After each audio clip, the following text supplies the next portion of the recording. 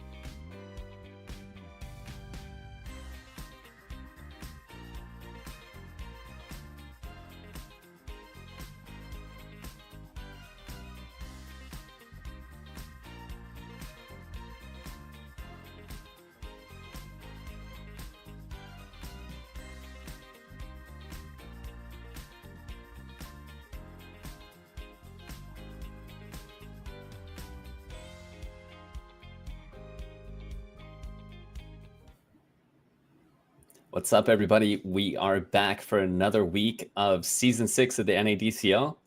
We've got a lot of action. We've got 2 big games for you, but we're actually going to start today with a interview with another team owner. I feel like giving you guys the insight to the teams has been kind of a cool thing, and we are joined today by Eagles. Hey, folks. This is Eagle here. I'm excited to be here. Thank you guys for having me.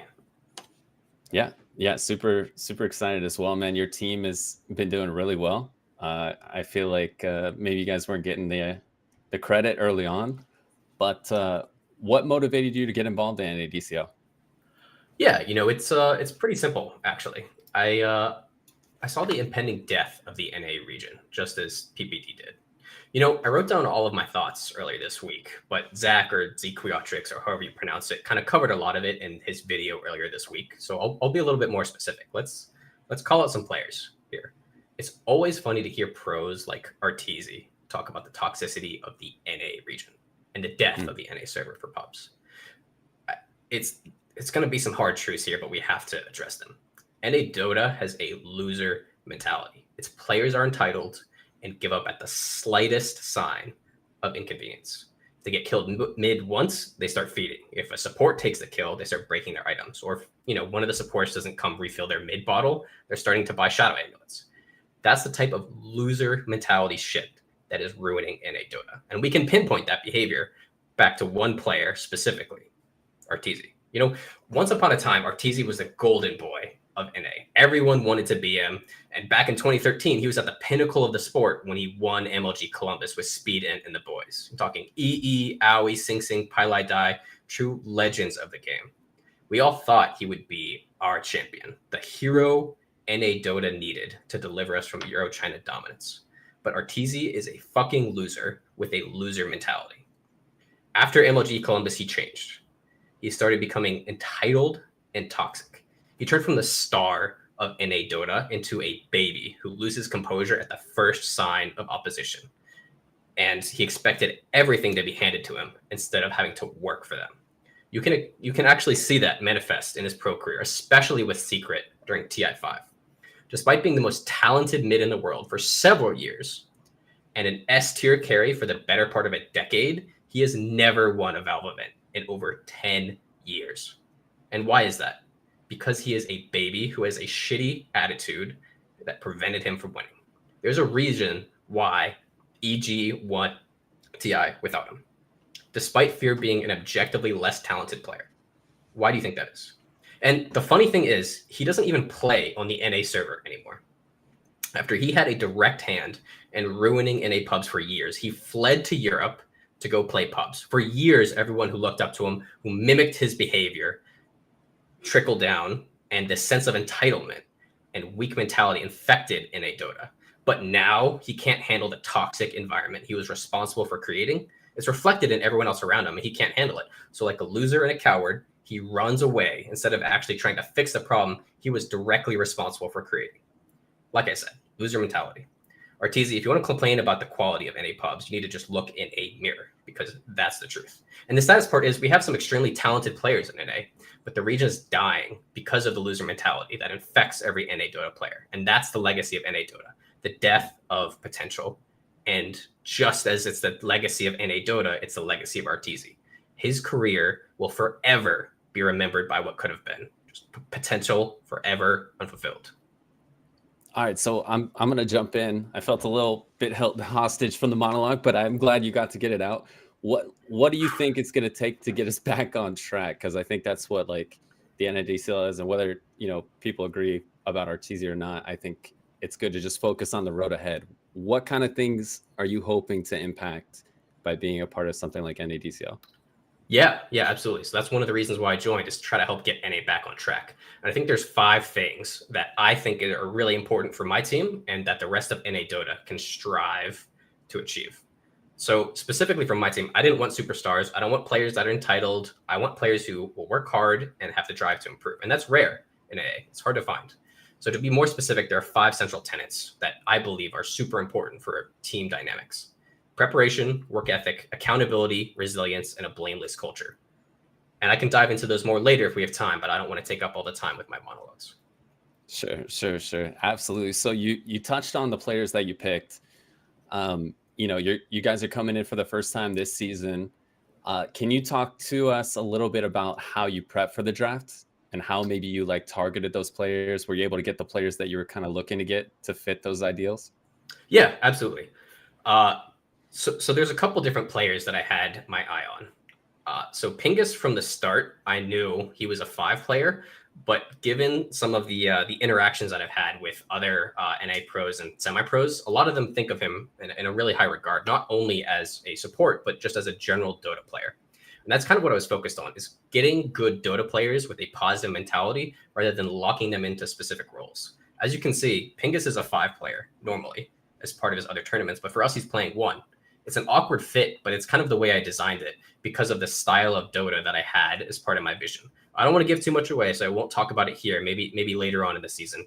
But we have some really unique personalities here in relation to the rest of NA Dota. We're going to play a really unique style of Dota that's not typically seen in NA Dota. So as part of the scouting, I knew what I wanted to do, and I found players that fit my mold. Like I said, good Dota players that don't have a very specific position, that have a positive attitude, that are willing to be coachable.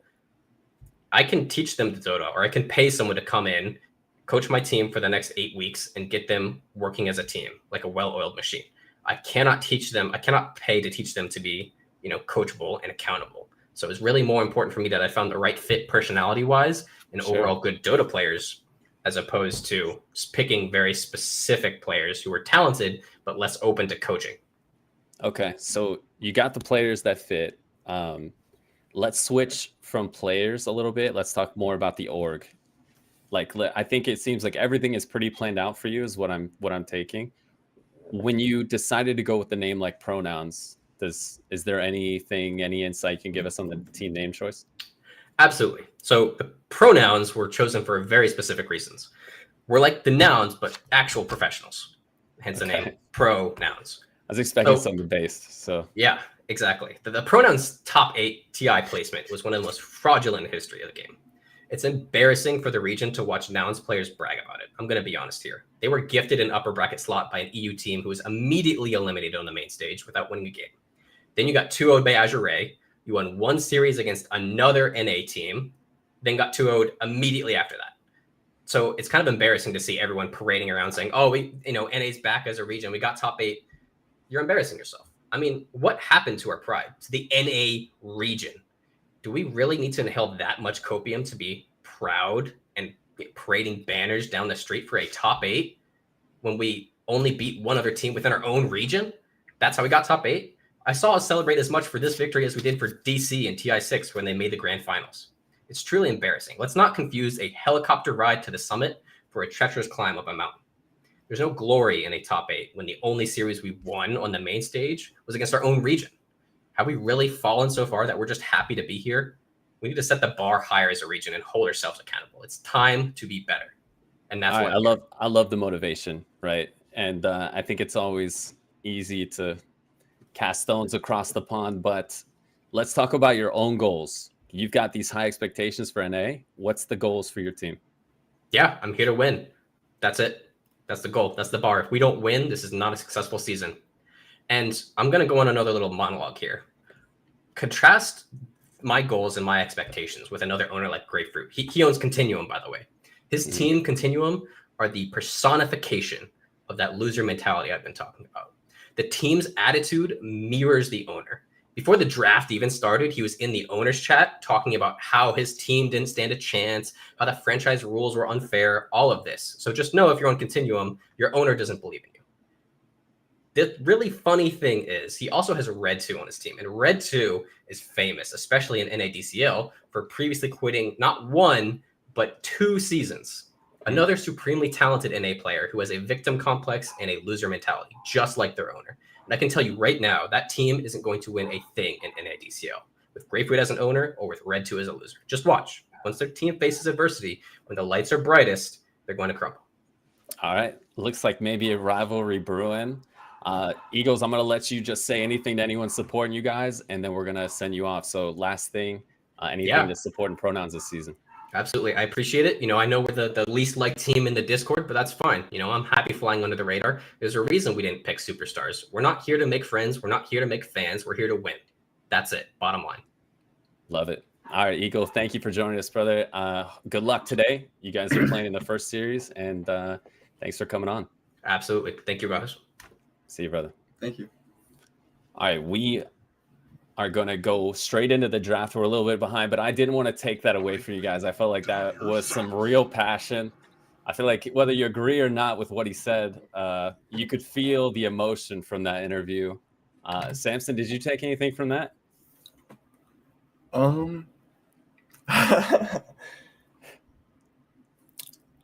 I also watched the Z Qzotics video. I thought it was really good. He did say a lot of things. I don't think I experienced a lot of what he's talking about in my pubs personally, but I get it. I get it. Yeah, I mean, he was passionate. You gotta love to see that. We are in a draft, and the pronouns are actually involved in this one. And across the board, there's a team I'm pretty familiar with. They're playing against Yodi Birdie Nexus in this first series. What have you seen from these two teams so far this season? They're both about 4-4, 5-3, about middle of the pack. I'll say I like this matchup because it is SMD B God and versus Shaggy. So it's the cut matchup. It's the cut rivalry. So these teams probably like they kind of know what the others are gonna pick. Sure. Yeah, and I mean a lot of stuff that we saw prioritized last week as well. You've got that Dragon Knight that people were loving to put in the mid lane. You've got the Doom that was, this guy, like, if he wasn't banned, he was picked almost immediately. We've got the Pugna, the Venomancer, the Lion. I mean, it seems similar to what we saw last week. Do you see anything glaring here that's just kind of changed meta-wise? The only thing that's weird is the Necro ban, but that's just because it's a Shaggy Necro. Yeah. You got the Ember ban. Shaggy loves picking Ember.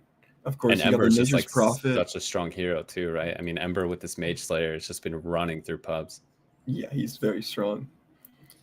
The Dragon Knight is a pretty early pick, but it's becoming pretty popular. I think it's just one of those, like, it's similar to Doom, it's similar to Centaur, but he gives a little tower push. He's growing in popularity for sure. Absolutely. Yeah, and they kind of have a little bit of tower push themselves. They take the Shadow Shaman and the Abaddon, both heroes that if you leave them alone with any kind of base, they're just completely destroyed. I mean, is this something where you see Pronouns just like kind of trying to run this game early? It's hard to say. The Pugna, you definitely want to be taking towers with the Pugna. The Abaddon can push down the towers. I think Shadow Shaman is not the quickest. Like, he likes taking towers, but he also can enjoy the late game for sure. And also on Shadow Shaman, chances are you're going to die a few times in lane. Right. So, it's hard to snowball from that.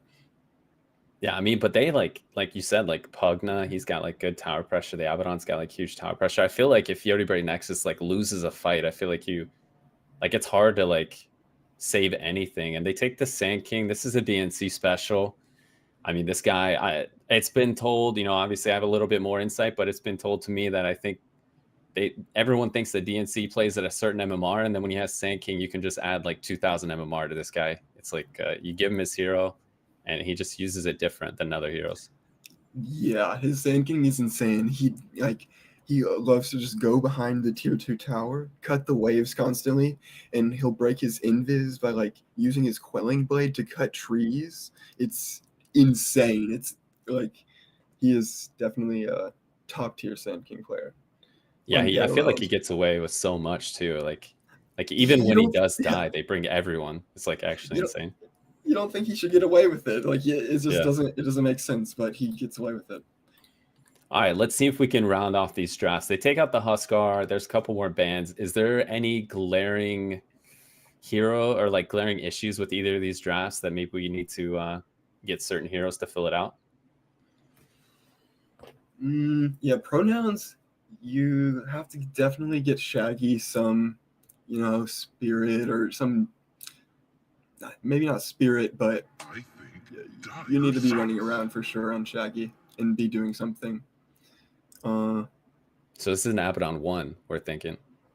Yeah. Okay. I like that. I mean, I think that's like makes the game a little bit more fun. And then on the side of Yoriberry Nexus, I guess we're probably looking for the carry for SMD, right? For sure. And Pronouns are thinking a long time about what they want to ban. Yeah, I think there's a lot of heroes in the pool. Like if you look at the bans so far, we've gotten to this last pick, and I'm not sure if you have enough bans to really remove some of those top heroes for SMD. I mean, you've got the Troll, you've got still things like Faceless Void. I mean, there's a lot of good heroes left in the pool, I feel. He's played 3 games of Weaver. And Weaver, yeah. I could see a Weaver game maybe. What makes Weaver good in this game, do you think? I'd say running around is nice. Like I think your team could use a little run around. Maybe what would make it suck is the Shadow Shaman. Yeah. If he just shackles you. That's what I was thinking. Because like if I look at their team, they get rid of the TA. We'll see what he picks. I want this hero like an Arc Warden like fits what I see. Like I feel like they have a lot of control of an area. They've got Lion. They've got this Dragon Knight that's just going to be able to maintain the area. You got Venomancer and Sand King. I mean, I feel like I just want this huge physical damage hero that's able to just show up and sit within the team. So I like it. How do you feel about the Arc Warden? Yeah, I see your vision. Just setting up with the Dragon Knight, probably hitting a tower, putting Vino wards down. Hey, went with your Sand spirit. Kings storming. Oh yeah, okay. It's a classic. I mean, Storm Spirit. Come on. Does Storm Spirit address the issues that Yeti Braid Nexus draft has for them?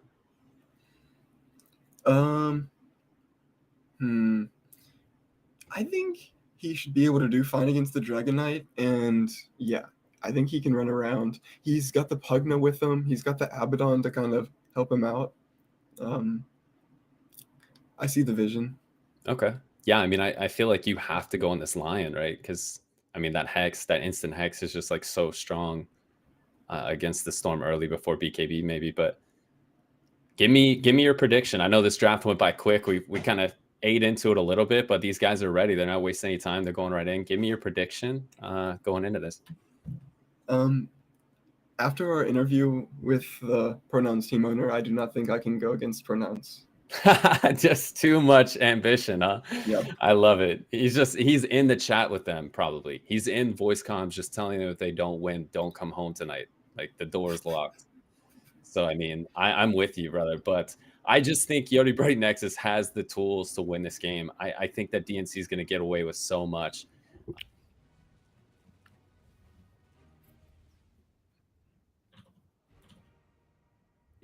Perma Sneeze and Bench take the game, guys. Ooh, man, there's heat in this matchup already. What a treat. We get both team owners, one on the panel, one in that based-ass interview. Bench and Sneeze here bringing you the action. We'll be here for both series, but this one is a killer one to start already. Yeah. I have to say I was not expecting that when I tuned into the post-show. Oh, the pre-show, sorry. But he came in with an agenda, and, you know, you got to respect it. You just got to hold your hands up and say, the man came in, said what he want to say, but now we move on. We're getting into the real action, and I'm super hyped for this game, Mikey. And these two drafts, we got something cooking here. Yeah, absolutely. Now, Yeti Brody Nexus, this last pick Arc Warden on SMD, this is something that they just actually didn't do so hot on, lost their previous matchup on it in the only time they picked it. But like Yoti Brody said himself, this is DNC on the Sand King. I feel like when you have a hero-player combination that is so iconic that they can pick it whatever patch and it still looks brazy. I mean, we'll see what he can do here, but on the flip side, Shaggy on his famous Storm Spirit, you know, this guy's gonna put the screws on them for sure. Yeah, DNC on his Sand King, as you said, they're the only team to have picked Sand King so far in this NADCL Season 6. Second time they've picked it. First time was a loss, but if you're DNC and you see Sand King available and you think it's a good game, you're just gonna ask for it, aren't you? Your confidence is not gonna get knocked by one loss. So we see the room trade. Bro, this guy's probably lost more Sand King games than I've played Sand King. And both of us, like everyone on the panel, we add all our Sand King games together, wins and losses. That's like the combination of his losses and his wins are like double or something like that. But I think something that's very interesting that Eagle actually brought up is pronouns. There's a reason why they've flown under the radar so far, right? I think apart from Shaggy really being one of sort of the big names of the entire league, there isn't really anyone who particularly stands out as a superstar. I mean, even you look at Frugos, right, who in his own right within NADCL has been such a successful player. He's never been like, oh, you know, Frugos is that guy on that roster that brought them to success. He's been a quiet performer, and that same can be said for the rest of the lineup. Yeah, Frugos, I feel like, has been that guy in NA for the past 3 years or so. He's been, you know, sticking around, bouncing around different Div 2 teams, now in NADCL. You know, he hasn't really stuck on the same roster for a while, but maybe this is a team that can really, you know, sink his teeth into and sort of form a lasting bond. I mean, we heard what Eagle had to say in the pre-show. Clearly, they've got a very strong philosophy driving this team, and I don't know, it'll remain to be seen whether they've actually got the players to buy into that as well. Yeah, Eagle hopped off. You guys don't know this, but Eagle actually hopped off the interview because he needed to kind of sharpen his whip there just in case the boys weren't be disciplined. And so get the game off to a good start. A very annoying lane in between the Veno and the Arc Warden. I think usually, especially if someone as fragile as the Arc Warden, you'd hope for someone who can be a bit more of a bodyguard. there is the potential for them to be run down here. But if they manage to keep it their distance, oh, you're gonna feel icky with those fluxes and the poison sting. Yeah, seems very boom or bust this lane, as already you can see Achy Bones taking a lot of damage from just one Gale. He might go down here. Trading with a Wraith. Venom, my brother. This is Oh. not the economy that you're in. He's gonna go down for first blood. That was the that looked so simple for Alron. He just kind of did the walk up and kill you move. Yeah, and you don't want to let this Arc Warden get off to a free start. If he can start getting a Midas, he might be able to find a return kill though. Yeah. And they will. Aaron will pay for taking the first blood, but that's a trade that I'm sure we'll be happy with. Yeah. Frugo's got to boss up and at least get something out of this lane. But I think regardless of how the kills go, you know, it's a very straightforward idea. Once Achy Bones hits level 6, not too sure whether you can continue to exist here unless you bring the Sand King up to defend. Other than that, you know, as much as SMD can get out of this lane, the better. Yeah. And in the game, I suppose the lane is a different story, but in the game, I'm really going to be looking at Shaggy to deal with this Arc Warden. Arc Warden is really a hero that is very vulnerable when heroes jump on him, and Storm Spirit is obviously just the perfect sort of archetype of hero to be able to achieve that, right? So I think Shaggy's gonna, if he's not looking for this line as his main target in the team fights, I think Arc Warden could be a very good sort of jump target for him. Yeah, but I guess a very interesting idea that I want to throw out to you, Bench, is the idea of a formation, right? Like Yodi Brody Nexus, it's kind of clear what they want to do, where you have two potential blink stunners jumping into the fight with DNC and the Dragon Knight. You'll engage on your opponents and try and get kills with the backup from your backliners. The only person who can really cut through that inherently is the Storm Spirit. So, you know, I'm not sure whether Achy Bones is going to get a bit of a... Ooh, Elrin dropping low. Helomon. He's fine there. We'll walk that one off. But yeah, I mean, I'm not sure because do you sort of, you know, you get an early blink on the Doom, doesn't feel too good as, oh, Pingu's actually going to go down here in this bot side. It's a trade-off for both cores. Looks like Destiny should be able to finish off B-God, but he grabs the Lotus for himself, turns around with the spike. Has he actually done it here? Hex and the face down, Fairy Fire in the back pocket. Destiny, the beat down of supports. It's a double kill for B-God as he stands his ground and smacks you down. He had to calculate all the way, Mikey. He'll be able to pick up that Lotus, change Earth Spike and Hex nicely, and he's gonna have to go back to base, but all good. Just double come out kill. on top of that trade. Yeah. Okay. Well, already quite a bit of action happening as Alron. He won't be safe up against this duo, and sure enough, like we mentioned, you can keep your distance, you're fine. But if you need to walk up to auto attack, that's an easy shackle for Frugos. 3-3 on the board already. And I don't think we're gonna see this aggression stop up here on this top side. But it's diminishing returns if you're constantly killing this Veno, right? Sure. He's not really going to be progressing that much in terms of net worth or XP. So you get less and less the more you kill him. And have a look at the sort of the last hits and denies. SMD far above any other hero at the moment. You know, despite Auron having 2 deaths so far, SMD has had a completely free time in this lane. Or the rotation from Frugos comes in. Yeah. Okay. Like we mentioned, Frugos, the ever, you know, stable, solid position for. He never really comes out with anything crazy or flashy, but every time you see him, every time you see his team make plays, he's always one of the key components, making it happen for Shaggy. And like we mentioned, the Storm, one of the only few people who can cut through to this Arc Water is Achy Bones, falling a little low on this top side, but had a nice one and a salve to get himself up to speed. The self purge as well, yeah, great point out by Pop Tart. Being able to just shrug that poison sting as well as the flux off. It's such a great tool in the early game if he has the mana to use it. Yeah, it is a mana hungry spell though. 120 every time you want to cast it. And as you can see, he's already pretty much out. Yeah. Maybe going to be Doom, and Doom is not really a hero that loves to build mana items. Yeah. I mean, you kind of want to be prioritizing an early blink. After that, you want to get your BKB online as soon as you sort of possibly can, but SMD taking a lot of damage. Might go down here. Yeah, like we said, close the distance and it's easy pickings. Frugos baiting him a little bit. Meanwhile, on the other side of the map, Destiny getting a double kill. Pronouns maybe riled up a bit by Eagle's speech here, charging full speed ahead in this game, doubling their kills in the last 2 minutes here. And yeah, I mean, it seems like DNC, we were very impressed with his Sand King play in particular, but Pingus and Destiny are really giving him a little bit of beating here. Yeah, I thought that maybe the line would have been able to sort of hold off this Abra in the laning stage, but this is truly one of the strongest laning heroes, I think, right now. Yeah. Abaddon, just once you get 2 points into Curse, 2 points into Athletic Shield. Uh-oh. You're such a threat to the enemy team, and you're very difficult to bring down as well. Oh, Speaking of a threat, Shaggy, up to this top side, they've just TP'd back, and SMD no. surrounded by 4. Nowhere can you see a single Yodi Brody hero who's ready to help. Pronouns, they're making these moves left and right. Before we can even blink or make any point, they're right there at another kill, setting up another pickoff. These guys are rolling right now. It's a beautiful play from Pronouns, really, because they take advantage of the double kill in the bot lane. They know that DNC and BGod have already committed their TPs to other lanes, and so they won't be able to help out SMD when he TPs back up top, and now he's going to make the walk of shame. This is a really great comeback in these last 3 minutes to a hero that we said was, dominating the last hits and denies in SMD. He's really not progressed at all since that point. Yeah, I mean, now he just kind of has to cower in fear, slowly making his way back to the lane. Oh, and they're going to steal the Wisdom Rune. Everything. They got a big checklist. They printed out the checklist. They're ticking all the boxes right now. I mean, Frugos oh my goodness. These 2 supports are level 5, and BGod's going to wind back there just to see nothing but misery. Now, DNC is up to his usual shenanigans, pulling the wave. He's going to be able to avoid this deadly laning duo. And I think that's kind of the name of the game for the side laners, right? DNC as well as SMD. They need to steer clear. They can't really afford to engage. And Old Red has to, in a way, act as that sort of target board for the Pronouns aggression.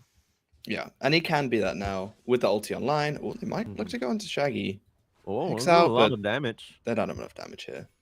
But yeah, Old Rat, 3 points in the passive, ulti up now as well. He can just sort of inhabit this lane, look to, put some aggression onto this mid tower, and you can see he's already got it down to about a quarter HP.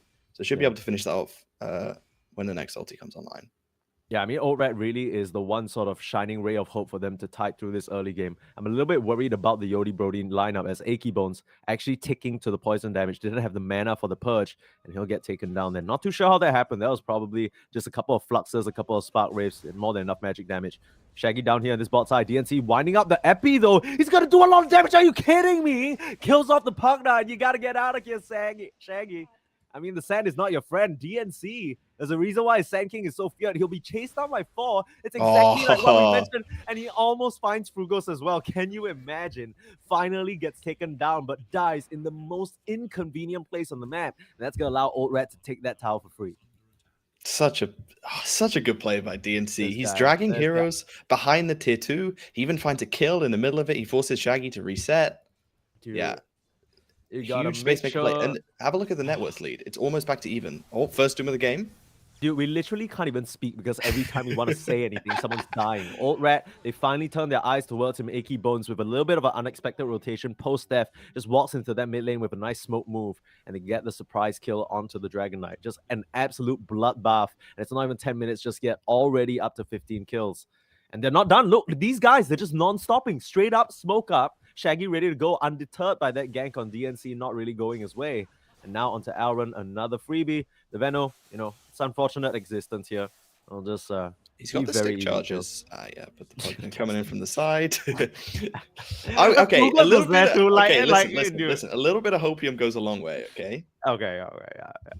Yeah. Look, I've been in this situation as Venomancer before, bottom of the network, dying over and over. At this point, you just kind of really need to tag team up with the rest of your gang.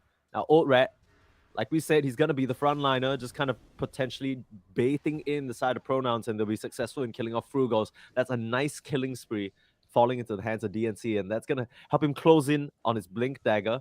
He was queuing it up ahead of the Veil, but he chooses to complete that instead. And no boots built, which is pretty interesting. It's going to limit how fast he can move around the map, but doesn't seem too concerned about that for now. Mm-hmm. Yeah, he's got the Veil online early, which is nice, as you saw there, synergizing with the Breathe Fire. And then also later on when you get, a Finger of Death coming out, this is all damage is going to be amplified by that Veil coming out from a Sand King who can easily apply it to multiple heroes. If he gets the good initiation with a multi-hero Burrow Strike, a big Sandstorm, these heroes are going to melt. You're okay. So finally, we're getting a little bit of time to breathe, and I just need to get this off my chest, okay, Ben? We know action's going to happen. Look, Snakes. Okay, fine. I can't even talk about that. You got some time. Okay, look, I have a problem with Sand King. As he TPs in now, you'll see exactly what I mean. count the legs on this man right now. Look at his little pincers going. Okay, when he walks, there's 6 of them. There's 6 of them boys, right? These guys working overtime. Sure, they're small, but they're claws in the floor. This guy, he's the Sand King. He should be able to traverse the earth pretty well. Why does he move so damn slow? You think that more legs equals higher speed, as unfortunately Lion dies here in the mid lane. That concludes the only non-game The only free point time we we're can going to make. get to The talk. only free time. That's about it. But I'm yeah, glad we used it on something so consequential important. and important to the flow of this game. Yeah, But you know, absolutely. sometimes I imagine that sometimes having more legs is a burden because it can be Okay. quite difficult to pilot all of those legs. You know, in sort of conjunction. Bench, be real with me. Have you ever thought, man, piloting my legs today is so damn hard? Be for real right now. Like, have you ever been like, man, my left No, leg... because I've only got 2 legs. I would Okay, imagine if I right, had right. So 4 or more legs, maybe that would become an issue. Okay. DNC, he'll be piloting those legs to a Blink Dagger eventually, so he doesn't have to use them quite as much. We'll see. Shaggy facing up against Old Rat again. Frugos has been joined at the hip. Yeah, he gets the rune, but he doesn't really have a lot of mana, and he's unfortunately going to leave Destiny for potential dead here. Nice Finger of Death, even in that Nether Ward range. Takes quite a bit of damage back the other way, but worth. He's got a salve, he's got Royal Jelly to pop, so pretty much back up to full after that. And yeah, getting these stacks online early is very strong now that you have all these talents. You know, I say all these talents. The 15 and 20 talent, the ones that you usually go for. The max health, making you a little bit more survivable as they find Abba.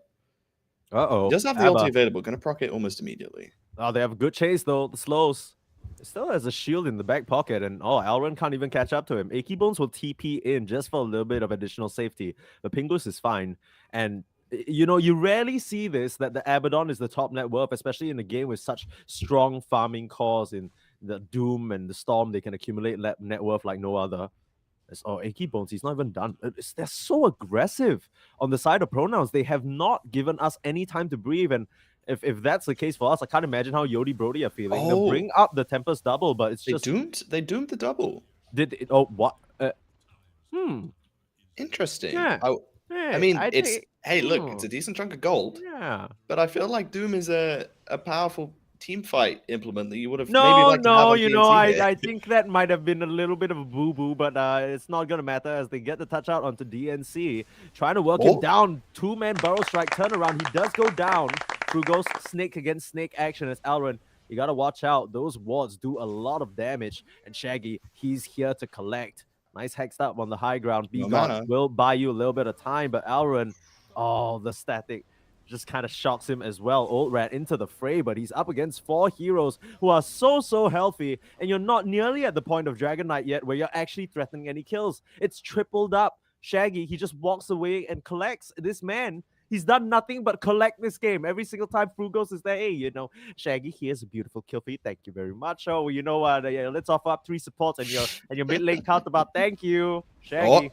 Having a phenomenal time, but this is the setup. DNC, double stun, maybe a false sense of security. I definitely fell into it as well, and the tips come through this, but there's a reason why we put this man on the Sand King. Eagle's laughing right now. Eagle's laughing. Can you hear it? Yeah. I think I can hear it, actually. Yeah, just in the background. But interesting choice from Pronouns. Maybe getting a little bit too big for their britches there. They walk right through this Watcher that is under the control of Yodi Brody Nexus, allowing... DNC and B-God, and they keep going. Another finger stack for B-God. But yeah, they're able to stack together, use a beautiful Epi Burrow Strike combination. They got the 2 stuns that go in a straight line combination going on there. That's crazy. But I think it definitely probably caught them by surprise as well, because Pronouns, they weren't really expecting the Sand King to have that blink, especially post-death. You always think, okay, we've picked him off, you know, we've dented his gold a bit, but DNC already had that flying out all along. So this is go time. DNC with that veil as well as the blink dagger can set up so many kills, and just within that short time frame, he's already found what feels like 4 to 5 kills. Yeah, and as you can see, we were talking about 4K gold lead for Pronouns just a minute ago. It's already swung back, pretty much even now looking to be tipped into the favor of Yodi Brody Nexus. So and they're not done. They're going to smoke up. Yeah, gets broken out by Achy Bones though, hiding around the tree line. They might actually get the touch of the old rat instead, dooming an actual hero this time. But DNC, double barrel strike. The 2 stuns in a straight line are so annoying, but it's not going to be enough to kill off Shaggy. He'll stand his ground, has to zip out of the sandstorm though. It's a bit too much magic damage as DNC will get control. Can't finish off Achy Bones, but B-God will find his mark. And now it's 2 supports left, and I don't think they have anything else left in the tank. That's kind of the downside of picking up this Arc Warden. You know, I think SMD doesn't really want to get involved, and as a result, they're fighting 4v5 in these situations where you don't have the Tempest double available. Is Aaron actually going to make it out here? It's such an inconvenient chase. He's just got TP. Oh my goodness. Okay. Yeah. Very cool. Yeah. No, but you see Abaddon. in that fight, Shaggy almost gets taken down, but the Abaddon and Pugna really do a great job of saving him there. Abaddon giving him the shield to stand a little bit longer, and then obviously the Pugna being able to, be that gas station that we always talk about to heal him back up to full. Old Rat, he's got an Invis rune. Could look to set up on Shaggy here. They're bringing the numbers in. And they have to. I mean, Old Rat alone, he doesn't have the damage for Shaggy, especially with some of that. Now Mage Slayer picked up. I don't think it's going to matter, though. Wasn't able to get any of those debuffs off, and great pick off. They really needed that on that Storm Spirit. Pingus able to TP out. No way of interrupting B-God. Didn't have the blink available in time, but great answer back. Yep. Punch and counter punch. That's all this game has been so far. Neither team really able to get, a strong foothold into this game. And I think that just favors Yodi Brody Nexus. They've still got this Arc who's not really showing up to fights. Maybe sending a double, into the fray. Yep. When he feels like it, but he's just going to be scaling into this game. Midas, bots, and the Maelstrom now completed. Yeah. I mean, next up, that Gleipnir for that additional team fight control could really catch Shaggy off guard. And I think, on the flip side, we do have to mention Pingus, right? Because there's all this sort of talk about this player being, coming in from the POS 5 and now on the POS 1. We haven't really seen him involved too much other than the laning stages. He gets aggressed upon, should be fine. He's been unbothered, flourishing as DNC gets picked off in the mid lane. I feel so bad for Pop-Tart observing because I feel like every 20 seconds there's a kill and he just has to permanently has his eyes out. But yeah, I mean, what are we thinking about this Abaddon so far? He's clearly going for a scaling up build with the typical sort of Harpoon, Manta kind of situation. Do you think he can face off against Arc Warden as we get later, or is this a losing situation? I don't think we can talk, Mikey. They found the Doom in top. At this point, okay, 20. I need to set a 20-second kill timer. Achy Bones does go down here as Shaggy try to capitalize on it. Yeah, it's pretty ambitious, especially since the supports weren't very nearby. Try and turn around on the Arc Warden clone. That's not really a very valuable kill, but Old Rat definitely is. Destiny will have to pay with his life for it, though. And yeah, I mean, Alron will grab that. These two teams come just butting hits nonstop, and DNC connects on the barrel strike. It's a bit too far away from the rest of his team, though. And he won't actually be able to convert it into anything else. Shaggy will walk free. Yeah, plenty of mana for a zip away, even if DNC was to continue chasing there. But yeah, team not quite close enough to connect. But it's another one of those fights where neither team really... Who's winning? Clearly ahead. Who's winning this game? Who is winning? We need our panelists. I mean, according to Mr. Gabe, Yodi Brody are having the upper hand, but that's kind of what we identified as well with the potential Arc Warden metric going up and up and up, right? I mean, there were a couple of decent pickoffs onto SMD throughout the early stage, but the fact that he's remained relatively untouched, just able to scale up. They see Pingu on Sword. Yep, sorry, 20-second kill timer. Okay, yep. 5, 4. No. Pingus, he'll be able to face Boots out of there. DNC still in the hunt, though. This man is a menace. Can you imagine a dude with 6 legs piloting them well, running towards you, and blinking at the same time? That's terrifying. And he's got the tranquil boots as well. They should be able to catch him, though.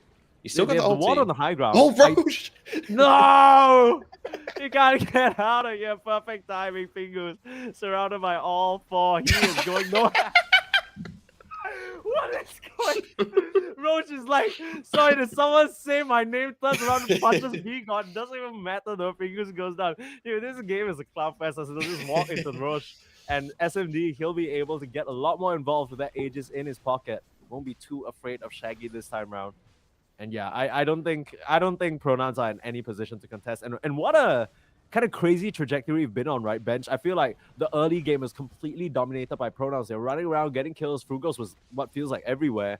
And suddenly, a couple of punches back off of DNC's Blink Dagger, and we're back to flat even, perhaps even in favor of Yodi Brody with this Aegis. Yeah, I mean, you say that they were, in control of the game, but it never really felt like that. None of You don't the think? ganks that they made were super decisive. It always felt Okay. like they were giving up something to trade. When they find the DK mid, he takes the mid tower. When they bring heroes top to find the Veno or the Arc, they're creating pressure down bot. They may be finding a kill on the Aber. They've done a good job on Yodi Brody Nexus as not just sort of giving into this early pressure. They've kept calm, looked for, areas around the map to exploit where the heroes of pronouns aren't, and they've created themselves a nice little foothold, and now got the Aegis on SMD, which may be popped very soon. Yeah, you got a mass TP up here to save him for that second life, but they'll be happy just to burn it and turn back around. Pronouns taking advantage of perhaps the comfort the SMD settled into momentarily there, and he's going to get a very harsh reminder as to why that will never be the case this game. And okay, look, we never had any time to talk about this, but this is something I'm concerned about. Even though we did say Yodi Brody, they're in a good spot in terms of where they are in the game, a lot of their draft is reliant on the magic damage coming out from both supports and DNC. This BKB timing from pronouns is going to absolutely, just kind of catch them off guard and maybe just be enough momentum for them to take the game. That's what they seem to be playing for both Shaggy as well as the Doom right now. As Smoke up onto 4 and they're hunting. They are just before the BKB timing's on Doom and the Storm as Pugna gets found, but Oren, he seems way out of position here. They get the Doom onto DNC. Yeah, put down the vision. And just spot out the Sand King. Easy business there. Yeah, the plate wall's just giving you a bit of a false sense of security on that high ground, thinking, oh, it's just a straight little Pugna trying to come in for a D-wall. Nope. The entirety of pronouns right at your doorstep. And this game has just been back and forth would be an understatement, right? It's like, they got Rose Shippy. It's time for them to do something on them. No, you just lost it for no reason and 2 people just died. I don't even know what's going on anymore. I wouldn't be surprised if we didn't even get the chance to say the word Aegis before SMD lost it, to be honest. Yeah. We actually, someone needs to track that back and let us know. But okay, Old Rat getting caught out by Frugos again and again. This Shadow Shaman is everywhere. Now, B-God will come through, try and save his buddy out, but the TP's coming in already. It looks like they've decided this is a bit of a lost cause, as SMD is in the area as well. And I'm not sure about that play from pronouns. They TP Frugos down to the bot lane when it wasn't really being pressured that hard. When they have snakes, you could just drop the snakes on this top tier 2. You sort of sweep through, get wards into this top jungle of Yodi Brody Nexus, but they don't choose to do that, and they're going to pay for it here. Yodi Brody loading up some tower pressure of their own. It's a bit of a weird play, given that they've done so well to stick to where they have an advantage so far, that being the top side where they have vision and whatnot. And speaking of vision, just pop a dust onto DNC, and no defensive items means that he gets picked off easily. Everybody's bot side as well. So he's trying to be on tower, tower pressure relief duty, but he gets relieved of his own life, unfortunately. Yeah. BKB up for Shaggy now as well. This is, I think, the big timing that pronouns want to play around. He's going to be pretty much immune to a lot of the tools that Yodi Brody have to start a fight. Yeah, it's sort of isn't actually combo any breaker. BKB piercing anything at all. Not really. Until this Arc Warden gets, I think, a lot more farmed, a lot more items. They're gonna have a lot of trouble. First of all, locking down, and second of all, killing Shaggy. You just you kind of gotta wait for the 60-minute SMD Arc Warden Abyssal Blade timing, where he takes advantage of the fact that now you can put the clone slightly further away from you, and then it's like the old Abyssal active, right, where you jump onto a target. It's gonna completely ruin Shaggy's game once he gets there for sure. Mm-hmm. Can't wait. Yeah, same. I'm shaking with excitement for that moment as Pingus will crush that tower top. They finally get it. It feels like it's what they were gunning for a bit. But like you mentioned, a little bit of a misstep in terms of prioritization. Leaves it so that Achy Bones is... Yeah, I mean, his bones are definitely aching with that poison, but it'll be the Veno who gets punished for reaching so far back. SMD will actually set his Tempest double in, but I'm not really sure whether he can get anything done here. Yeah, the 3 calls will just turn around and get that free pickup. And they actually preserve... Yeah, they'll deny it. I didn't know whether they really wanted to keep that around. Old Red is still sticking around a bit. So are the rest of Yodi Brody. It almost feels like they can't decide whether they want to take a fight or not. I mean, they have this cliff ward, so they'll get pretty advanced notice. Oh, they also have this nice ward just on this sort of sliver of high ground here. So Yeah. they'll have pretty advanced notice if pronouns do decide to encroach on the area, which is why I think they're so confident sticking around here, continuing to farm up the camps, pushing the wave. But as I mentioned before, every time that pronouns get something, it's a trade from Yodi Brody. They finally take this tier 2 top. Yodi Brody instantly responds with this tier 2 down bot, and they're getting a lot more pressure. I mean, they're even starting to hit tier 3 with these DK Mantra illusions, and these are no joke. Yeah, I'm willing to wager that this Dragon Knight has done more damage to buildings than heroes this game, right? Like Old Red, he's been on a mission, and pronouns, they have one agenda, and that's to win. Old Red doubles that. He's like, yeah, I just need to take buildings. I don't care anything else this game. I have one job. Now, here comes Frugos. And just easy hex out. Again, it's B-God there to save, but Shaggy coming through. That's a BKB reveal onto the Dragon Knight, and he doesn't stand a chance amidst all the members of Pronouns. They take down B-God and Old Red, and they defend their base. Again and again, Pronouns, they're responding, and you're saying that these kills are not consequential, but I can't help but feel like Yodi Brody, you throw too many bodies at one point, they're just going to steamroll over you, Pronouns. Mm-hmm. Yeah, I really like how they stagger the TPs there on pronouns. They send just the shaman first, to see what he can catch. Scout how many people there is. They find Aaron again on Shaggy, but they send the shaman first, and once they know that they've got the hex plus the shackles onto the DK, and then it's just sort of the lion there to help, then they fully commit with all the TPs, and they find another profitable engagement. Yeah, Yodi Brody, it feels like past that nice 5-minute window post DNC blink that they've been roaming around these death squads, it's felt a bit disconnected. We don't really, I mean, they've taken down the tier 2 in the bot. It's a good trade all hex. This will be even better if they can get the touch onto Shaggy, but he doesn't have the BKB, but has Destiny holding him down, and should be enough mana to zip away. He's just playing around with them, truthfully. I mean, even has Pingus back there. We don't even talk about it, but you have your Storm coming into so much disable, but you have an Abaddon and a Pugna to keep you up and running. That's crazy. Yeah, and you can see how confident he is. Just, hitting the tier 3 tower from the low ground, knowing that he's got an Abaddon and a Pugna behind him. I just realized it's like Pingus converting to pause 5 from pause 1. When you see the pause 1s change to pause 3 and then they play like carry heroes on the off lane. Yep. This guy's playing a support on like he knows how to shield someone. That's crazy. Old Red will get caught out here, not even feeling the need to use the Doom. They're so far ahead and not concerned about any sort of backlash. You gotta imagine at some point when you're dangling single heroes out here, it could be a good setup for something like a Blink Barrel Strike Epi or, the turnaround fight. But Yodi Brody, they've yet to really have that opportunity. All the heroes seem to be minding their own business on opposing sides of the map. Speaking of minding his own business, DNC, nice again, they're just continuing to get solo picked off. Yeah. I mean, this... It's so weird. I don't even know, it's hard to sort of describe, because if there was sort of a concerted move to back up these solo heroes around the map, then it would make sense. But it feels like they're just sort of starting to chain feed now. Yeah, like they're kind of the thing is the game plan from Pronouns was very straightforward, right? They managed to dominate the early game with some great rotations from the supports, and then on the back of Shaggy's what his BKB is right now, and even Kaya Sanj, they're feeling strong enough to just roam around the map, continue these pickoffs, and allow Pingus to eventually hit these towers. On the flip side, what is the game plan from Yodi Brody Nexus now other than buy time for SMD, right? He has the Bloodthorn and Gleipnir, but even if at this point he gets jumped on, he's just going to be free food. There isn't any save on the side of Yodi Brody. And what was something that we talked about earlier in the formation, right? Yeah. When you're walking around so split like this, you don't have any opportunity to, form a good formation. As we see again, B-God. Yeah, they just pop the BKB, and at DNC, he didn't even wind up the Epi. He was considering it, but he knew that Shaggy still had that in the back pocket. And yeah, they defend, but they lose heroes again. The entire flow of the game has started from Pronouns getting these kills, but them being inconsequential. It's reached a point where there are consequences now, and it's coming in the form of you losing your base. Mm-hmm.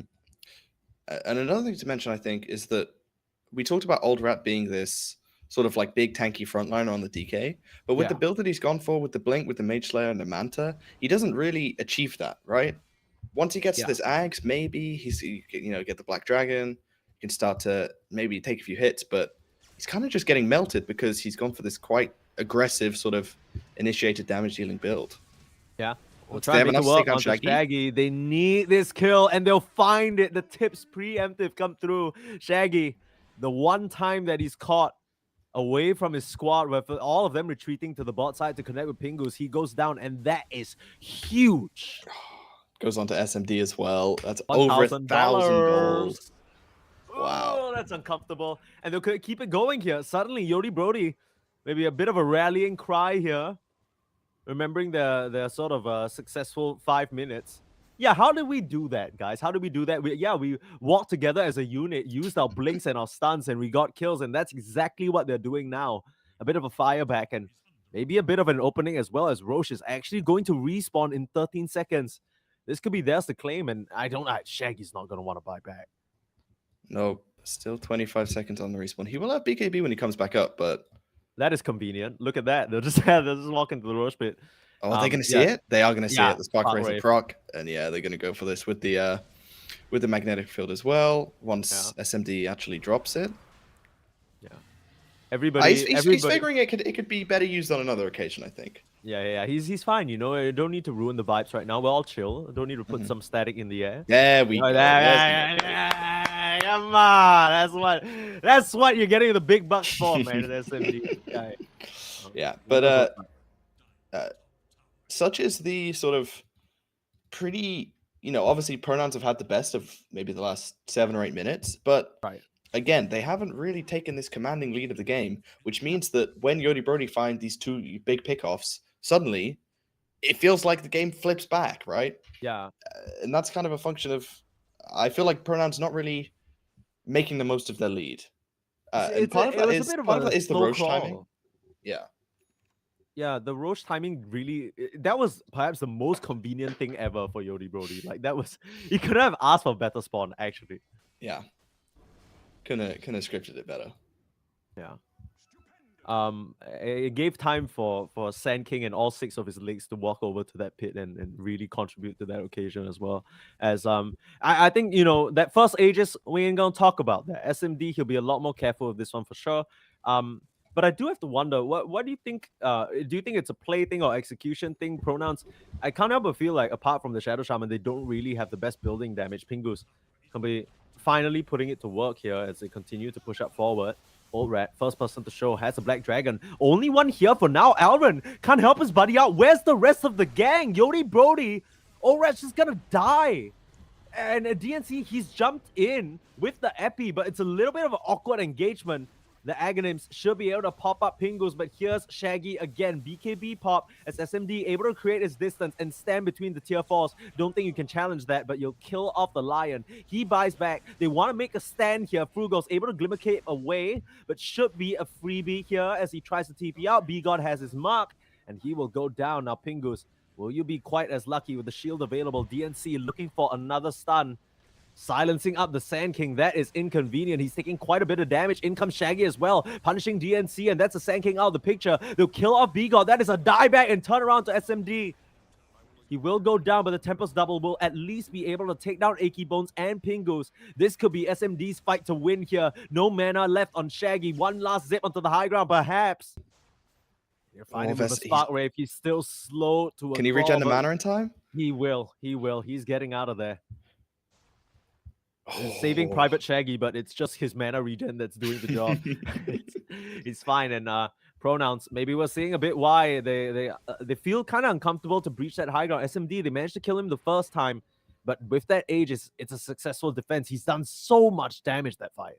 He did, but again, the start of the fight just could not be worse for Yodi Brody Nexus. They TP in the DK just a bit before the team, and they blow everything on him. Understandably, this guy is It's a big target. Popped out with mouse over the fight recap showing 0 damage done from the DK. I mean, we talked about it, right? I'm sure this guy has done more damage to towers than he has to heroes. Yeah, absolutely. every single time he shows his face in the fight, they're just like, yo, get this fool. And he's just out. Like, he can't even do anything. Yeah. One thing to talk about, though, is SMD is kind of approaching his critical mass now, right? Yeah. He can replace the Midas with something. He can maybe upgrade his bots to bots 2, but once you replace this Midas, you're really not going to have much more to scale up. So it feels like within the next... Yeah, I guess Aghanims. Is they're going to find a clone here. Yeah. It feels like they've gotten a lot of money off these clones. It's been at least 5 or 6 that have been fed. I'm sure of it. It hasn't really stopped the Arc Warden from just being 10k ahead of every single other hero. But the concern is, I guess the concern is you're looking at the DK net worth and the Sand King net worth. I mean, DNC hasn't had a problem finding impact regardless of that. But later down the line, you can imagine when these heroes get tankier and tankier. I wonder whether the chain stuns will be enough here. Yeah, and also one thing to note is that the 2 fights that SMD has kind of been able to contribute the best in, well, I guess that last fight, the only reason that he's able to do so much damage is because he has the Aegis, right?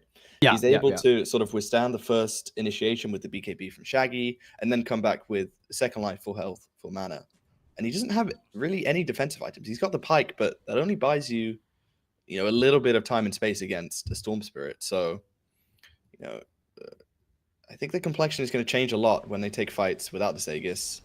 Yeah. Trying to go onto Auron, but Pingu is alone. Yeah, I mean, Achy Bones, he's making a beeline straight back in. Here comes Shaggy as well, straight onto SMD's clone. As the real SMD has hidden away, they will finally take down Auron, but Pingu's actually dropping a little low and doesn't have the borrowed time. Shaggy's... How?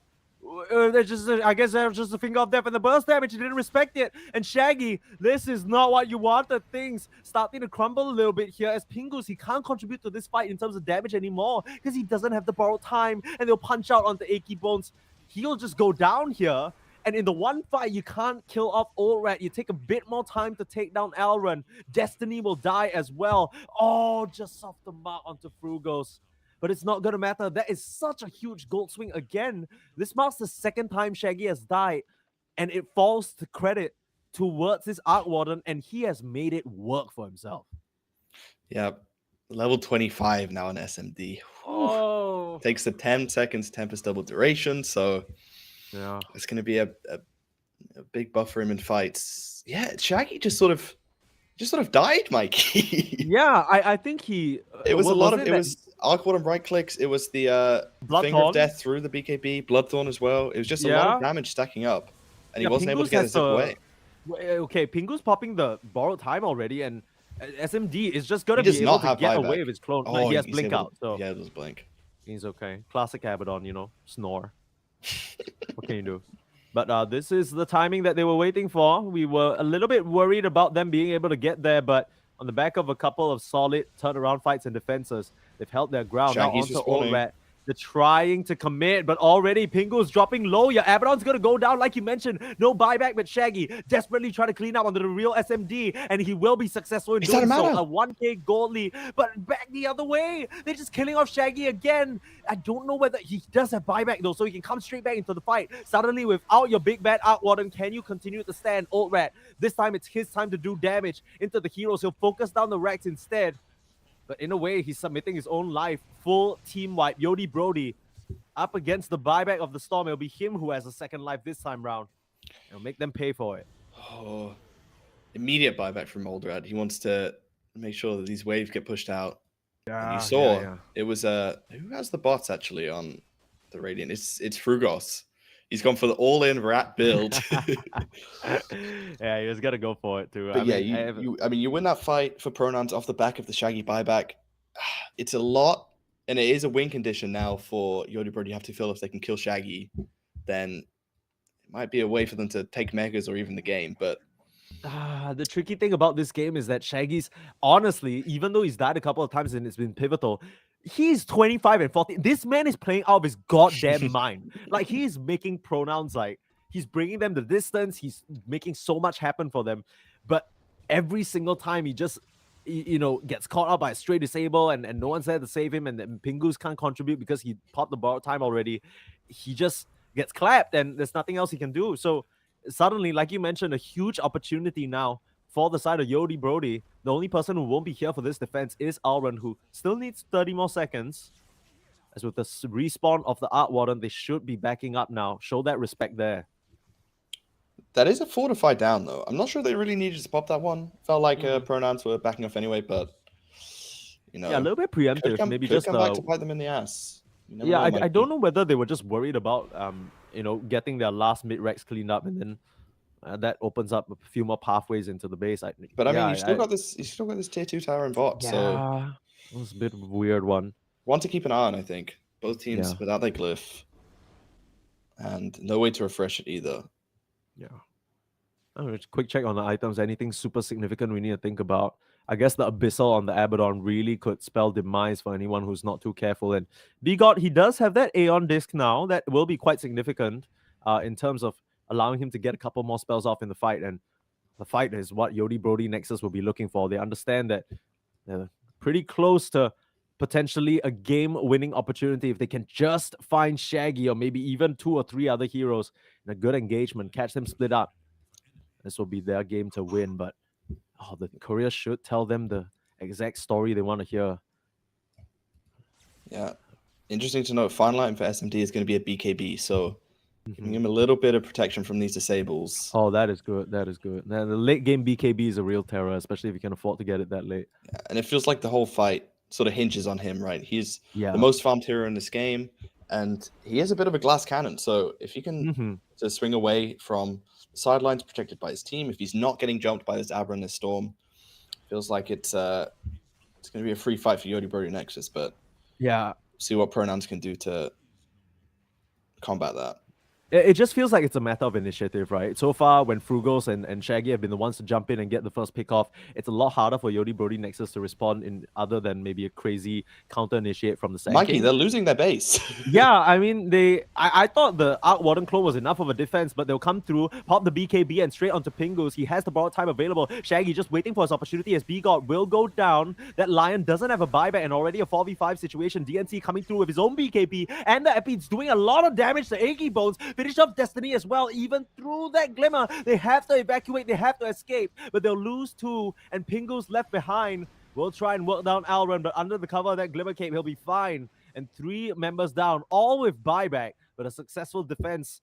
They lose a building, though, and I mean, Frugos, he'll be looking for that opportunity at every angle. Yeah, Serpent Ward's back up in 60, so you got to be very vigilant if you're Yodi Brody Nexus. If you take your eyes off the ball just a little bit, it could end up being Megas very quickly. Roshan, the refresher could be a very big deal for the side of Yodi Brody, although at this point, I'm not really... It kind of feels like you get this as insurance for like the lack of buyback, potentially, on one of your heroes, although, Old Rat and SMD both have it, but it's such a weird game because even with this, I don't think pronouns are too deterred, right? They've had to sacrifice a couple of bodies for the buildings, but they just need to do that like 2 or 3 more times and they're fine. It's actually Old Rat to get the Aegis this time round. Interesting. They put on the DK. I guess because he did buyback. Oh, Shaggy finds the NC. The NC does have a buyback though. Yeah, it's just the gem coming out from Frugos. It's an easy catch, right? You can't be clearing waves all willy-nilly like that, especially at this stage of the game. And yeah, Frugos, real big MVP for me at least. I mean, we talked up Shaggy already, but I feel like Frugos, again and again, he's the one who's finding these openings and initiations. Old Rat. This would be a really, really big kill. But do they want to risk it? It's really close to the base of Yodi Brody, though. And he has the Aegis, so plenty of time for his teammates to come and help. Maybe their thought with giving this DK the Aegis is that they want him to be the one to push the tower when they sort of group up and stuff. But obviously now they need to wait another 35 seconds for DNC before they feel comfortable moving out on the map. I mean, we sort of see the consequences of anyone other than Old Rat with this Aegis walking out on their lonesome, right? It's very, very easy pickoffs for pronouns. Mm-hmm. Yeah. Oh, it does feel like as this game goes on, Shaggy's going to have his buyback, back up in 1 minute 50. Yeah. These waves are going to continually be a problem for Yodi Brody Nexus. It does feel like a bit of an uphill battle. And that's interesting given that it feels like this is the game that they wanted all along with this Arc Warden. I'm so confused. Like, I feel like Pronouns got everything they wanted in the early game, and we're still kind of scratching our heads. We're like, this ain't really hitting the way you want. But in this Outwater late game that Yodi, Brody, Nexus were looking for, they held on, they stood their ground, they're defending, but they're still losing a little bit too much in these fights for it to feel comfortable. They're having to use buybacks. They're not really crushing these fights too convincingly. The Venom will finally finish his third item of this game, which is a long time coming. I saw him desperately struggling for a second, and it's going to be that agony. So perhaps the additional bit of magic damage, just that reduction in the healing, eventually will help you out a little bit. They're going to smoke out here. On 3, it's the Arc, the DK. Oh, and they found Shaggy. No, Shaggy, not like this. Pops the BKB right in time. Status resist from the Kaya Sanj, helping him out. Their Destiny has to pay the price, though. And once again, it's a pug now with a buyback. Not too concerned about that. And yeah, they'll come through Frugos. So they want to fight here. They find SMD. Oh, SMD gets doomed out, but able to be forced out away. Achy Bones, he will settle for B-God as a little bit of a, I guess, consolation. Pingus will turn around and just get the racks before having to pop the borrowed time, and he's just full committing TP out. And like we mentioned, nothing to be done about this. Pronouns, they're just being so annoying. Jump in with Frugos with the wards. You try an all-turn tail and run, and Shaggy suddenly all over your Outwater. It's a mess. Yodi Brody, there's too much for them to deal with right now. It does feel like it's just a bit too much to keep track of. Every time that this bot wave is even slightly pushed in, you see them having to TP, at least 3 heroes. And that's how this fight starts. They TP 3 heroes and try to get aggressive, find Shaggy, but not able to find the finish. And after that, you have to say it's another one team fight for Pronouns. This just a lone melee barrack stands between them and the Megas. Now, the Mega Creep defense isn't the worst, right? You have DNC. You can send the Dragon Knight Meta Illusions and the Tempest Double, obviously, but you want those for the fight. You want your heroes to be in place for the fight. And again, it's just going to get more challenging. I don't think SMD, this was what he was hoping for. It's so weird because SMD was able to have a relatively free game, but I can't help but feel like they weren't able to capitalize it on the way that they wanted. This could be the opening, but there's Pingus immediately with the shield. Turn around. So much static damage, but there's DNC. Bound Strike desperately trying to salvage this situation, dropping low on the Dragon Knight, but you still have that Aegis. Get it popped here, Pingus. His borrowed time as well. With the Finger of Death, they find Shaggy, but he already has that buyback. This looks like the fight that they want to have. Here comes Shaggy TPing in, but Pingus already goes down. Nobody else in the area because they're busy ratting the base. Frugos able to TP out again after dropping the wards, and at least the defense will come through. This is the melee barracks after all, so it will regenerate. Managed to get a sting operation going here. Once again, it's the Shaggy buyback, but you have to be so vigilant. Frugos is just waiting for that perpetually. That's the thing that you have to hang your hat on. If you're Yodi Brody Nexus right now, that at any opportunity Frugos is gonna be able to finish off that melee barracks now. But the Shaggy buyback being forced out is huge. Almost catches him. I can't help but feel like SMD blinking up ahead there was a little bit of a mistake, because if DNC was able to connect with Bow Strike instead, might have been a very different story. Now, Shaggy doesn't even have that BKB, so that would have been the Storm dieback already. But for now, they're still finding this opening. Sense that this is their moment to try and punch back here. Look at Frugos again. So annoying. He's just gonna come through, shackle the creep, get that wall, get those little wards pushing. But Yodi Brody, they got to push going of their own. For the first time this game, they'll start to see perhaps an opportunity to do them in, group up as 5. But look at Frugos, look at Achy Bones. They're geared up for a little bit of counter aggression, force you back to your base. But Old Rat, he's not messing around. Straight onto the tier 4s. They want to put a close to this, but look at Frugos. This might end up being a crazy base race situation. In comes Achy Bones Stomp. Not going to be on the mark, but a beautiful vacuum. He pulls everyone in. Is it going to be enough? All of them dropping low on Yodi Brody Nexus. They buyback on the DK. They're forced to use it, but they trade out the Doom. Buyback available. Instantly pop. And Frugos, look at that. He's looking at the final lane of racks. He's dropped the wards. But he back can't up in 3, though. Yeah, DNC will go down. And yeah, I don't think they can afford to keep going. They'll lose the Tempest Double. DNC does have a buyback, though. And that was a crazy vortex from Shaggy. That looked like it was curtains for a moment there. This Storm Spirit has been playing out of his mind, but he needs to be so careful. One death, and it'll be over for them. It was a beautiful play, but Mikey, you know what scuppered them in that fight? It's the Aber. He had when Shaggy makes that initiation, Abba has 10 seconds left on his respawn. He doesn't want to buy back. He wants to let himself respawn naturally, but after the ulti, they don't really have any follow-up damage. Auron can get caught by Pingu. Yeah, Does I have a mean, buyback though. There's a glimmer. Frugo's gonna come through and give him the vision. The Venom will actually go down, but they're forced to buy back on both DNC and the proc the Venom. ulti. Yeah, okay. And it comes up in 45 seconds. I mean, I guess you're feeling like your back's against the wall here. You don't want to get caught out by Shaggy just zipping forward, potentially catching someone. Speaking of a zip forward, was looking for B-God. BKB still not available for 2 seconds. If he got caught up by a Hex there, that could have been real trouble. Yeah. Refresher now up for Shaggy. So 2 big Oh my BKBs goodness. and even more importantly, 2 electric vortexes with the Ags. Dude, what is Be the this game game? winner right here.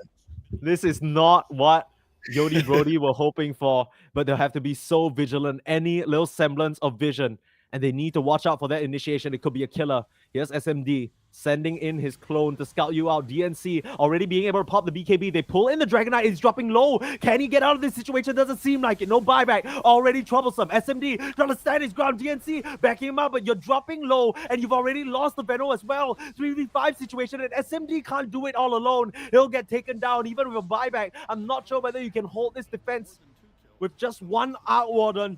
You turn around onto Achy Bones. That was a dieback as well in Pingus. Doesn't have the borrowed time anymore. He'll go down. But again and again, they're just getting better trades. The Abaddon still has his second life if he chooses to commit it. But we know Yodi Brody, they'll be a bit too busy dealing with Megas for now. Nope, they didn't take Megas, Mikey. Oh, no, Somehow, not yet? in all of that, they Wait, what? didn't I was take so the sure. Rats. Okay, this game is a joke. Like, this game, actually, what is going on? You're telling me this entire time Frugos just has a complete hard-on for like any building, and like that one opportunity he didn't, and okay, speaking of Frugos, he goes down there and he actually buys out the refresher. He doesn't have buyback. Mikey, the throat's exposed. Yeah, the throat is exposed. You need to buy back right now. SMD, get out of there. They get the connection onto you, Shaggy. One vortex. Just, dude, what is going on in this game? Why did Frugos decides to buy out for the refresher and loses his buyback in the process? Suddenly, you're actually threatening throne on Yodi Brody. 52 minutes of this madness, and we still can't tell who's gonna win. I don't know what's going on. I gave up trying to decipher this game. Okay, a long that's time why ago. we have a panel. Okay, that's why they'll break it down for us later. They need a, hey, we needed some, third-person perspective here. This has been nothing but juice and absolute madness. Do you want to hear Both something teams- fun, Mikey? Let's hear it. Let's hear it. No one has buyback at the moment. Ah. Out of the 10 heroes in the game, 0 of them have buyback. Frugos is going to have his Alright. in about 200 gold, but everyone else is What a delight. What a thrill. any pick off other than the Shadow Shaman could be the game right now. I mean, any pick off other than the Venom. Honestly, at this point, Alvin's just. Okay. Dude, I've been here as you gotta understand. I'm not even disrespecting. I've been here as a Venom player. At this point, you just can't throw your hands up in the air. You're like, it's all you guys now. All I can do is sting him a little bit. You know what I mean? He doesn't even have any active items other than the glimmer that he can use to contribute to the team fight in any way. It's just like pop a He's got couple of the spells axe. down. He's got the axe. Yeah, pop a couple of spells down. Use I don't know, use latent toxicity. Maybe scare the Abaddon a little bit. He dispels. He's like, oh no, I'm stunned, and that's about it. Roche is up. This is going to be the 4th one of the game. And once again, on the Radiant. Position-wise, it seems like Yodi Brody are in a good spot to try and capitalize on this. It's just Old Rat left on defense duty. But oh, look at that really, really convenient ward placed very deep on the Radiant side. They just have full vision of anyone exiting the base from top or mid. But yeah, it'll be an easy walk into the pit for them. But Pronouns gearing up for They're a coming bit to of a- contest. Yeah, they're coming to contest. I'm This not might sure be the whether they're final gonna make the time. Okay, Alren able to hide away under the cover of Glimmer. Frugos nowhere nearby to give you the vision. Hex up on the Shaggy. This is not what you want. Where's the help? Finger of Death. He needs to zip out of here, and he's able to turn around with the BKB. You've already lost Alren, but the Aegis, it's claimed by the Dragonite. Sure, you might have him doomed, but SMD standing his ground and dealing the damage. He's gotta get out, though. Against Achy Bones, as well as Pingus. He needs to TP out of here. Needs to escape. He got And out. he's successful in doing so. All right, he pops the BKB, but he won't quite be as lucky as the chase down is there. You lose Shaggy. But it's a big response. 3 members down. Even with the Aegis, And I think Pingus, he's reached this point of being nigh unkillable. Rattle Cage as well as his neutral, just doing so much damage to everyone hitting him. And Yodi Brody, they haven't had trouble bursting people down thus far, but it's finally reached the point where you're getting 6 slaughter, you're getting these items, so many little, like, just kind of trinkets of survivability. And it took so long to kill Shaggy that, I mean, now 2v5. That's it. And his buyback is coming back up in 10 seconds. You mean Shaggy? Yeah. Oh my god, he's just gonna pop that baby and just Wait, he come doesn't straight really in. have any good way to connect. Unless they take What this do you mean, outpost, he doesn't have sell- bots. Sell Aghanims by bots. Are you high? Hello? Oh, you mean Synth it? No, sell it. You Sell need it? the money. Yeah, you need the money. Who cares? End the game. Sell End the the game. hags. End the game, brother. I guess so. It doesn't look Yeah. like they're gonna wait. Yeah. Oh my goodness, this game is dude. still not over. I thought for sure that was gonna end it. Yeah, I mean, SMDs is still ratting a little bit, and they'll try and take this Rex. Why the Abaddon illusions kind of feel a little pathetic? You know, they're not doing quite as much damage as I thought they would. And But here yeah, the comes real Royal Abaddon will Abba, come though. through. Yeah. And this, I don't think they can do anything against this. This is gonna be Yeah. Megas finally. Yeah. Okay, the now side of it's just a pronouns. matter of whether they want to commit more for it, right? Because Shaggy still isn't back yet. Pingus is half HP, he has the borrowed time, but yeah, he'll just get out of here. It was a solo operation. Yeah, it's a zero risk play there. For How's this not pronouns. over? Admittedly, How is this one that not they over? should have made 10 minutes ago, but they finally Fair. able to claim Megas. But at this point, it's kind of, you know, the heroes of Yodi Bro Nexus, they kind of farmed enough to deal with it. Yeah. Yeah. The only thing that I suppose it can give you is that it's going to give you a clearer indication of when Yodi Brody off the map, right? Because these Megas are going to push a lot quicker into your super creeps in the mid and bot lane, and especially in that top lane where you've just got regular creeps. Yeah, I mean, also apart from that, it's gonna take these Yodi Brody heroes a lot more time to clear the waves. Whereas in the previous, I guess 5 to 10 minutes, SMD sends one clone in, pops like literally 3 auto attacks, and the whole wave is down. I mean, you can see the difference in time. You just have to stand there a lot longer, and Frugos can just. That's gonna leave ample opportunity for Frugo, Shaggy, Achy Bones to just jump in, get a pick off. Frugos is so annoying. He's still inching around. He's this guy. A Shadow Shaman player. Oh my god. Okay, Shaggy bought out for Lincoln's. He does not have buyback right now. He is 1.6 off of it. But meanwhile, SMD does not have buyback for another minute and a half. Yeah. Abba doesn't have it for 2.5 minutes. The only buybacks that you got DK and 200 gold, Doom and Shaman. Bit of a madman's gamble, I'll say. I mean, okay. Look, I mean, honestly, I'm not surprised with how this game's gone so far. It's actually the most normal thing that's happened in about 25 minutes. Yeah, it's the most normal thing that's happened in just about 58 minutes and 25 seconds, I think, to be precise with you. Look, I think it's actually fine because we've reached the point where Pingus and Achy Bones are real contenders, and they actually do a lot of damage. I think a lot of the fight so far has been reliant on Shaggy landing these killer initiations and doing damage. Yes, that's still the case, but we're seeing, everyone else, pronouns, big problems to deal with, and you don't have enough tools. It feels like Yodi Brody always kind of feels like they're left scrambling a little bit, just old rat controlled up in his entirety and not really able to do quite a bit of damage that he's hoping for. Yeah. I do want to see Aaron get to this 25 talent. Mm-hmm. Oh, BKB? Who BKB'd? What? Old rat BKB'd. You were just testing it out. You were just making sure it worked. Yeah. For the fight later. Yeah, for the fight later in 80 seconds. Hopefully in 80 seconds. Dude, the thing is he still doesn't have that down to the lowest duration, so he actually just wasted like a charge, like unironically. So yeah. Yeah, it is what it is. Hey, listen, it happens. He's just testing it out. Sometimes you go to the store, you buy a little product, you're worried it doesn't work in the way it's supposed to. I'm sure that he's feeling that way after like all those fights. He pops the BKB, dies anyway. He's like, "Are you sure this thing uses magic?" It doesn't even work. Yeah, what the hell are we talking? This. Yeah, what's the refund policy? What, Shaggy?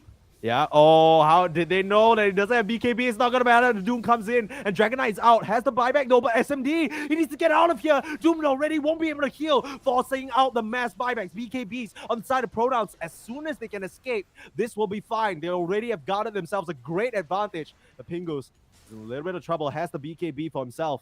and will be able to just walk this one off on the back of his little. Look at Shaggy, though. Look at Shaggy. Does that have a buyback, but has Lincoln's available? Where's the shield? Where's the help? Shaggy able to zip away right before the finger connects.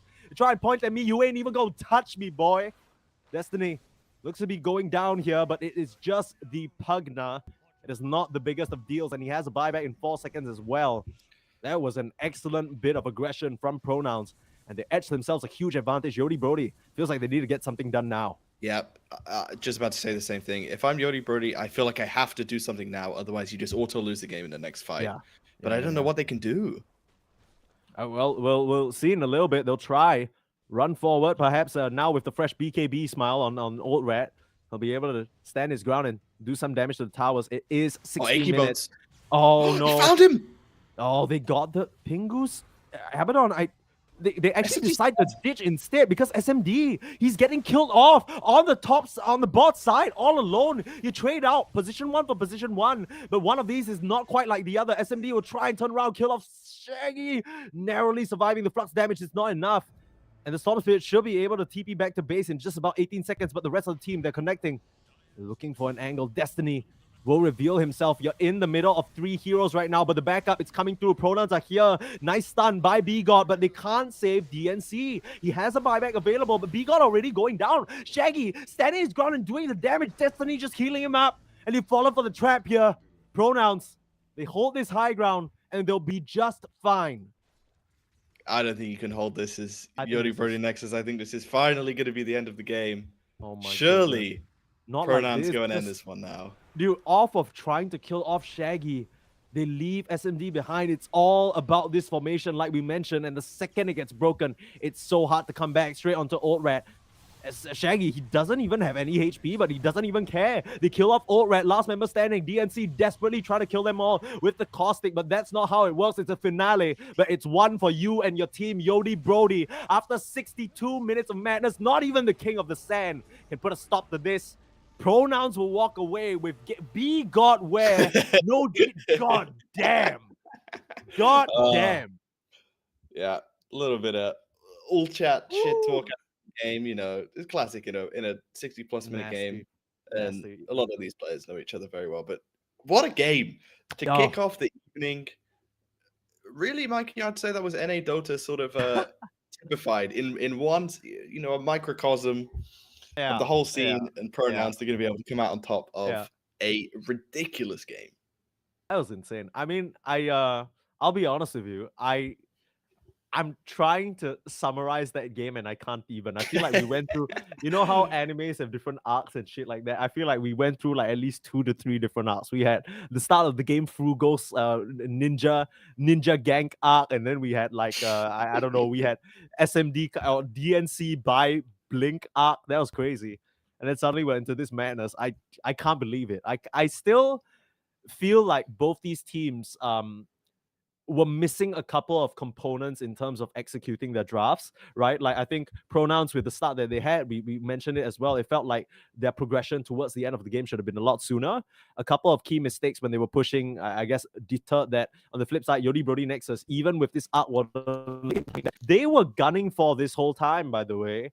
It didn't really, it kind of feels like as the game came to its close, the Veno in particular, it didn't. I'm a Veno lover. I'm a Veno hater.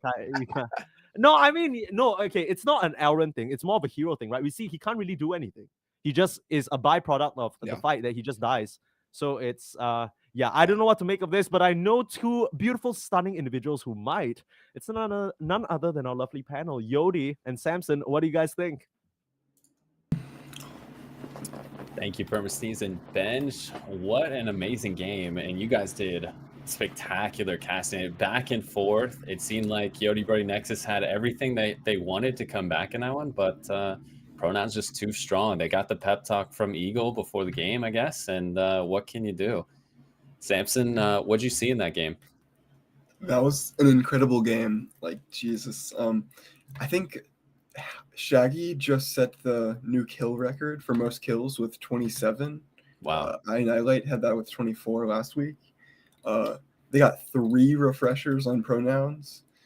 Like, it was beautiful. I do think, like, Pronouns are ready for this. They had the Storm with the Ags, had some beautiful blue holes. The Dumult, like if it was on anybody, they were dead. Yeah. Absolutely.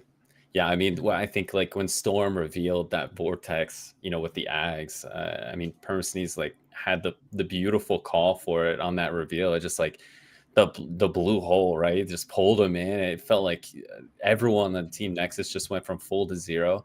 And then the game just was so hard for them. Like all of these team fights never seemed to go their way.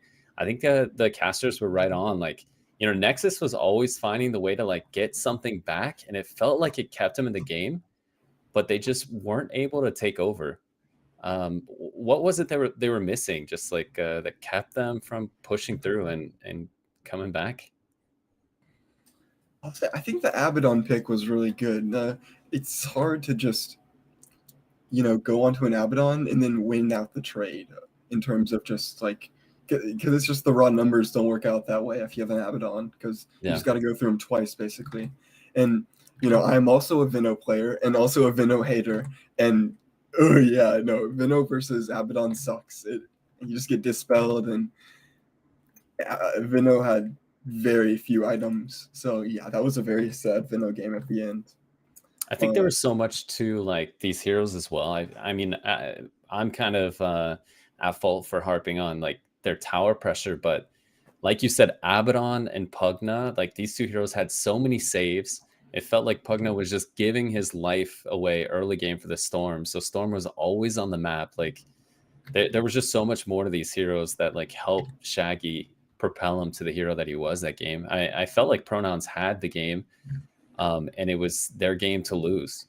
But yeah, I mean, all around, just great game. Both sides really doing so much. What do you see going into this next game that maybe Yori Birdie Nexus can prioritize to kind of remove or maybe focus on themselves? I think I don't think they'll play the Vino again. I think their safe lane will be pretty different. I think the off lane, like of course you want BNC Sand King, right? You can't do much better than that. Right. I think the safe lane will definitely be a little different. Although like the Arc Warden did keep this game together, I will say. Like the split push, the top of the net worth almost the entire game. Like Arc Warden was doing a lot, but I still think you'd rather play a different hero, just in general. The casters also, they were talking about Sand King's legs a little bit. You think we need more legs or less legs going into the next one? Always more legs. Always more legs. He was saying like more legs were kind of hurting him. I don't know. We'll have to see. The Vino had the least legs, and he was not doing too well either. That's true. If we rate it by legs, Veno did struggle the most. What can they really do? I mean, talking about more of a macro gameplay, it felt like Yori Birdie Nexus always had the Aegis timing, always had control of the map where they wanted it. They got some of these like return kills, but was it just something that they just weren't doing in the map? Or you think it was just a glaring issue with the draft? I don't think either draft was bad at all. No, I think both teams didn't have like major glaring draft issues. Like it was a 60-minute 62-minute game for a reason. Like yeah, both teams are pretty happy with their drafts, but yeah, like I said, like the Arc Warden, would you really like to play an Arc Warden? I think there's like, just pick Bristleback, right? Like just pick something that can really like not put you into the situation where you have megas. And it was a little bit rough. I mean, it felt like there was 4 heroes in the safe lane early on, but it was really funny for me to see the effectiveness of the Shaman, where he almost just hid up in the top part of the map. And as soon as nobody was home, he just like jumped in and tried to do all the damage he could to the base. And like, it just seemed like over and over. But then we get to this last fight, and the casters were like, sure, Megas had to be active because they had all this time in the base. And like, they just, I don't know where he went. Like that was the one time he didn't prioritize the base. I thought Nexus had a chance, but we are actually have a draft ready and we are going to go into it. We'll see if the Shaman gets through. Is there any heroes you think that these teams are prioritizing just removing? Maybe like Do you think you give DNC the Sand King again? Maybe you do, but you might regret it. Yeah. It did feel like they knew, and they gave it to him. But we've got the Doom ban. Nexus felt like the Doom was a little bit too much. I have to agree. I feel like the way that they prioritize heroes with this Doom, early, mid, even into the late game, it just felt like this guy was like right on. He knew exactly who to take out of the fight, and they were able to just like eliminate heroes like Dragon Knight late game so quickly, like when he was trying to push waves. Yeah, their lineup was so good at just like choosing a target and killing them. And Mr. Achy Bones is on point. I think that's pretty much like that's what their draft was based around. Like, it's hard to jump the ABBA, it's hard to jump anybody on our team, but we can almost forever jump anybody on your team. And the fights like got super hard too. Like you take the Dragon Knight out, you have this this lion who he's sucking. He's got the magic immunity, but he's just almost just waiting to die in the middle of 4 heroes. So I like it. They get rid of the Doom. The other heroes we see here aren't really heroes we saw in that last game. The techies and the Pudge, man. Just the respect for B-God, I guess, right? These are heroes he's been playing. Centaur, they take out the Enchantress, the Nature's Prophet. I think we've just seen it in the meta. And the Wind Ranger. A Hoodwink? A B-God Hoodwink? Could be nice.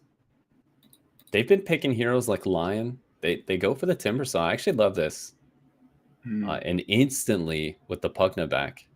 So they like what Pugna gave to that team. They don't have any games of Timbersaw so far. Oh, no, yeah. Actually, their mid player plays it, I believe. Best carry in this dimension. Yeah, so they take the Pugna. They get rid of Nyx and the Lion. I mean, I feel like they're really targeting the supports with the bans on pronouns. I guess as a Nyx, you don't want to play against, or as a Pugna, you don't want to play against Nyx. Just die instantly. And Timber could probably carry your lane for you. Yeah. What kind of heroes do you normally see like paired with this Pugna? Because I felt like it did a really good job of refilling up the Storm. Oh, for sure. The Storm, like, I think the classic combo is, filling up somebody with mana. Anybody just that wants to be active. Like, I think you just want to be spamming people with your Q. You want to be maybe saving a tanky person, like with the Abaddon. I think that was a pretty good combo. And I think you can carry a lane for sure. Like you can do the heavy lifting in lane. So you mentioned it. They do take the Hoodwink as well. I mean, this is another B-God special. So if this is a Timbersaw mid into a Hoodwink, I'm not too keen on how Timbersaw plays mid. What does that really do for your off lane? What kind of heroes are you looking to prioritize? Stun. You need to pick a stun. I mean, maybe the Hoodwink is not enough. You need to pick a stun, I think. Yeah, because otherwise you'll just be like showing up places on the map and then they just don't care because they just run away. They just get away, right? Yep. Timbersaw, a tree hater. Hoodwink, a little bit of a tree lover. The balance in all things. You can do a little combo. You can throw the tree and go to it, something like that. Okay, all right. We'll be looking out for that. See if the boys are synced up. It did seem like the first game there was just things that were dropping. It felt like pronouns always had the initiation. It felt like everybody Nexus was always reacting to what pronouns were doing, and hopefully this Timbersaw gives them something where they're able to kind of be more on the forefront and not just waiting to get attacked. Yeah, a big body. They take the Tusk. The things I like about Tusk is, especially with the kick, I mean, you're just able to move a hero, right? I mean, it completely out of position. I feel like it's pretty good in the lane. Where do you see this Tusk going? I got some draft insight from Math Magician right here. Oh, no. He says Tusk 5 against the Timber. You use the tag team and you just punch him. Level 1. Maybe with a ranged carry, like a Wind Ranger or something. And so they they definitely will force the Timbersaw to go mid. And then, oh yeah, pick the Quap, who I would assume is good against the Timber. I would assume Yeah. that's why they pick it.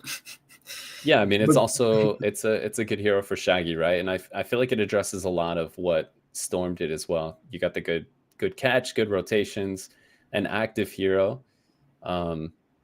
It does seem like that gameplay really suited them. So you know, especially when you're against the Timber, I mean, I think like it's nice. You can kind of leave the lane and go, you know, address other things and come back. And I don't think Timber really takes too much before you get there. No. Hard hero to rotate as well. So they take the Right. queen. I mean, the draft is looking very similar to me to the way they played last time. What is your team picking up here? What do you think? Oh God, what is Yodi Brody Nexus taking? Unbiased panelist. Well, SMD, I can tell you gets last pick. If there's anything I can give you guys insight, from what I hear, SMD gets all the kills and SMD gets last pick. So we probably will not see the carry. I don't know. I think we're still missing that all-in hero. I really haven't seen this guy play too much, but I think you want to give him something that he can just execute throughout the game. And I lied. SMB decided that he wants his hero now, so that's the way it goes. What can you do? I like this though. I think it does a lot to the game. I think it slows down a lot of what they do and lets us set up. So I don't mind it. And we talked about the Void last game. I think that's the hero you can kind of just give SMD and he removes the hero off the map. What's your take on this pick here? I love a good faceless Void. Yeah, it makes the late game way simpler. It kind of like the Doom in game 1, where you just have that advantage in the late game, and you get the Hoodwink for the ult, and the Timbersaw can, put some damage in with the ult as well. Yeah, solid faceless Void. That's true. So, I mean, you think about Chrono, you think about Faceless Void. I don't know. I like these heroes like Jakiro, something that you can give Allrin that like is effective throughout the game. He has, damage for the Chrono, something with a stun. What options do you see here for if we're talking we still need our POS 5 and POS 3? Oh, we get Lich. I like it. First Lich game. And we go Viper. Insta-go Viper. Oh yeah, so they want to win the offlane for sure with the Tusk Viper against the Faceless. That's pretty scary for Faceless. I think the Timber is definitely going to need to help if they want to do anything in that lane at any point. Is Timber a hero you find that rotates well? I just have this memory of like a haste Timbersaw just running at you. A nightmare, it sounds like. Yeah. No. Not a memory. That's a nightmare. We're here for you, brother. We are here for you. You're shaking, actually. But yeah, no, I mean, I think that's cool. I think if they can get active with this Timbersaw, I don't know. For me, it's hard for me to imagine. I don't have the same replay going in my head, but it's tough. I think this Viper answers a lot of the questions that Pronons had, and a lot of the things that Yoruba Nexus were looking to get to. Going your carry early though, it's just hard. You can't pick your matchup, so they're confident in the Void, and you saw what SMD did last game when he's confident on a hero. So have to see what he gets out of this lane. Is Void a hero that you find that you can catch up back into the game with a tough lane? No.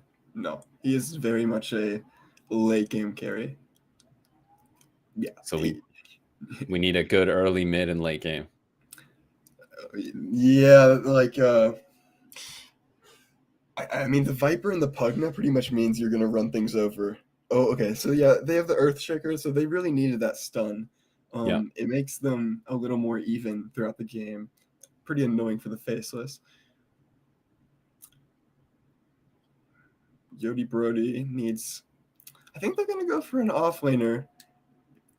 Putting the Timber mid seems pretty good. So they wait. remove the Sand King. Who is the carry for Pronouns? Is it I think it's a Quap carry. Quap instead of Viper, huh? Yeah, so I think it's a Quap carry. I mean, my man's going out on a limb here. You've been seeing Quap carries? Maybe that's crazy. Oh, I don't know what this is. This is going to be a Timber offlane, Visage mid? No, it's a Visage offlane. DNC plays Visage? Yo, I think this man's been hiding it.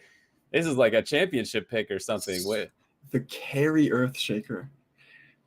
That's. I mean, he's a support player playing support heroes in the carry, man. You got to respect it. Yeah, I respect it. We will see him dunk on people, hopefully. Yeah. I mean, that's all the people ask for, right? And who better to like give like just some height cast than the two guys we saw last game, right? We're just gonna be looking for dunks all over the place. All right, before we throw it to them though, I mean, looking at this two teams, like what do you see and like, what's your predictions? I see a sad Faceless Void. Okay. And I see two random last picks that kind of just I don't even know what to say about them. Visage and Earthshaker. Yeah. I want to see those Shaker carry. Yeah. I mean, I'm with you. I think anytime a support player just moves in a +1 and picks heroes like this, it just makes the game fun. I'm not qualified to talk about whether Earthshaker is going to do well, but I definitely have my doubts. I've seen this Viper hero, just become this crazy machine gun in these games recently. So it's definitely something that it's going to be hard to deal with. But give me your last predictions. Who's got this one? I'm sorry, Yodi Brody, but I think pronouns have it again. All right, that's our prediction. We're going pronouns 2-0, and we're gonna throw it off to those beautiful casters on the other side to pretty much give you guys some crazy calls. Permasneeze and Bench, take it away, guys. Thank you very, very much, Yodi Brody and Samson. No better duo to bring us into this game here, but a bit of an off-the-wall draft, Bench. Not sure exactly what we have here. What do you make of this situation? I'm gonna level with you, Mikey. I have no idea what's going on. Okay, no. This is an insane draft by both teams. Actually. I have a read. Okay. You ready to hear this shit? Okay. I'm so ready. Look, they picked Faceless Void. One thing we know, we know very few things about this game. First thing I took on my notes here, Faceless Void will suffer. We agree on that? This guy's gonna have a rough ass time. SMD, maybe he's gonna never let himself not get last pick again after this game. But here's the thing. With this Visage last pick, it's just enough early game, I'm feeling. It's just enough early game between him, the Timber. You kind of get two components coming together. The Timber can make space on the map, but as we know, he's not really one to get objectives. Who's going to get you those objectives? Visage with his little bird gang, okay? So that's the formula. I understand it. On the flip side, this Earthshaker actually makes quite a bit of sense to me because they already have quite a bit of damage over time to maybe chew through the Faceless Void, chew through the, let's say, Timber, Visage. You need full burst before the Void can even land a chrono. You need to get the jump on him. And that's kind of what it feels like the side of pronouns are saying in this game. They're like, we're going to blow you up before you even show your face. So Yeah, that's my I do kind of agree with you because if you look at the other four heroes on pronouns, there's almost no lockdown. Almost zero. I mean, you can sort of say that, Tusk is a little, you have Snowball and Warrior's Punch, but not really. So this Earthshaker is going to have to be doing, he's going to be carrying a big weight on his shoulders in terms of locking down this Void, but no mean feat for a Shaker. You see, he's got that big totem on his back, I can't imagine how much that thing weighs. His shoulders and deltoids. Is that what these things are like? The things? No. Okay, so the whole shoulders? I don't know. The whole law behind Earthshaker is that he. Wait.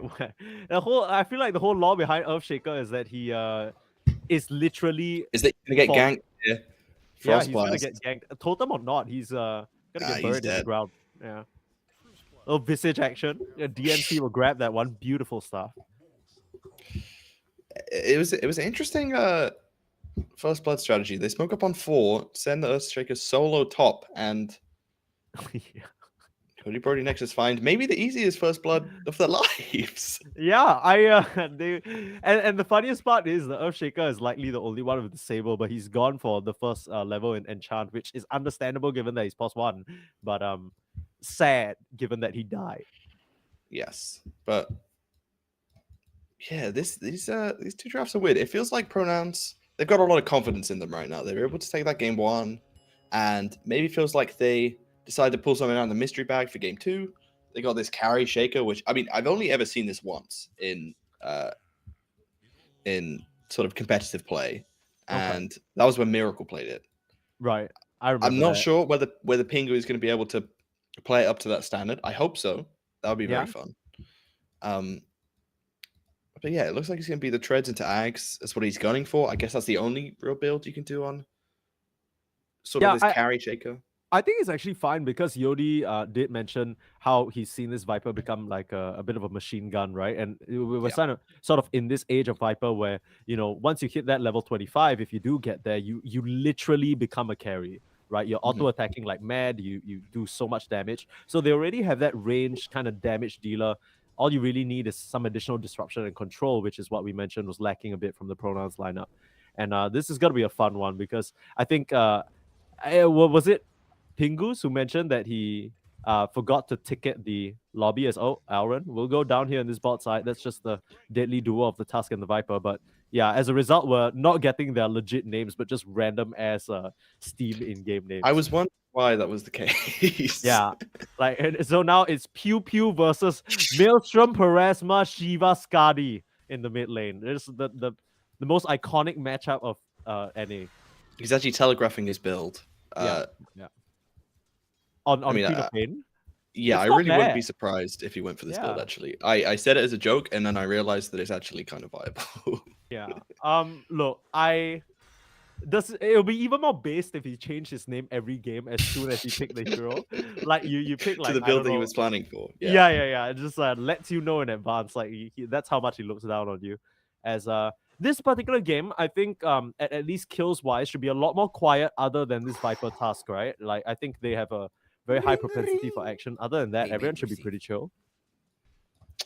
Yeah, you would say that. I mean, maybe the Quap can get surprised by, you know, a bit of a whirling death from the Timber, but really, especially once he gets, you know, puts a value point to Blink, that should never really be the case, right? Yeah. Neither of these top lane duos feel like there's much chance for action. One thing I do want to mention about this game is that you mentioned the lack of lockdown on the Dire side and how it relates to the Faceless Void. But as a Hoodwink player myself, Mikey, if I see Hoodwink and I see the heroes on the Dire, I see this as kind of a very nice Hoodwink game to be playing. You have almost no lockdown to catch you when you're sort of scurrying around in the trees. Sure. You should just be able to kind of free cast from range. Okay. Unless, you know, they're going to commit a lot of resources to jumping on you and killing you at the start of the fight, which, you know, is not that bad of an outcome, I feel. Yeah, it's one of those situations where, okay, sure, throw the kitchen sink at me and you literally have no more facilities for my Faceless Void or any of my allies. We did say maybe not a lot of action up here in this top side, but the one thing they do have is a lot of trading potential, and that will result in a kill on the Pugna. I believe that's Destiny going down there, or as he's better known on the street, Gargle D's. His government name. Gargle Destiny D. Yep. Is his full name. The D stands for Destiny, actually. It does indeed. Yeah. Indeed. All right. Lick check? No, okay, we're not going into that bit yet. No, we can do that a little later. Yeah. Okay. State of the game, it's still a lot of damage, and Gargle D's will once again go down. This is a very rough situation as it hasn't translated to this Earthshaker really suffering just yet. But CS-wise, you can tell he's struggling because it's against two range heroes. It's just a byproduct of the matchup. Yeah. I think one of the main reasons we haven't seen them sort of, as we get another kill, which goes down in the bot lane, as you talked about, Tusk Viper, very potent. Yeah, I mean, to get the levels up in Tag Team and Ice Shards, this is a nasty duo to go up against. The thing is, every single they would love to pressure the Void instead, but they kind of have to settle for Elrond because the Void is just gonna save that time walk through the Ice Shards every single time, right? It's not gonna result in anything, so it kind of feels like a bit of a consolation prize over and over. But the big prize that you are getting is that you're completely shutting him out of last hits right now. Oh, it's the lowest score. Okay, so now they do manage to transition this into a kill on the Shaker, This which means is- that they're now winning this lane very hard, I'd say. This is kind of scary. Like the Visage has gotten what is the dream start for anyone playing this hero, right? You're just able to have a support that can set up, and then you soul assumption. Every single one you get a kill. That's gonna gear him up for a really early Vlad's timing if he chooses to go for that. Yeah, it looks like that's what he's gunning towards. Got the Vlad's in the quick buy, gonna already send out that full arcane boots. Yeah, he's gonna. Okay. Look, B-God being the good support, he's gonna pick them up and hand to deliver them to his offlaner. Claps. Shout out B-God. This is We this is stand achievement a that, pause for King. Yeah. He's talking about himself. Okay.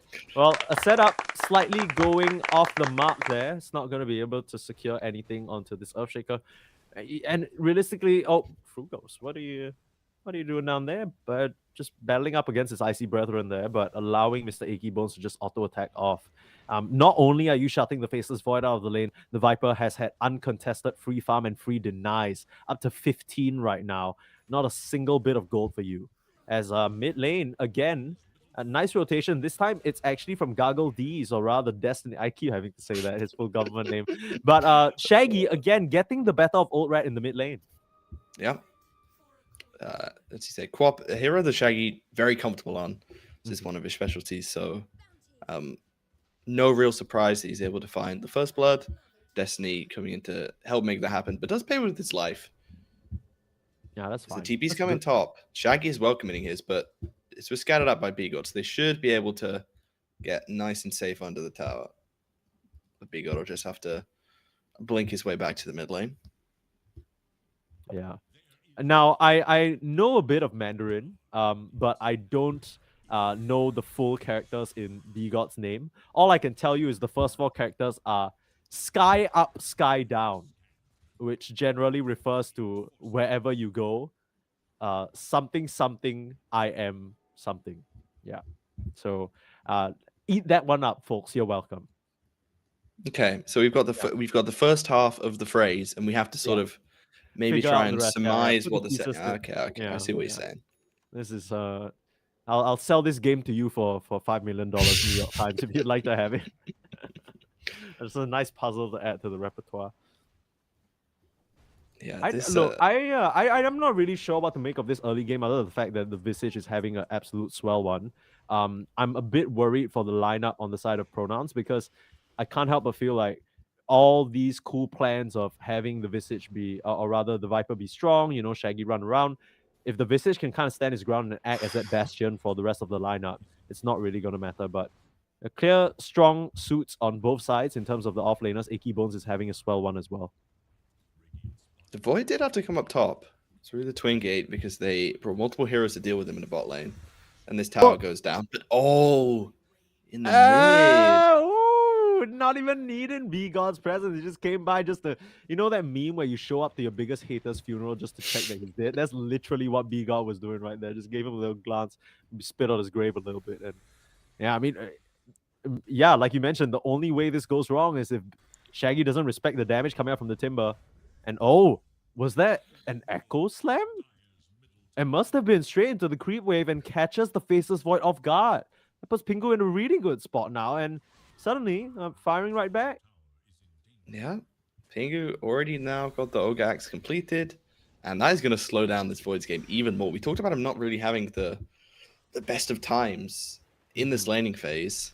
He just spent a lot of time sort of mid lane, a lot of action, Sonic Wave onto 3. It's a great connection, and with that Viper Strike applying the break now, this Timbersaur's in a little bit of trouble. Needs the Timber Chain away, turns around actually for that last little Chakram, and he has to pay with his life.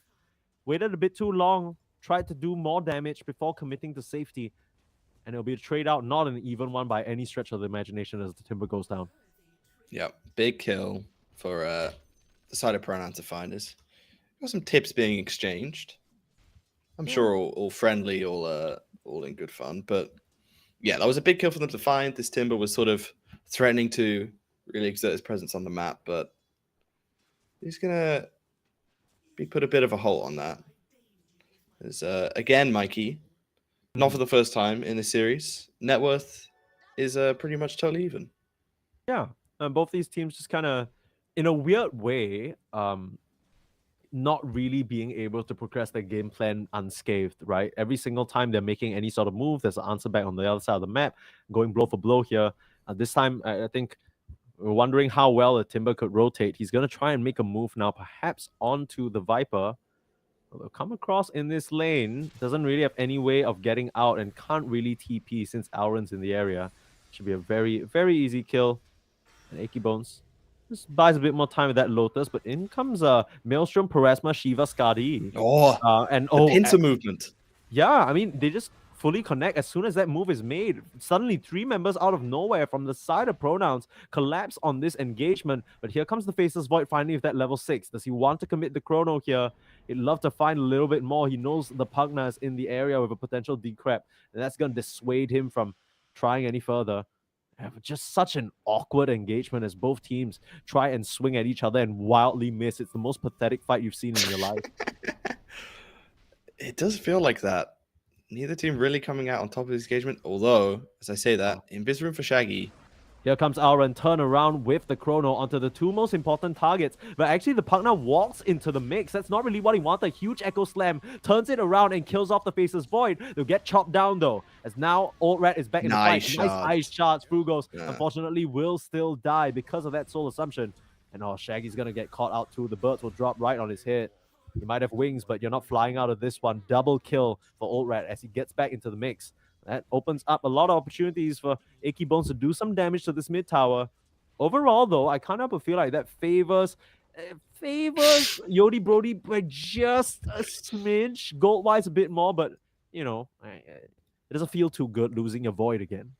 Yeah, I think it does favor Yodi Brody. They don't lose anything for that. They come out on top in terms of the the actual numbers in the engagement. They managed to find the carry and the mid of Pronouns. The only real downside is that this Void kind of didn't really get anything done. He's still by far the lowest net worth of all of the cores. Yeah. But your Timber's doing well. Your Visage obviously is still managing to take advantage of that great laning phase that he had. And this Timber continuing to run around and find kills all over the map.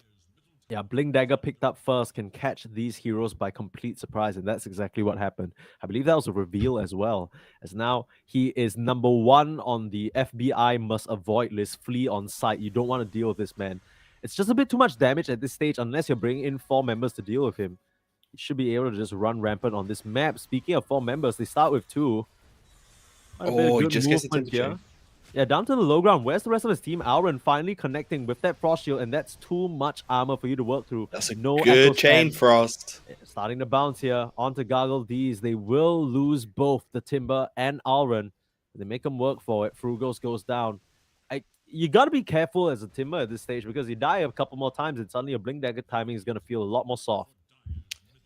Yeah. That was a weird engagement. I know I said good chain Frost, but actually it didn't really do a whole lot, and they kind of just lose 2 heroes for free. Yeah. I mean, he does like 2k damage, but like it's split among like 4 heroes, so nobody even cares, realistically. And, set up. Yeah, Destiny. Gargle, rest in peace on this day to Gargle Destiny Ds. Yeah, it does bring 4 heroes up to this top side, though. And meanwhile, Visage being forced to TP away by the Viper. Is he going to take out in base? He's not. He's going to be able to survive. He even has a Lotus, and he can even buy like a Fairy Fire if you really need it. So he's fine. But like we mentioned, building up to that Vlad's while Achy Bones going for more of that traditional right-click DPS build. Yeah, first time Mage Slayer for the Viper, which is the flavor of the month. I think you would agree, Mikey? Yeah, I'd say it's between Dragonlance or Mage Slayer, but it feels like Mage Slayer just gives you so much more value in this meta. Mm-hmm. You already have the corrosive skin, and you're basically impervious to magic damage. It's a good thing they have pure damage, I guess, on the side of what's that? Pronouns. Oh no, that's not pronouns. That's Oh yeah, I was also looking at it that way. I'm trying to like. Okay, I need to write this down. It's Yodi Brody. The Viper's on. Yeah. It's a bit confusing. We're playing on no ticket, but no ticket gameplay. Oh, they're gonna try and look for Shaggy here. Do they know that he's here? They're smoked up. Smoke's gonna pop on the birds. smoked up, caked up on a Friday night here, looking for some action. Sorry, did I get you with that one? And it looks like they're It's trying a to little get this bit. team as well. Oh, he's gonna Sonic turn with Wave. ulti. It's a huge one. Shaggy just turns around and burns him completely. Alvin dropping low as well. You know, Shaggy's gonna come through and try and grab it. The drain. Gargle D's will get to, and they'll find the Visage as well. Huge turnaround fight for them on the side of Pronouns. I hope I got that one right this time. Yeah, I mean, Vigor can do nothing but just kind of weave around the edge of the fight as they'll even lose the birds while they're at it. It's a lot of gold going the way of Pronouns. Yeah, and they didn't even lose any heroes on Pronouns. Now 4K lead. Ags finished on Pingu. You know, this is a pretty nice timing for them to sort of start exerting their influence. But the one thing you have to deal with is this Timber. He's still going to be very strong, even though you've already gotten 5 kills onto him. Yeah. If you try and overextend and take a fight that's maybe not so advantageous to you, he's gonna be able to clean up. So Shaggy did. Nice setup there. The Fissure couldn't come in time, and now Pingu has to try and escape.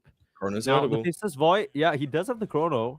Probably be looking for an angle, but can't be certain. Does he have the damage? I don't know whether he wants to gamble. He's going to catch a glimpse of this Earthshaker now, but nighttime vision means that Pingu gets out alive. But yeah, actually, you know, you mentioned the Timber is pretty tanky and it's still quite a bit of a problem, but because of his itemization, he's very much susceptible to just one Viper Strike and instant death, it feels like. Yeah, I'd love to see a... Actually, I don't really know what helps him against that. I was going to say Lotus, but I don't think it removes it. I don't think it's dispellable, so... I mean, maybe a Lincoln somewhere down the line, but that feels very far off, so I think it is just going to be a case of fights being pretty difficult for him to play. And maybe that's why you see him go for this Blink build. He's more playing on the solo pickoff, you know, looking to maybe spread out the engagement a little bit to maybe avoid just being the sole target of that Viper ulti in the fights. Yeah, realistically speaking, he also has a lot of setup on his team already, so he doesn't need to dangle himself as a frontliner, right? He has the Visage to kind of do that on his behalf. Smoke up here, though, from Pronouns. They want to keep the action going, and they'll run into Alren. Not the target they want for the Frugal's blink reveal, but they'll just pick that up regardless. Another kill for Shaggy here. Nicely done by Alren, though. Putting his body in the firing line means that SMD is able to TP away and keep on farming up, but he's still pretty far behind. Oh, they've caught DNC as well. Beautiful snowball. Maybe not expecting the task to make that distance so quickly. They might just lose the birds as well. You see the Faceless Void in the corner, looking for an angle. Finds 2, perfect blink away from Shaggy just in time. And Gargle D's will get sliced down by the Chakram. He's trying to come through, and here comes the Earthshaker out of goddamn nowhere. Cuts off SMD's head. And yeah, I mean, they'll lose the supports, but they're more than happy that they traded out for 2 cores. Now, you'll try and turn it around onto the Earthshaker now, but this is a pretty tanky boy with the Aghanim's. He's just got to... Oh my goodness, Alren disappears. And yeah, you got to show some respect to the damage that can come out. Achy Bones, he doesn't have a Viper Strike, but he can pump out quite a bit onto this Timber if you're not careful. Yeah. The carry Earthshaker. Yeah, coming into effect here. It was the perfect dunk onto the Void, who was just about to time walk away. Yeah. Gets, you know, cut off at the pass there. And then it seems a little bit odd from Yodi Bro Nexus. They're kind of trying to fight 3v4, but they've used all their ultis. So, you know, Pingu's going to take that as an invitation to claim another kill. And look at the control they've got on this bottom side of the map, Mikey. Yeah. A Gargle D's will be in trouble. Yeah. I mean, you just kill off the support. He's already put all alone here. Has a haste rune, so he should be fine. No additional lockdown past the Sinister Gaze, pulling him in, and he'll be okay. Just dancing around, then playing a little bit. I'll be honest. I feel like this Visage pick was really exciting for me personally, because I'm like, okay, you know, at least they have a component of their draft that can help them through the early game. Frugal's blinking in, finds the connection onto B-God. Beautiful dodge on the Bushwhack, catching nothing, but it's just a poor task up here all alone. I say that Shaggy's around. Yeah, the Bashers will finish him off, but yeah, you don't really want to continue committal onto this. Earthshaker has the Echo Slam, but couldn't find an opportunity, and they'll back up. Yeah, nice dodge of the Bushwhack, but again, he's a little bit out of position. Can't really connect to the rest of his team. And Pingu will say, you know, I'll save the Echo Slam for another day.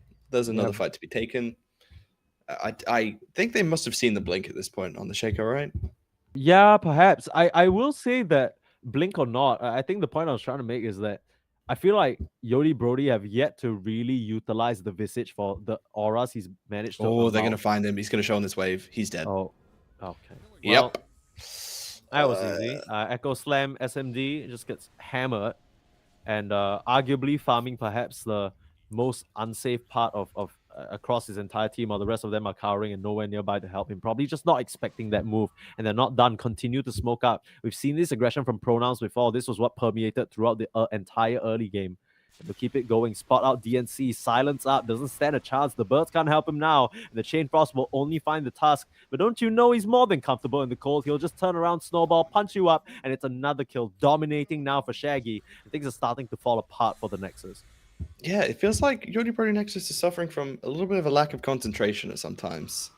They sort of just switch off for a bit, and Pronouns will be more than happy to just sweep through the map as Shaggy gets another kill with the ulti onto the Hoodwink.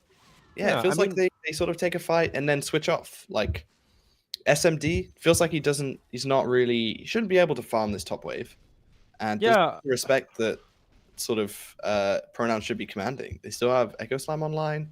They've got this Viper that's just being an absolute menace with this ulti. Any hero that he hits with it is currently just completely dead.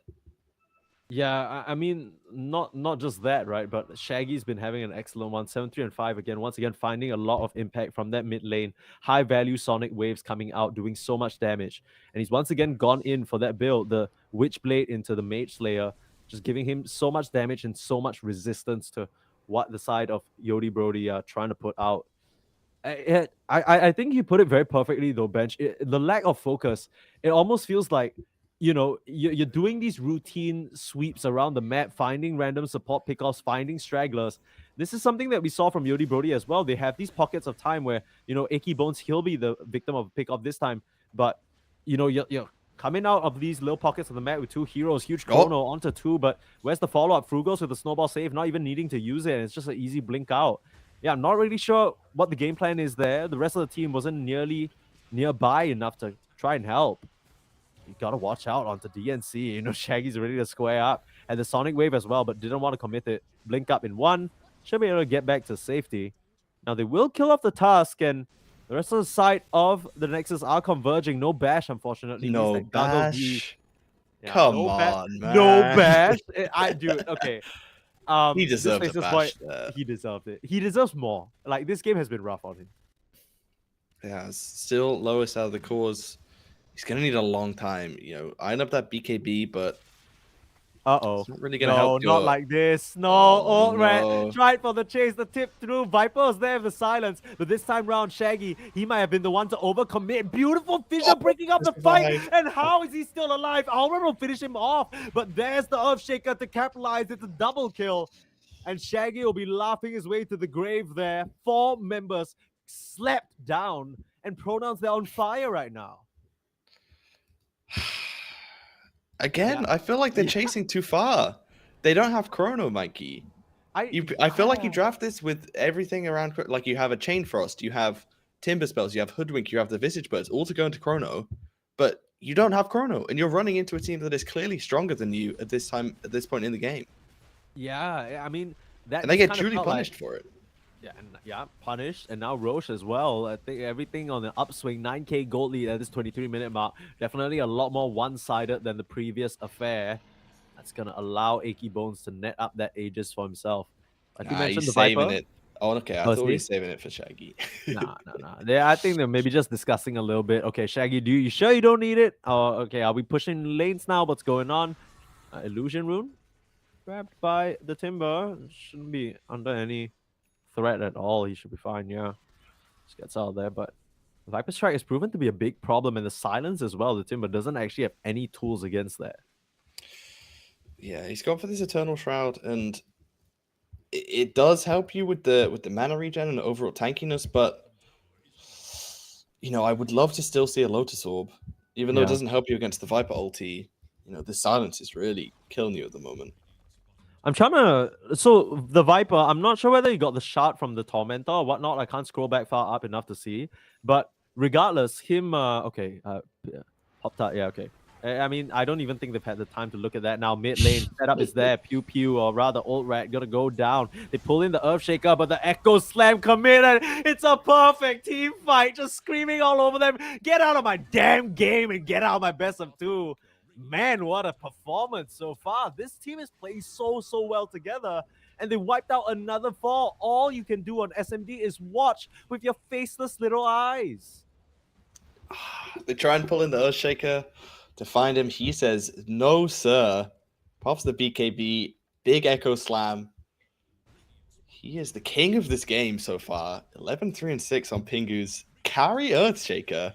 One that we maybe had a little bit of a question towards in the draft, but he is absolutely showing out at the moment.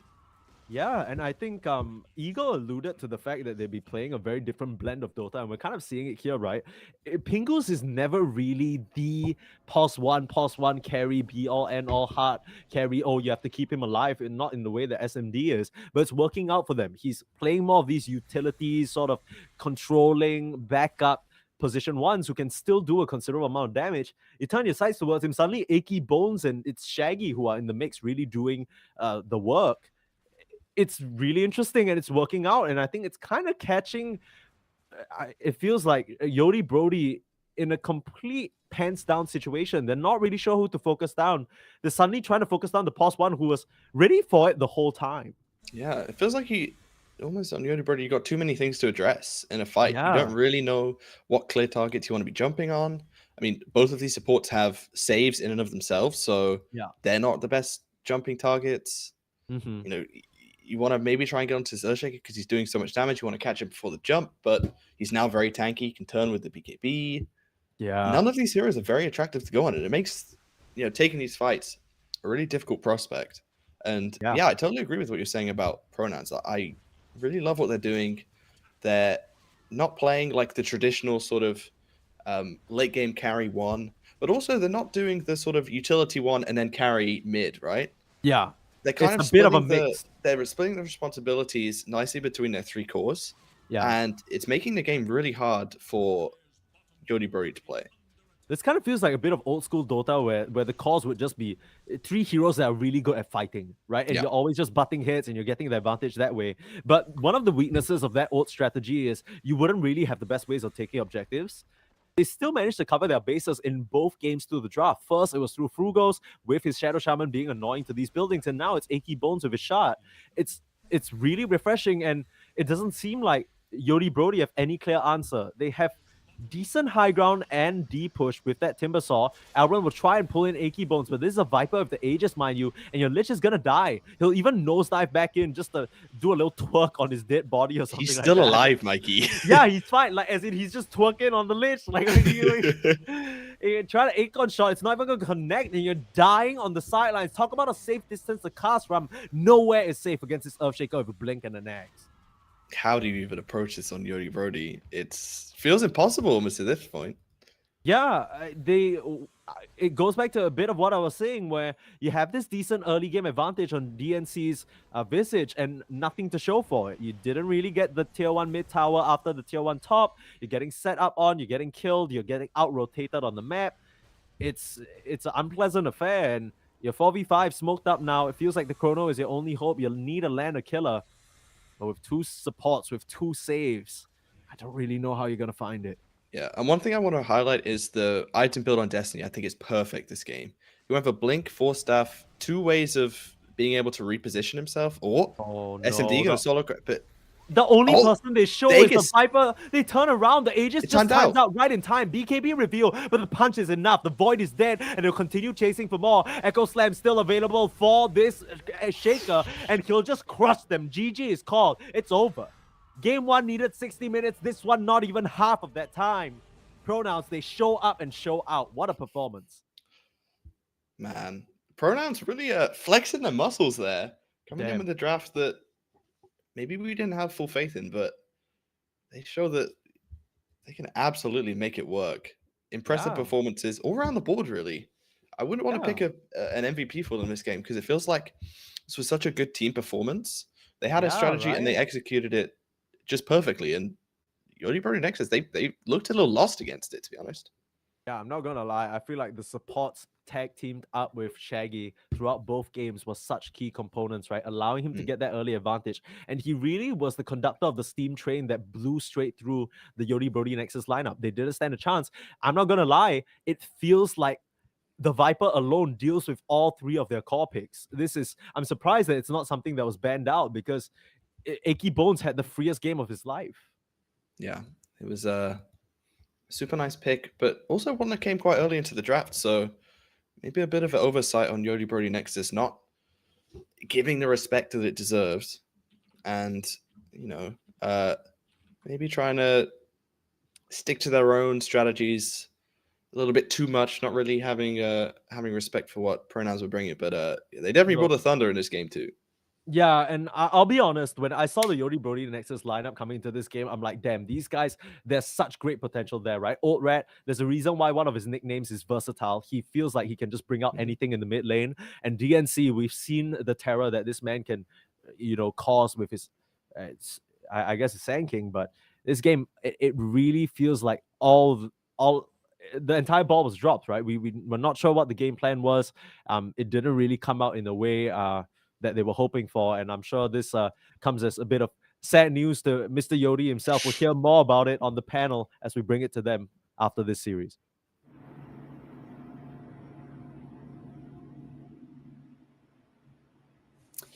Hey, thank you guys, Perma Sneeze and Benj. Fantastic cast. We have a lot to break down there, Samson. I mean, like they said, the train station was open. I mean, pronouns ran right through Nexus. It was what a showing, man. And they played a bit of a different type of Dota. So break it down for me, what you saw out there. Yeah, beautiful drought. Like the Earthshaker was so surprising, but it does make more sense. Like the Visage was also surprising, but the Earthshaker makes a lot of more sense. Like as a faceless void, you never feel good against Earthshaker because he can always just come and he can just crit you down. Like that's just not a good like carry to carry matchup, even though it's an Earthshaker. You'd think, right? But no. And yeah, the faceless had no impact all that game. We saw quite an interesting game plan all around there, but I mean, I think one of the funniest things was just that they had to cast that game, with the names that those guys had, like Gargle D's, and a little bit of a translation from Permasneeze as well. I mean, I think the chat really got a bit of production value there that maybe they didn't deserve. I mean, that was a hype cast all around. But sure. It sounds like we have an interview, and we are joined by Aching Bones from Pronouns. Welcome to the broadcast, man. Great games out there. Thank you. Yeah, so I think everyone is kind of like interested in like the drafting seems to be a little bit of different style, maybe a little bit more in your mid lane, where Pingu's kind of like more this utility hero that's just like running down lanes. Is this something that Pingu is kind of like pushing forward, or is it like more of a group effort, just how you guys play? We lost the every game that we lost in the first week. We were just like, oh, come on, let's just pick stronger heroes and then win the game. And we've just been picking stronger heroes and winning games so far. So I love it. Yeah. Working. I mean, you guys ran through that game. The casters. The second game was disgusting. Yeah, the second game was gross. The casters pretty much said the train station was open and Nexus was on the tracks, right? And it did feel like that. It felt like maybe there was a little bit of lack of focus on their side. But we talked to the owner of Pronouns before the game started, and he talked about kind of this mentality. Has that like kind of come from the top? Is this something you guys are talking about, like being motivated to win this whole thing? Oh, yeah, I'm motivated. I feel like everybody's motivated. Teams talking, teams having a good time. It's really nice, refreshing. I love it. Yeah, it's cool. I mean, you guys are sitting towards the top of the standings. What did you see in those two games like that was just different than the first week, and maybe that you guys can put going forward? I think our communication is a bit better. We're still just playing pubs basically. Yeah. But we have Shaggy's basically always winning mid. Pinku's just playing weird shit and it's working. And if I go 50-50, lose win, it seems to work out. So I don't know. Shaggy's unstoppable. Pinku can play anything. I think you're being pretty humble. I think that first game you were pretty out of control. I feel like your targeting and stuff was like super Oh, good. the Doom. I completely forgot what hero I played. Yeah, yeah. Samson, you got For an anything? hour. I doomed Lion like 4 times. I felt bad Yeah. every time. Mana drain is Hey. too powerful. Mr. Achy Bones, I was one of the people that added you on Steam after your poster at TI. Oh. So maybe a personal question, but did you stop playing a little bit for like the end of December? I didn't see you online always. Did you take a break or something? I had a really busy end of December. I was planning an event to get together with my friends, and I have work as well. So like half the days I'm not even playing. So I don't know. Gotcha. Life happens, man. Life happens. So, pretty much, where do you see this team ending up? Look into the future. You guys seem like you're good, like headed on a good trajectory. Are we winning this thing? Yeah. Yep. We're winning. I mean I like right love it. now we fought DJ and Dinos who are first place. We went 1-1 with a stand-in. Yeah. I think we could do better next time against them. We're about to face Sporkface, so that'll be some good intel for the playoffs, I think it is. See how it goes, but I'm feeling pretty confident. I like it. I love to hear it too. And honestly, I'm kind of a fan. I love to see Pingu just out carry these carries. Right. I think that's one of the greatest storylines of the season. We're waiting. We're gonna pull out the Jakiro soon, and we're gonna destroy. I love that. Well, thank you for joining us, brother. I'm going to let you go. I know you guys got another series to get to, but great games today and good luck further. Cool. Thank you. Good luck. Thanks, brother. All right. Well, we are back into the panel. We were joined by Achy Bones from Pronouns, and Samson Eagle kind of warned us before that game. And I don't know if we took his warning, but I think I might be a believer now. I'm a believer. I'm a believer after that for sure. They're playing a different style of Dota. Like they definitely have an idea, and that's half of Dota anyway. Is just having an idea. It doesn't matter if it's bad, but just the confidence, the doing something instead of doing nothing. Yeah, and he mentioned something I thought was quite interesting. I think I've heard before where teams say, like, pick what's good for us. Like, try not to think too much about the draft, pick what's good. But he specifically said, like, let's pick strong heroes. And like, I think that's like the first time I've heard it like structured like that. And and I think it's just a really cool team in the way that they're drafting, the way that they're playing. Yeah, the second game was absolutely a draft masterpiece, I would say. Yeah, and I've heard Pingu is like an excellent drafter too. So you have this carry who can also like sculpt his team from pause one. It's kind of like a super interesting dynamic. Yeah, definitely. Like when he was talking about Arteezy, I see how he's like having a support as your carry is way different because you're not thinking about. Well, I don't even know what a carry player would be thinking. I guess like, oh, I want to hard carry this game or something. But I can see how a support is just completely thinking about what do I really need to do? What do I really want to play in this game instead of just pick Faceless Void or something. Yeah. Honestly, when he started talking about Arteezy, I just like tried to put like the most normal face I could on because I was like, oh god, this is gonna end up on Reddit. But let's get into the draft. I think we have our next series. We've got Astronaut and copeDAO, and maybe we can get a little bit of the view of the standings before we dig too far into this, because I'm not too keen on where these guys are. I know copeDAO had some early success, and I think Astronauts is also doing pretty well. And there we go. We've got Astronauts sitting at 5-3. And we've got copeDAO 4-2. So depending on how they did in their first series today, I mean, these are top level teams. This is another great series to look forward to. Yeah, these are some fun teams. You got Flea on copeDAO. and you got I Annihilate on Astronauts. And Oh yeah. I'll say Astronauts, I really like their carry player. He's very much a let's say a big body. Like he's a right clicker, you know. He Yeah. played Parablade in one game. His Lycan has been being banned. So yeah, they got a strong pusher carry and one of the best mids, I Annihilate. Absolutely. Yeah, I Annihilate, he, like you said earlier, he was like holding this kill record from mid for like the week 1. And I think it's pretty amazing what some of these mids have been able to do. But looking at these two teams, do we have actually, I'm curious, do we have is Old Fashioned playing yet? Because I think he was on this team. So I'm not sure if he's in, but we'll have to see because I'm not sure how they did. There was a big question mark after he kind of got banned out of the combine, but we'll have to see if there's any team camaraderie with someone who's been banned from the combine. One random thing here is the Brewmaster ban.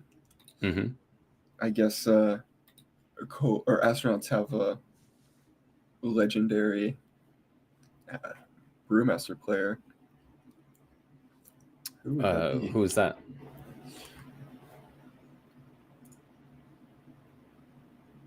So 50 Centaur is their offlaner, or not their offlaner. He's their 4, I believe. Bungus. Okay. Bungus is their offlaner, right? I'm gonna say, I'm just gonna nod my head. I can make sure. But yeah, I mean, so far, what do we have on the board while you're looking that up? We've got the Hoodwink. We did see it a little bit effectiveness in the last series. You know, Hoodwink does bring a lot to the game. Venge, who's just like historically a good hero. We've seen it play offlane a little bit here and there, and they go with the Tiny. Yeah, Bungus is their offlaner, and he has 40 pro matches on Brewmaster, so Oh wow, definitely a reason for that ban. Absolutely, a little bit of targeted. Another Tusk. Yeah, I see the Tusk, but I'm kind of interested about the Tiny because I think this is a hero that I Annihilate is like very comfortable just taking in the mid lane. So a little bit of flex. Yeah, he does like the Stone Spirit. The Stone Spirit. I love that. It is a bit early and random. Kind of like it wouldn't make sense to just really early pick your mid, but maybe that's what I could almost see a world where it's a 3 Venge and a 4 Tiny, something like that. Okay.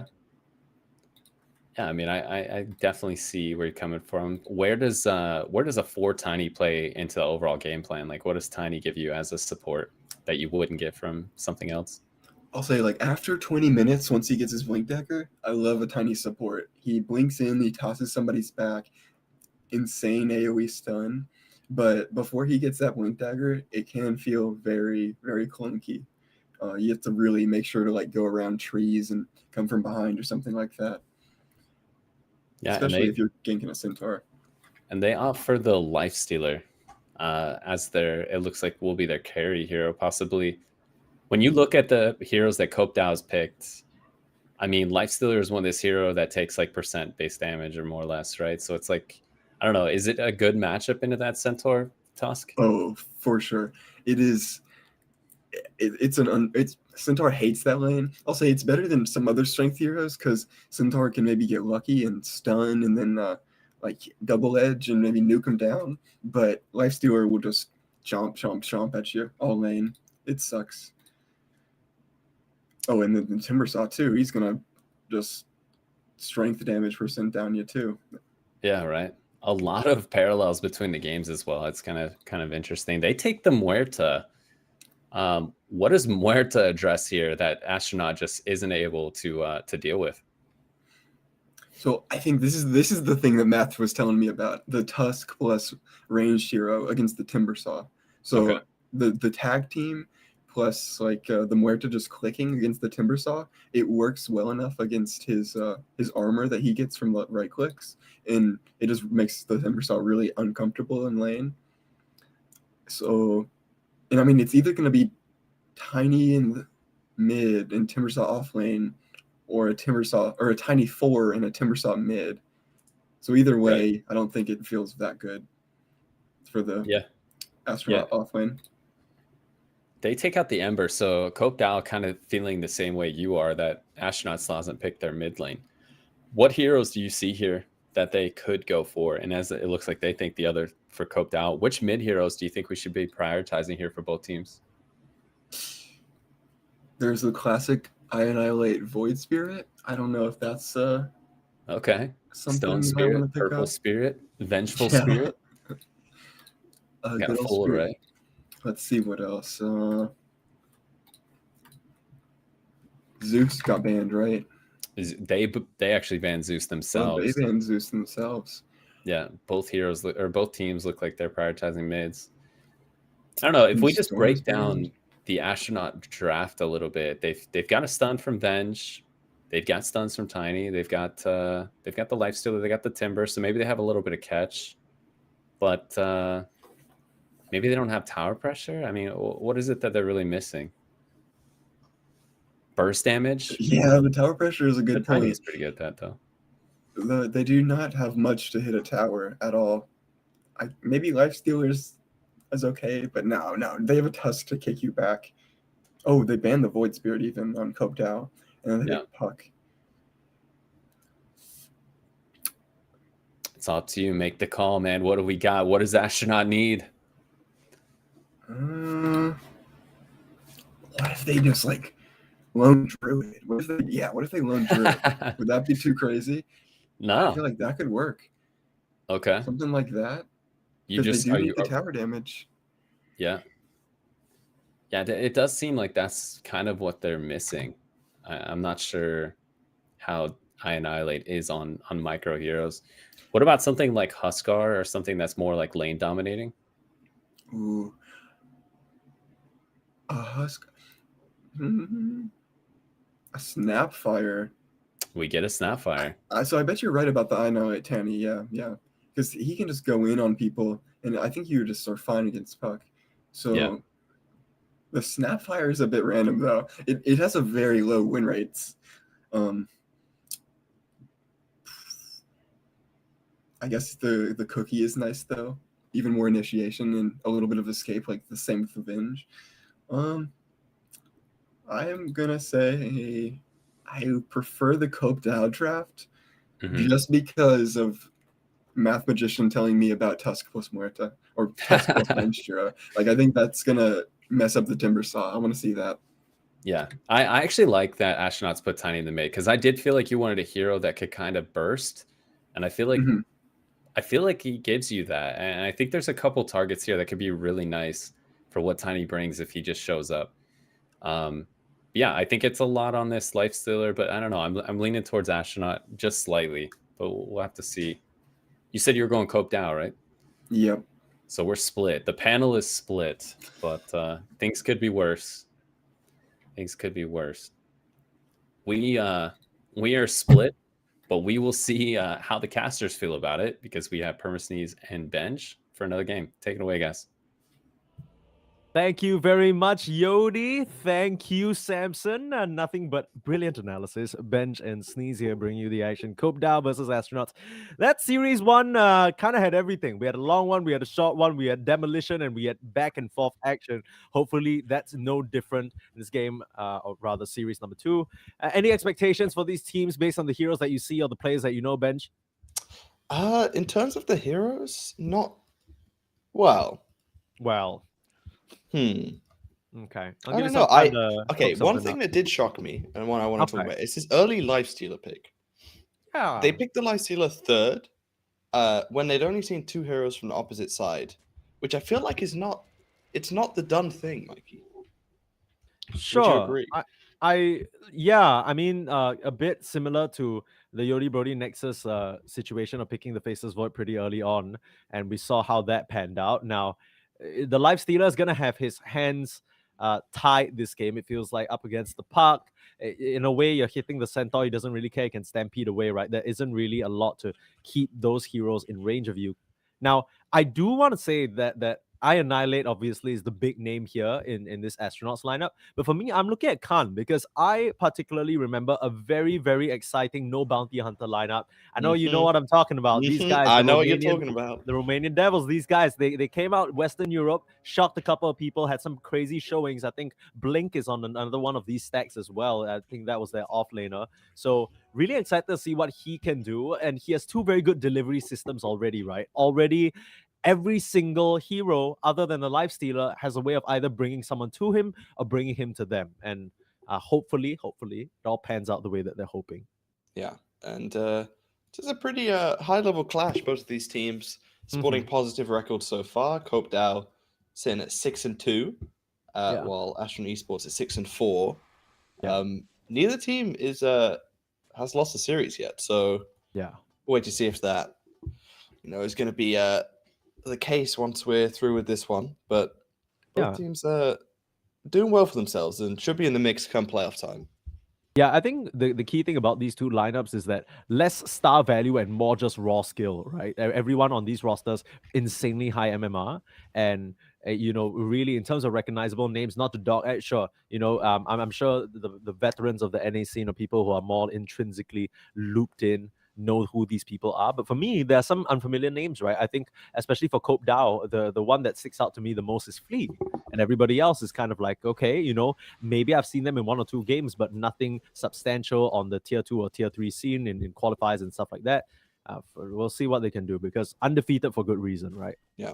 And it's nice to see reigning NBA MVP Nikola Jokic take some time out of his busy schedule to play NADCL. Yeah, He's really,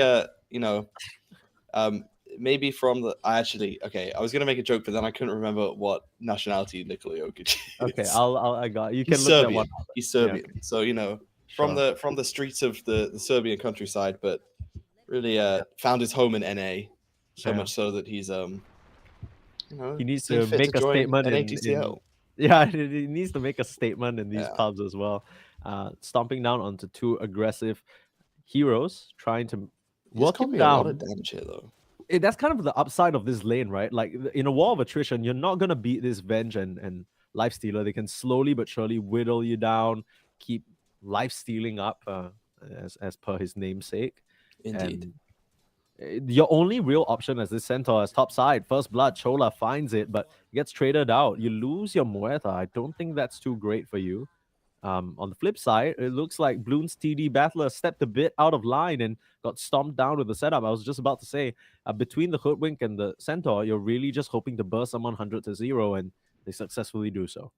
Yeah, that's kind of it's a clash of styles for sure in the spot lane. You talked about wanting to whittle down with the percent damage of this feast, sticking on targets with the Ghoul Frenzy, maybe helping out with a stun.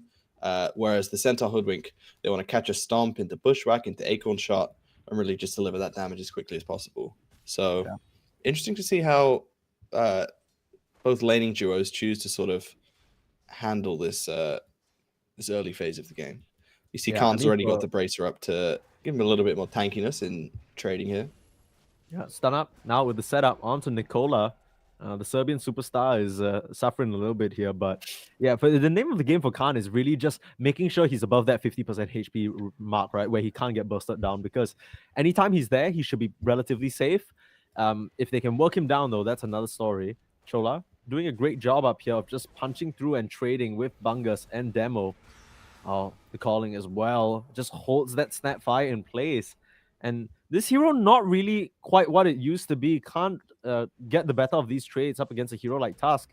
Flea falling a little low to Bloons TD Battler, but again, they get the Venge. Baiting him out there. Maybe looking... had eyes for Flea, and maybe Khan will be looking to clean up that kill. No, going to turn his attention back towards the lane creeps. But yeah, a couple of things I want to touch on is that you talked about Khan sort of staying over the 50% health. He does also now have the point in rage, so either the Bushwhack or the Stomp, these aren't exactly stuns that should catch him out at any point. As we see top side, Bungus taking a lot of damage. It's fine. Oh, I'm lying. Lied on broadcast as I usually do. Nice shot by Pohui. Yeah, and another thing I want to touch on is I really like how they lane this Muerta with the Tusk. Samson said it a few times during the draft, but Muerta is one of these heroes which I see as very weak laning, but when you Yeah. pair it with a Tusk, it then instantly unlocks this sort of kill potential, which can help alleviate that, right? It can help Yeah. sort of get you through this tough phase in the game by, instead of sort of, focusing on your laning and going into the jungle to catch back up, you're actually finding kills and giving yourself a platform to work into the game from that, right? Dropping very low. The tree going to come through. Phase shift right in time, though, as I annihilate, working him. We talked a lot about the side lanes, not so much about this mid matchup, but Tiny Puck classically in the favor of this Tiny. Just overwhelming physical that you can do with the tree grab. It's just putting the Puck in a bit of a rough spot already, almost doubling his CS. Yeah. And you see that Jera is a level 25 Puck, but really it's all about the right-click damage in this matchup, and you can see it reflected in Annihilate, the amount of denies he's been able to get. Is he going to be able to snipe the courier? He is. Oh, I was that's only a the salve. salve, but there's going to be no regen for Jer for quite a while. Yeah. And yeah, he's just going to have to go to base. Yeah, 6 That's a minutes. huge pick-off. The thing is, it's awkward because if you stick around and try and contest for the 6 minute, there's a chance that they rotate supports in and you've just wasted 2 minutes. So he just decides to bite the bullet, but that's going to represent complete lane kingdom continued for Annihilate. A Tiny, a hero all about momentum, especially in the early game. We've seen what it can do on the big stages of Pro Dota. See whether Annihilate can do just a similar performance. Bungus, though, Samson is a prophet. Samson's like, yo, this Tusk Timber matchup, this guy gets screwed over. Tag Now, team level 2 beats his ass up. Hold on a second. I don't think you're giving credit to the right guy there. I think we should be giving credit to Math Magician. Math Magician, yeah, sure. By way of Samson. We can give Samson a little bit of... Samson's the prophet of which Math Magician our Lord and Savior speaks through. Indeed. He is the vessel. Yeah. Through which Math Magician carries his word. Yeah, Bloons carrying nothing but sadness as he falls to the grave again. It's a rotation from Chola, though. Might be able to catch Khan off guard, but I annihilate. 3 man, you got rocks in your head, buddy. Just gonna get slammed straight back to the curb. Khan, the last touch, misses one, but finds the other. Flea able to at least finish off that life stealer. But the cookie doesn't really connect. Demo's been not really hitting the mark with the Snapfire so far, and Jer will just come in, collect a freebie. Overall, they lose a Centaur and they get both the Lifestealer and both supports. That's pretty great for copeDAO. Yeah, it looked like a pretty even engagement until Flea is able to juke out the cookie with the scurry. I think if he gets caught by that, maybe Annihilate is able to find him and that engagement goes a little bit differently, but he's able to get into the trees as Jer. Holy. I annihilate. It's so much damage anytime he just shows his face. This man did not lie. His name is the truth. And you better respect it. This is clapping down Jer now. You need to call for a TP in the mid. Now, okay, you're a Hoodwink player. I've made the mistake in the past of not value point scurry. This shit is insane. Like, the amount of mobility it gives you. I annihilate, though. And no trees for you to run around now, but Chola routing the escape of this Tiny. He's still a very tanky boy, though. Commit the coil, but it's more control and less damage. Bushwhack, do they have enough? Walking towards the amp damage rune. It'll get denied by Bloom's TD Battler as Demo. He's trying to close the distance, but oh, beautiful avalanche again. That's level 4, and you can't run into that business. I annihilate. He just hit me. He's just too tanky. Toss in Demo, Bushwhack through the trees, and the Scurry will get him out to safety. But this early game, it's so strange because you're looking at the kill score, it's 4-9. But I think, let me just check right here. Yeah, I mean, Ionite has been part of all 3 of those, and it kind of feels like he's running away the early game a little bit. Yep. As you said, Mikey, been a part of all 3 of those 4 kills. Yeah, all 3 of them. But I really loved how Annihilate played that. He was running away, and he had Avalanche back up for a couple of seconds, but kept running away, almost to fake like he didn't have it or he didn't have the resources. Oh my goodness, Bungus. So much damage from Po Hui, who really has been having a phenomenal one. The snipe from downtown. Look at his net worth. Look how far he's ahead of any other hero. Big sharpshooter vibes here, Po Hui. I Annihilate wants to put an end to it, but still doesn't have the Blink Dagger. It's still early days. You can't actually connect. Yeah, I mean, this Muerta is scaling up real quick. That's a 9.5 minute Maelstrom. That's crazy. On a safe lane Muerta. That's bonkers, especially if the price increase. What the hell? That is pretty Alan Cook. Yeah, that is Alan Cook indeed. Now, We'll still have to see though, because I feel like they have a pretty decent draft at dealing with the Muerta. Sure, they don't have anything to cut through the Pierce the Veil in terms of physical damage, but still quite a bit of burst and quite a lot of jump through potential. The Avalanche will find her. This is the kill that they needed, but Chola, what a beautiful shot. Haven't seen such perfect interior design in ages. Interior design? Okay. Yeah, exterior design, landscaping, whatever you want to call it. Just pick the first spot that came out. Don't do me like that. First, the 3 out of 4. You're working me, Benji. This is okay. You gotta keep you honest, Mikey. Yeah, You true, know? true. That's what you're here for. And keep. No, okay, I'm not gonna go through the colonization Okay. route again. It always comes back to the colonization. Focus. Podcast, Let's focus up, man. We're trying to cast the NADCL game. You're taking us off track. This is nice for Jer. They take this hard camp stack, him in the hoodwink, allows him to sort of get back on not even an even keel, but just to get a foothold. Yeah. In starting to get towards his switchblade, and he has an invis rune. This could be the key. Let's see if Demo steps up. This should be a free kill with the coil. He's gonna snap it. Oh, the AWP doesn't actually connect. He's tanky though. Yeah, I mean, it has a wand as well. Just gonna turn around. Jer. Oh, You just got everything. no. One of us kisses. Mwah, you wanted me so bad. You're gonna get me. Flea has to do just that. That is, you talk about getting Jer on any sort of standing. He just tripped and fell. His ankle sprained. Now that's not how it's supposed to go. That's an absolute unmitigated disaster for Jer. Is so far behind, and that's coil as well. That you don't have another for another 40 seconds. The weirdest thing is we were talking about Jer getting back on any sort of ground that he's just kind of fumbled it a little bit with that AWP miss. You can imagine just that little bit of extra damage would have done in demo and allowed him to perhaps escape. Right now, it's the tier 1 tower on Cope's side that's being smacked down. Quite a lot of damage between the Tiny and the Catapult. Swap back. No more trees for you to run through. Only more stones. As I'll shoot the hoodwink down from a hiding spot. Nice ward in the back of the tier 1 tower to spot that one out as well. Yeah, I like this one. It's going to get a lot of use now that Annihilate has the blink flying out. So they could look to just set up on this puck if she's playing behind the tier 1. Bungus, a lot of damage, Pohui. You can't mess with that Muerta. And not expecting that TP to come through. It's a good mix as well, right? The magic burst with the Maelstrom as well as the Pierce the Veil. Yeah, that's a level 10 Muerta at 12 minutes into the game. That's a pretty terrifying sight, especially if you're a Timbersaw. Yeah. Already 1-4. This has been a rough start for the offlane of Astronaut.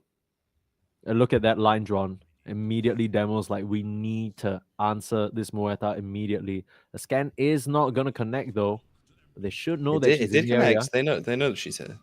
Oh, okay. Well, I mean momentarily. Stun up. There's the connection. And mega kill streak going the way of Annihilate. Perfect stuff.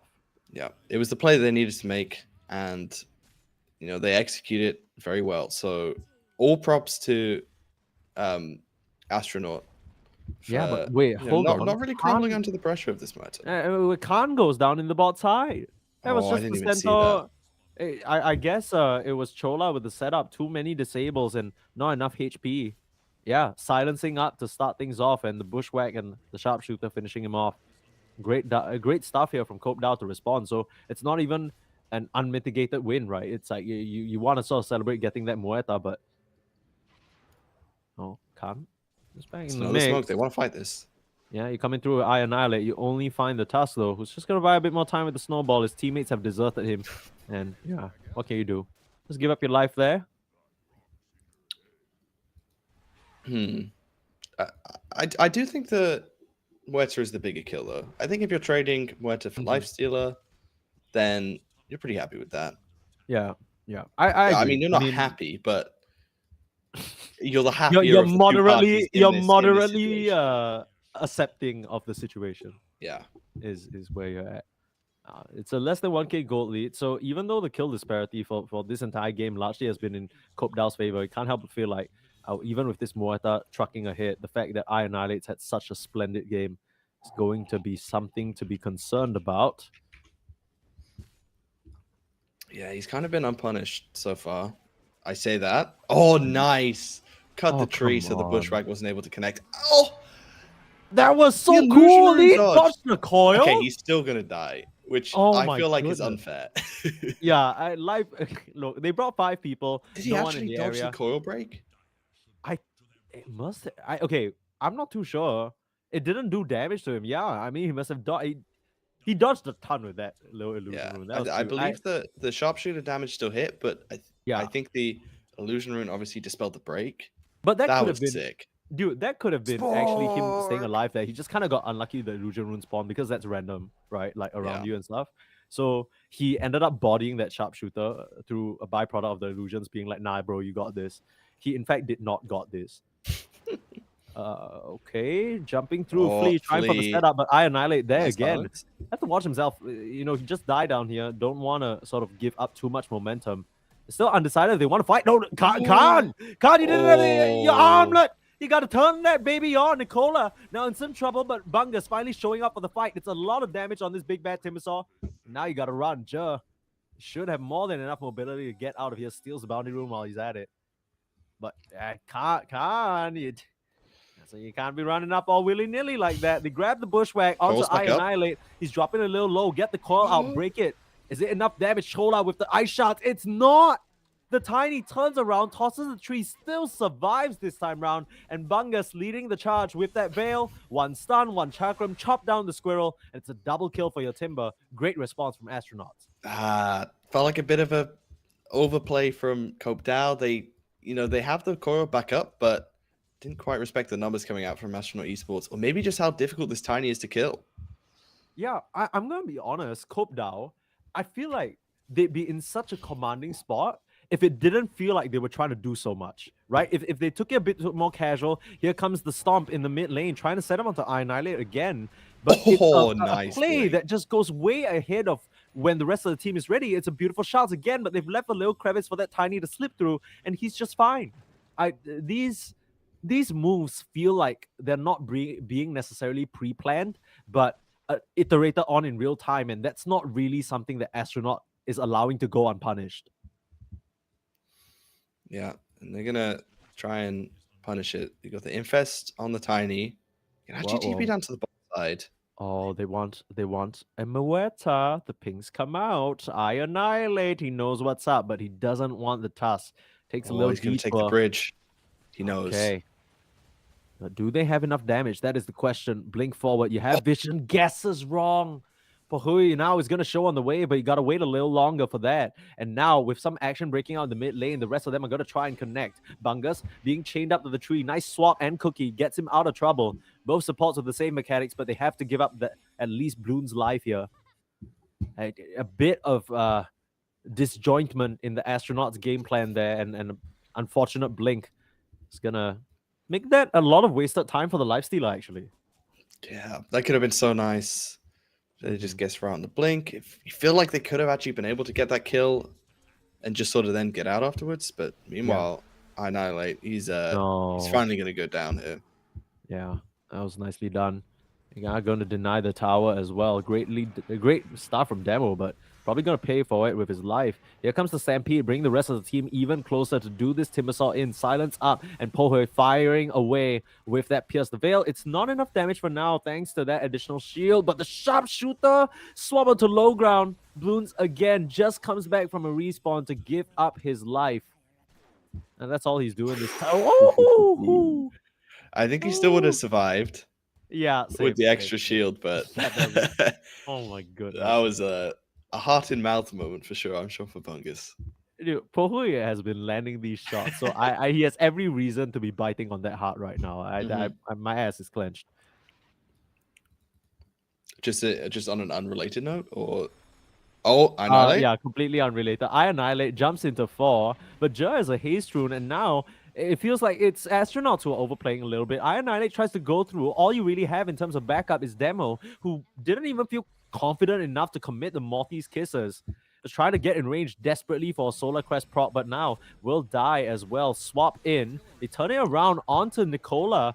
Poor little Serbian man left high and dry, and now Chola, nice little ice shots to block off the advance, but Bungus, that's what the Timber Chain is for. Slides right through, Devils on a killing spree. Then Multiple Kisses does pay off and get used after all. 2 for 2 trade. Yeah, these fights feel like both the teams kind of just overplaying their hands at different times. Yeah. You know, players getting a little bit too far forward from their teams. Khan gonna just try and clear out the mid tower, but Yeah. nice Infest, infest to yeah, demo is keep his fine. Snapfire alive. Bungus is around the area too, so they don't want to mess around too much. The Timber can still be a very lethal factor as we approach the 20-minute mark. It's so weird. I feel like we've said this about like the first game as well, right? Of our first series.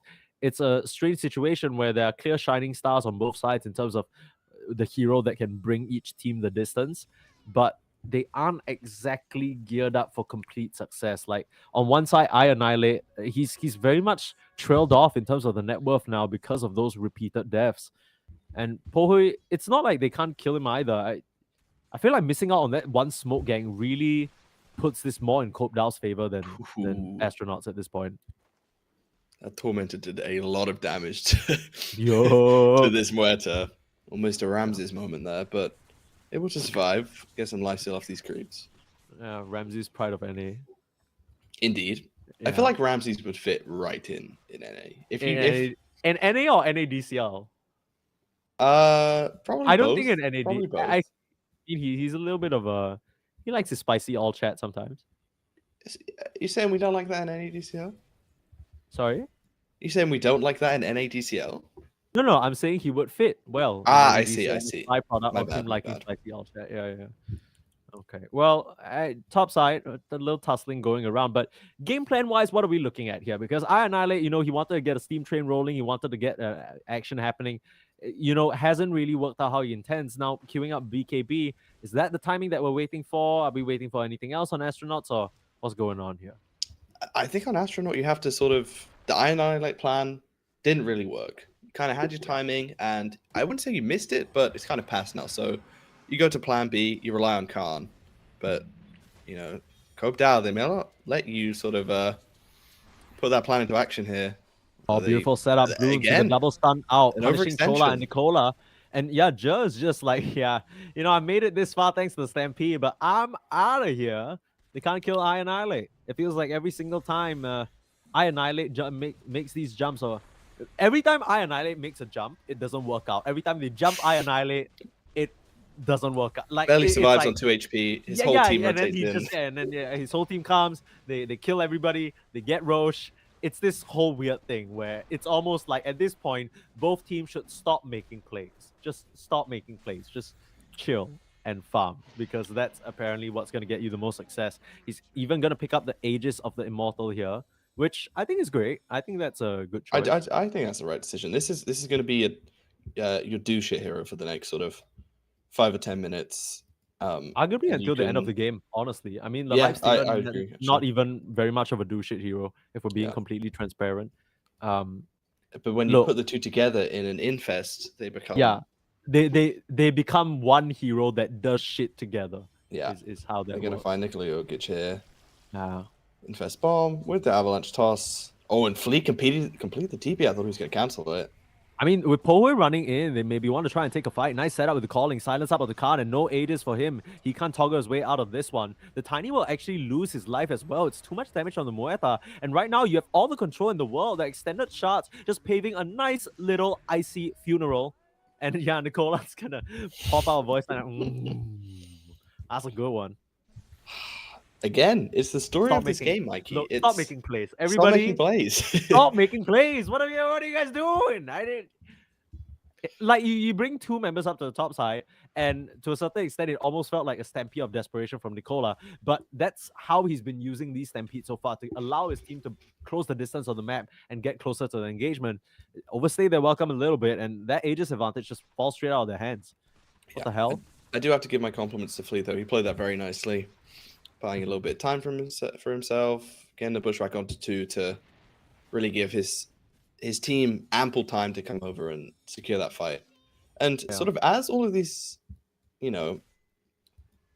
overextensions and fights that go sort of kind of even, as all this has been happening, this Muerta's just been slowly building up the net worth. I don't think still it's slow. maintaining She's a big 20. lead. That's crazy. What was the nearest level to her? Like what? 15? She's 5 levels ahead of her counterpart. Right now, she's just going on to Annihilate, and they're dead. Who Yeah, Pohui, who is this? This dude's just farming up a goddamn storm right now. Yeah. How many last hits do you... Hang on. What? Wait a second. What is going on here? How has he amassed such a 302 on this Muerta right now? What the hell? Are there even 302 creeps that exist? I don't think so. I think it's Yeah, witchcraft. no, this guy's up to something. I don't know what that is. It doesn't... That's crazy. 5 levels ahead. Actually, Oh, and he's got the Grover as well. The Dude, very yeah, balanced tip neutral. yeah. It's disgusting. I mean, what are you gonna give him next? Enchanted Quiver? Cool. Shut up. Okay. Well, they still have the burst potential in this short intermediary before the BKB, but gotta imagine that when that comes up for the Muerta, I don't know how you're gonna kill her. Yeah. You've also got Blink Snowball as well. You got the potential sort of counter initiation as well. If you try and go on this Muerta, then you might have to deal with a coil, a big bushwhack. You know, it's a really tough kill to find, and Yeah, Bungus doesn't stand a chance. It's a perfect setup because they have that high ground vision. Just a unsuspecting little shot coming out from the woods to make him run back into his own demise there. Now, Oh. Bloons TD will throw up Pohui, like we mentioned, doesn't have a BKB just yet, and Stampede. It comes out a bit too late, but realistically, he was stunned out. Didn't have a chance. It's a beautiful stun onto 3, holding them in place for now with a shard cookie. But they're still looking really rough in these fights. Here comes the Lifestealer Khan starting to do some work. The Muerta's Kisses actually returning the favor. And Nicola should be able to TP. No, I Annihilate right there to stop him. And finally, Khan can get to work. Demo buying as much time as he humanly can. Still have the... Oh, no more Infest to try and save Demo. Shot is actually going to go wide completely. Flea still looking at this Snapfire from the tree lines. Akon will find him as well, desperately scurrying away. The tree won't connect, and the TP out. Beautiful stuff from this Hoodwink. As the dust settles, ends up being a what was that? A 2 for 3 exchange? Yeah, 2 for 3. And yeah, Khan big winner of that fight. Definitely, it's a super nice jump onto the Muerta, blow her up completely before she's able to get anything off. She's already used the ulti, so she doesn't have that to save. Not quite to the BKB. And then also the coil comes out, but it only hits the bench. And that gives both this Lifesteal and the Tiny free reign in the fight to do what they please. And it's only really Flea making a real nice play at the end there that salvages a little bit of that fight for copeDAO. Very interesting build up here. We see the Lifestealer actually queuing up that Revenant's Brooch. That's going to be problematic for the Muerta. Oh, and even I that like BKB. this. Yeah, right. It's not going to save you. So we were talking about Pohoy so much, but the fact that he's so many levels ahead actually gives such a ginormous EXP change, not only to the Lifestealer, but to the Tiny as well. Then in one fell swoop, they're kind of more than caught up here. Maybe copeDAO going ahead of the curve. That BKB would have changed quite a bit. Mm-hmm. It is almost there. Only about 100 gold off of it for. Okay, how are you pronouncing Muerta's name, Mikey? Muerta? Yeah. Muerta? No, it's Muerta. This guy thinks he's funny. This guy, he's a wise guy. Wait, what are you talking about? As in the player. Pohui? Pohui? Because I've kind of just been saying Muerta because I don't really know. You don't want to say Pohui? I don't really know how to. I don't want to get it wrong, It's okay. Screw it. I mean, if they're gonna put not their legit names, I'm just gonna go ham. That's true. No, okay. What's listed here is he's either 50 Centaur or just another virgin, and I'm not gonna call him any. You know what I mean? I'm not gonna say 50 Centaur is pretty good. No, it is. But at the same time, I don't know which is which, so that's even worse in my eyes. It's a good point. You made. No, wait, that's not even correct. I'm not even on the right team. You're on the right team. It's I'm Modai. not on the wrong team. Oh, big team fight. Okay, there's the setup. BKB reveal from I Annihilate. This is problematic for copeDAO, as here comes Bungus burning them up to size. Poa is trying to do the damage, but it's not enough. He can't stand his ground. The core will keep them in place, and they at least get 2 on the most important cause. But Astronaut Esports, they're still standing their ground. Last member is Jer. Got a little distracted by the names there. I'm not gonna lie, but the fact that they were able to do so much, was that the reveal on I Annihilate? It must have been, right? The BKB fresh. I think so. It's the first charge, right? Used.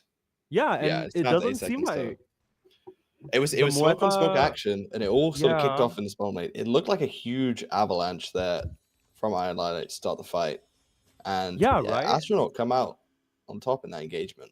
Park able to mean, when- survive, but Dude, the copeDAO supports when you all get caught out next to your cores like that. It's curtains, right? You need to try and be playing the sides of the fight. You can't really afford to be running up like that. On the flip side, Demo and Bloons TD, they're more than happy to get involved in the mix because that's kind of what their heroes are built for anyway. With the 4-star Solar Crest. I didn't know you could do that. I mean, I assume he's not just typing it out. all the time. That would Chola? be even more funny. Chola desperately trying to escape there, but it's a bit of a mix-up. The rest of the side of copeDAO here to respond, and Bloons TD will actually die, but already has the X completed. Now swapping back Nicola Joe kick, a bit of miscommunication, trying to get the blink off, but no follow-up. In a weird twist of events, the only person that to was die there is the awkward. Venge. What the hell? That was awkward. It was the swap back onto the Centaur, but Yeah, the Timber had already sort of changed, pot committed yeah. to the to Oh, where he they're- was they're- beforehand. Yeah, they're trying to go here. The only ultimate they don't have is a sharpshooter, and that's a relatively low cooldown. BKB on the Muay Thai, and they want Yeah. to make it work. The Venge, she's still on her illusion, so they can just actually wait Oh, this it out doesn't and break. circle around her. Oh, this could be disastrous. Oh no. I mean, Bungus, this should be an easy one, especially the Spirit Vessel and the break. They'll even kill off the Venge illusion. I Oh, mean, they're they gonna can wait just... for it to respawn. Yeah, they no. can. You don't really have Oh, a this choice is in this matter. evil. Swap away, you'll try. And just kill you off again. Look like a damn fool. And now, I mean, with the creeps are still a bit behind, so they can't immediately convert this to a tier 2. But with 40 seconds without your Timber and your Venge, you can just kind of make quick work of it. Yeah. But I like what Astronaut are doing already. They're pushing out these other waves.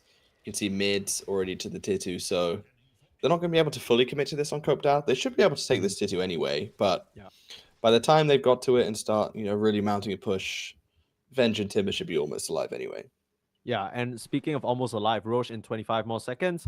They're going to stick around and try and scout this one out. It is nearing that time where they realize, it's now or never, so can just pick that one up for Pohui, and additional insurance for the life of the Muerta will go such a long way for this roster. Yeah, that would be absolutely huge for them. The only thing for Pohoy is, I guess, always the dilemma on whether you pop the ult on the first or the second life.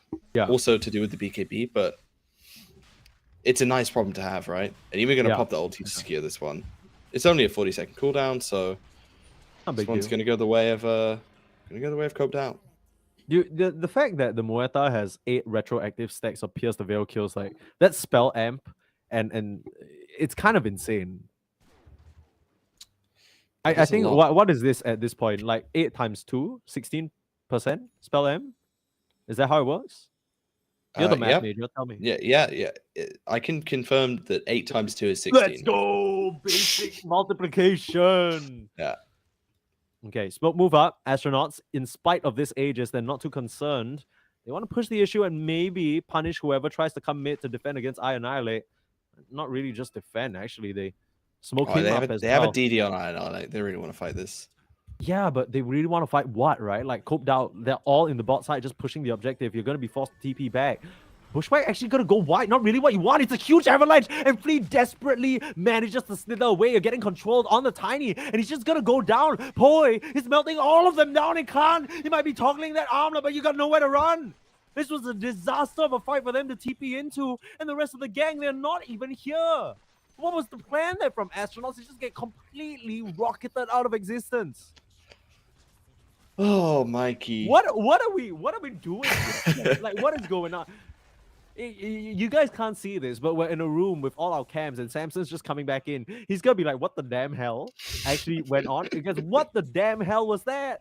They had a beautiful avalanche to start the fight, but then you're thinking, okay, any sort of follow up from the Timber. Hang on, the Timber's mid. Where's the Mortimer's kit? Hang on, the Snap's not even there. They're pushing a tower bench. What's going on?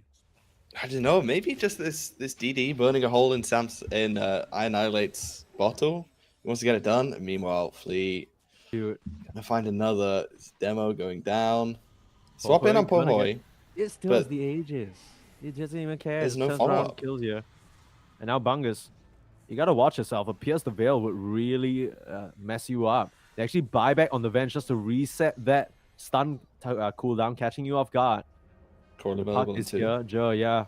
ready to defend, and Nicola.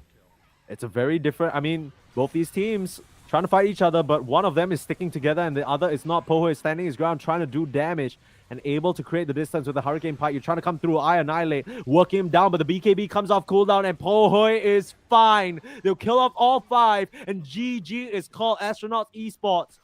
A bit of an awkward last hurrah there as copeDAO will smash him down. And Man, that final 2 minutes, that was some shit. I don't even know how to explain that. copeDAO ended this one in a hurry. And in that last fight, it was like the timing just came up so perfectly for copeDAO.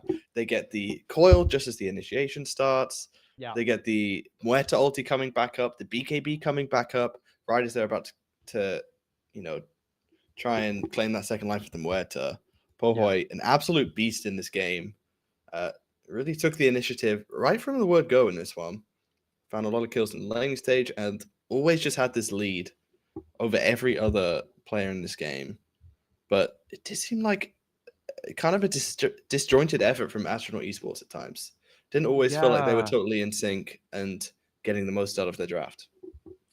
Yeah, I'm not too. Once again, it's a very clear idea of play around I Annihilate. But when I Annihilate jumps in and dies, suddenly everybody's scratching their heads like, what do we do now? Right? You think about the other calls, they don't really call for any action other than playing behind the tiny. And when that factor is taken out of the equation, suddenly everyone's a mess.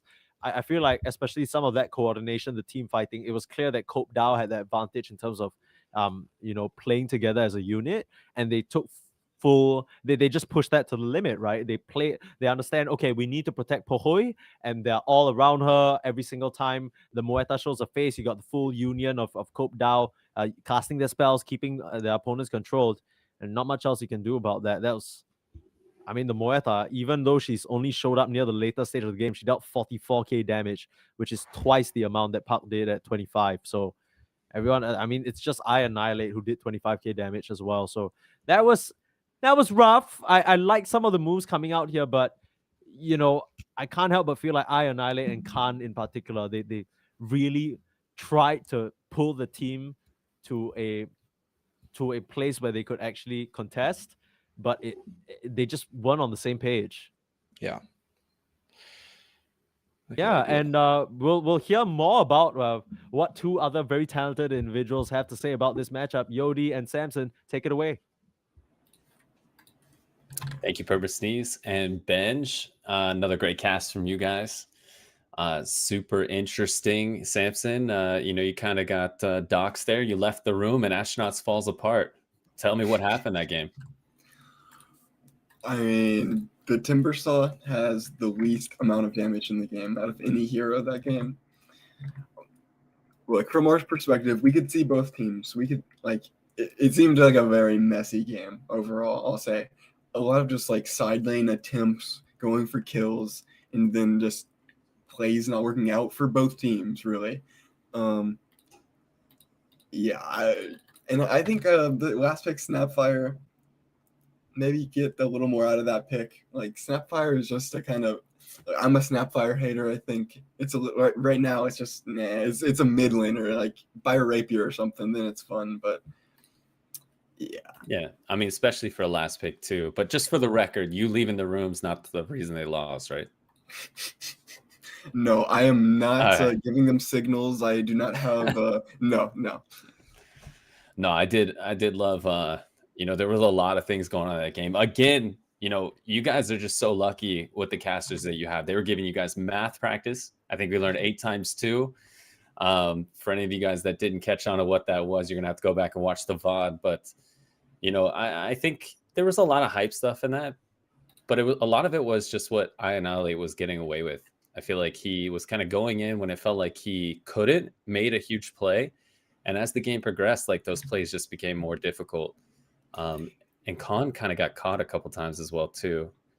With the things that you were saying. And the same thing, I think the Venge definitely could have gotten some more. The Venge did die a lot, but also there was a few times where it seemed like the Venge was not at the fight, and that's I think that's all your job is just save I Annihilate so we can blink in another twice or something. Yeah. I will say the swaps were there. I felt Venge did a really good job at saved a couple of heroes, maybe had to give her life, but seemed to always be in the correct position. And then they just got caught at the end. They got caught in the bottom lane. Half of their team kind of fought, and I think they just didn't get the kills they needed to in time, and they got wiped, and their base was removed from the game. Sometimes you just go back to the drawing board. And just at the start, I think losing lane is a Timbersaw, especially against a Muerta. Like that's a late game hero for sure. Muerta is a hard carry, just obliterating a Timbersaw who was supposed to just run around the map and be a nuisance. But yeah, the Timber got countered for sure. I understand the Tusk now completely. Saw it from my own eyes. Yeah, I mean, and the other thing is Muerta, like at some point we saw in that game like 5 level advantage or something, like 5,000 net worth. It was like insane. Yeah. What went wrong for Astronauts to like allow Muerta to just get so far ahead? I mean, it's the Tusk. They picked Timber after Tusk, right? I'm pretty sure that they like second phased the. Yeah, because it was Timbers. Venge into Timber, I think. Yeah, so I don't think you picked Timber against Tusk. Like if I heard about it, I feel like they should have heard about it. Maybe they were confident in it. I don't know. Yeah, no Timber against Tusk. And a lot of it, like you said, is just the tag team with the range here, right? Completely destroys. I love lane combos like that. Like I play with my low MMR friend, so we need to find some lane combos, and I'm definitely going to tell him to start playing Tusk. I love that. It wasn't just a friend; it was a low MMR friend. Look. setting the stage. Like, listen, me and my friends when we play, they could play anything. But when I bring my low MMR friends, Tusk only, boys. or any combo, anything that makes like me have a nice lane, I don't want to worry about my lane.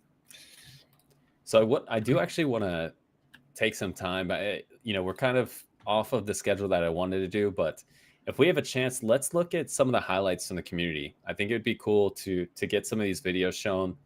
You guys have submitted some things to Pop-Tart, and I want to give you guys your chance, to be highlighted.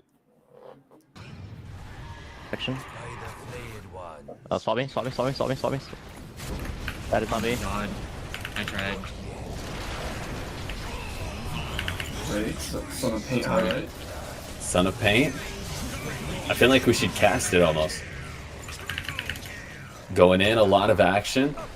We could be done It's up to a double, a triple. Oh my god, what a spear. It's so low on Bloodseeker. It's so scary sometimes. Holy shit. But He pulled the Rampage. Yeah, I was trying to click you. I should just click your portrait up top. Yeah. Yeah. I mean, I haven't heard too much about Rampages. I can find out. Keying together 5 kills, man. Shout out to Son of Paint. All right, we got another video for you guys. What are you doing? Let's see what we got. What are you doing, NKF? Explain. Explain, please. What was that teleportation for? Because you might just get charged on. 50 Centaur looking for the vision. Does have the charge of darkness online, but does not see NKF in the trees. He's just one of the trees right now. This is what he was looking for. Fungus finds Not Fungus. play NKF with the sprout. It's beautiful, but gets shackled back. Fungus still dies to the urn as NKF is like, tower, take me. Yeah, He'll sacrifice himself. Ask Kronos here. We'll be dropping. What are you doing? What cool highlights, guys. Make sure you submit your clips. We'll definitely try to get you guys involved. All shout out to the community. Got a lot of love for you guys. All right, we are going into the draft here. And we're working on some technical stuff, but don't worry, we got the man for the job. Pop-Tart's working on it. Samson, give me, we're not picking Timber or we're banning Tusk. Which one? Which direction are we going? Pick Timber. Timber is fun. Just don't pick it into Tusk. And or put it mid if you pick Tusk or something. Just not against the Tusk lane. I mean, this is the start of Nexus versus Pronouns. We got the Lion, we got the Pugna. Oh no, they let it through. I annihilate Ember Spirit. I think this hero is just not allowed to go through. I thought we all agreed. It snuck through. Maybe they think they can counter it. They don't. Oh, I mean, they even banned the Huskar already too. Jeez. Yeah, I think like last game, if you had an Ember instead of a Tiny, I'm trying to think. Like, I feel like that would feel pretty good. The Tiny committed so hard a lot of the time, and if it was just a sleight of fist plus chains, I feel like a lot of those could have worked out better. I mean, there's a lot of play potential too. Like this Ember, even like early in the lane as they take the Tusk again. Even early in the lane, this like slight chains, like even sub, level 8, you could like get solo killed in the mid lane. It does a bunch of damage. We're seeing a lot of picks come back from last game too. Yeah, super scary to see a hero like I Annihilate being played by Ember. So, or the opposite of that, Ember being played by Annihilate. Whichever way it goes, whoever plays who. But we got the Tusk, got the Centaur. Do you think this is a combo that they had that they're just comfortable with, or it was just super successful last game? These three heroes, I mean, totally make up like a solid base for a draft. Yeah, the Tusk and Pugna just running around early game. Centaur scales real nice, and then you got the Stampede to run Ray if you need to. Totally combo. I wouldn't be surprised to see Centaur plus Pugna, but maybe you just like and then the Tusk 5 again. But maybe you can put Centaur and Tusk together. You know what I just realized, actually? We told everyone submit your clips, and all the players are playing right now. So anyone that's watching the VOD, shout out from me and Samson. We love you guys. Submit your clips. Happy season 6. We're all here for you. All right, we scheduling. What can you do? We go in. We do see a Void ban. We got a Storm Spirit ban. Doom's off the board. Brewmaster, you already talked about last game. DK's gone. Actually, you know what? I want to talk about a little bit what you mentioned. Like, who are they going to put against this Ember in the mid lane? The Huskar's gone. The DK's gone. Some of these like more tanky heroes. What do you think is going to have success against a hero like Ember in mid? I'm not a mid player. I think you want to get somebody that forces him to not feel good about just like having Flame Guard all the time. Somebody that can just nuke that down for sure. And that would probably work pretty well with the Tusk and the Centaur just going in, and the Pugna, maybe you amplify the damage. So yeah, I wouldn't be surprised to see like higher magic damage mid for copeDAO. Okay. Do you think there's something like potential for a Viper or someone that like notoriously is good against melee heroes in the mid lane? Or like we've seen Dazzle in the past, like this purple Huskar. Do you think that's even feasible against Ember? Oh, the Dazzle, you say? Yeah. That'd be cool. Like really like just unkillable with the Pugna suck and the like snowball save. I see that. Yeah. And Vino hates a Dazzle too. Just he can never get any kills. Well, they take Primal Beasts themselves. So looking at the Astronaut draft, we've got a Lion, we've got the Venomancer, we got Primal Beast, Ember Spirit. This feels like a different draft than what they went with in that first round. The Vino definitely makes it different. Like that's way more damage than they had last game on supports. I'm a level 30 Vino. I love the Vino. I think Tusk hates the Vino, but yeah. I think they can. It's definitely different, but they can still just run around with I Annihilate. I think that's still their strategy. Sure. Yeah, I can definitely see that strategy. Let's give you your stars here. Level 30 Veno. Talk to me about why teams are prioritizing this hero. Go on a rant like you love this hero. He wins every lane. Like unless you're picking Juggernaut or something, he just wins every lane. You slow people down. You can never have too much like early game magic damage because that's just how you win the game. You win a few early fights. Venno does that for you. You just have enough damage. You love it. You love it. For all the Venno lovers and haters out of there. They go with the Muerta. So very similar draft from copeDAO. It does feel like Astronaut is prioritizing maybe a similar style, but just completely different heroes. Where we have copeDAO, they're just kind of like very secure in what they did and what they think may be working for them, and none of it's getting banned out. I mean, do you think like that's a good strategy for copeDAO to go into after Astronauts has already played it once, or do you think this is a little bit questionable to pick the same things again? Yeah, I think if you win game 1 like that, you can definitely do a similar thing. And yeah, I like this draft just as much. You don't have the Hoodwink, but the Centaur, he's such a good hero.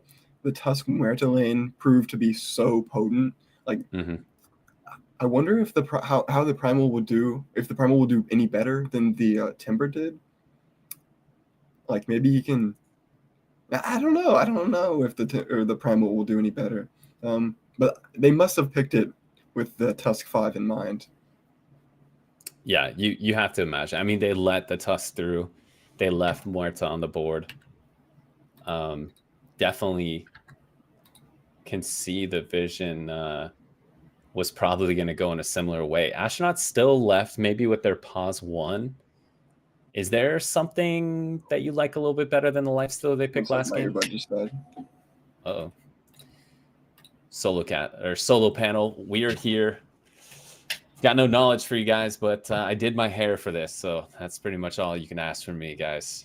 So I'm going to look at the heroes. We're going to talk about them physically until Samson comes back. How about that? No, I mean, we look at this game, and honestly, they take the Kunkka. I think copeDAO has a really good game plan going into this. They got a lot of control with the Kunkka Ags. The Muerta, we saw what he can do with the farm. The Muerta Tusk lane is really nice as well. Pugna is just a hero that teams are prioritizing, just such good sustain and saves. And the Centaur with the DNA, like, just able to get them out of harm's way at any moment with the Stampede. copeDAO is going into this with a similar game plan. I really like the way it looks going into this. Samson, you let me know when you're back. I'm back. Okay, guys, if that sounded great, I'm so glad because I don't even remember what I said, but I thought I did really well. Samson, welcome back. Talk to me about these drafts, brother. What do you think looking at these two? I like Kunkka. The team fight with the Pugna should be enough damage. Okay, this is a little something I wanted to talk about after last game. Okay, let's hear it. The Tiny is actually the highest ranked hero in ADCL. He had a 69% win rate before last game. Sadly, he lost that game. But the number 2 most successful hero is Morphling. Wow. So before we get too far, tell me what makes Morphling good in this game, so we get some knowledge to them. You left me all alone for a second. Let's get some knowledge out to the guys out in chat.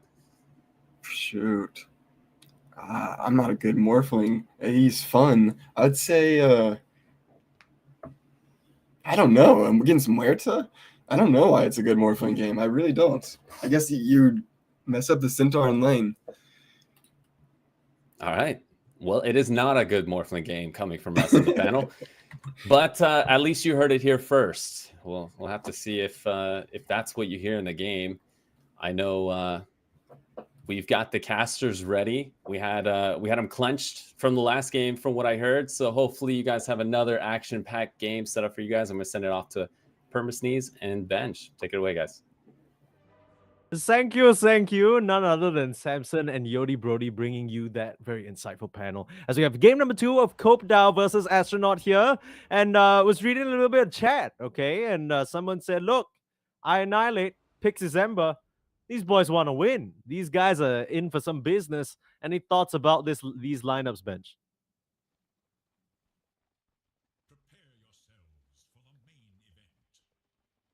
Bench, I'm not sure whether we're picking you up, brother. My microphone was muted. Apologies. There we go.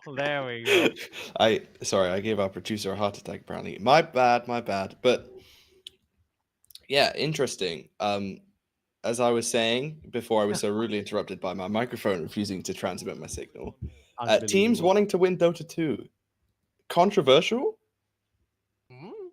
Mhm.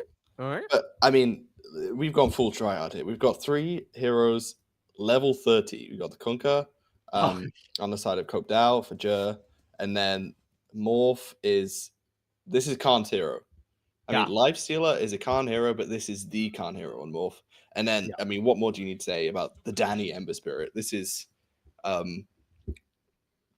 whenever I picture Annihilate Danny in my head, Which he's you do like, very often, right? which I do very often. Yeah. He doesn't look like Ember Spirit, but he's in the get up. And Khan is just dead. Khan just dies. Morphling might be the Khan hero, but Khan is not really looking like a hero right now. Looking just kind of like minced meat. Too much magic damage. Just gets blown up. That looked sad. Do you know how much damage he took, Mikey, to kill him there? No. 282. Oh, he was full edgy. He morph. was full edgy. What you doing full edgy morphs on a Friday evening, brother? You gotta bring some safety. Now, Bloons TD battler, talk about this Veno winning every lane. Not really a good sign when Flea and Nicola are just stomping all over you. 2-0 on the board already. What a great start for Cope. Yep. Already about a 1k lead, just off of the bounty runes and the early kills. So you know what we say in best times like this, possible Bench? You know what we say? We say monkus, because what in the hell? I feel like Nicola Jokic, we mentioned this already from the Centaur lane. You're really emphasizing more on the magic Khan. burst. Oh my goodness. Oh. Yeah, I mean, Among Us, right? Like, I don't like every single time he walks up the lane, he's eating a blast and eating a stomp.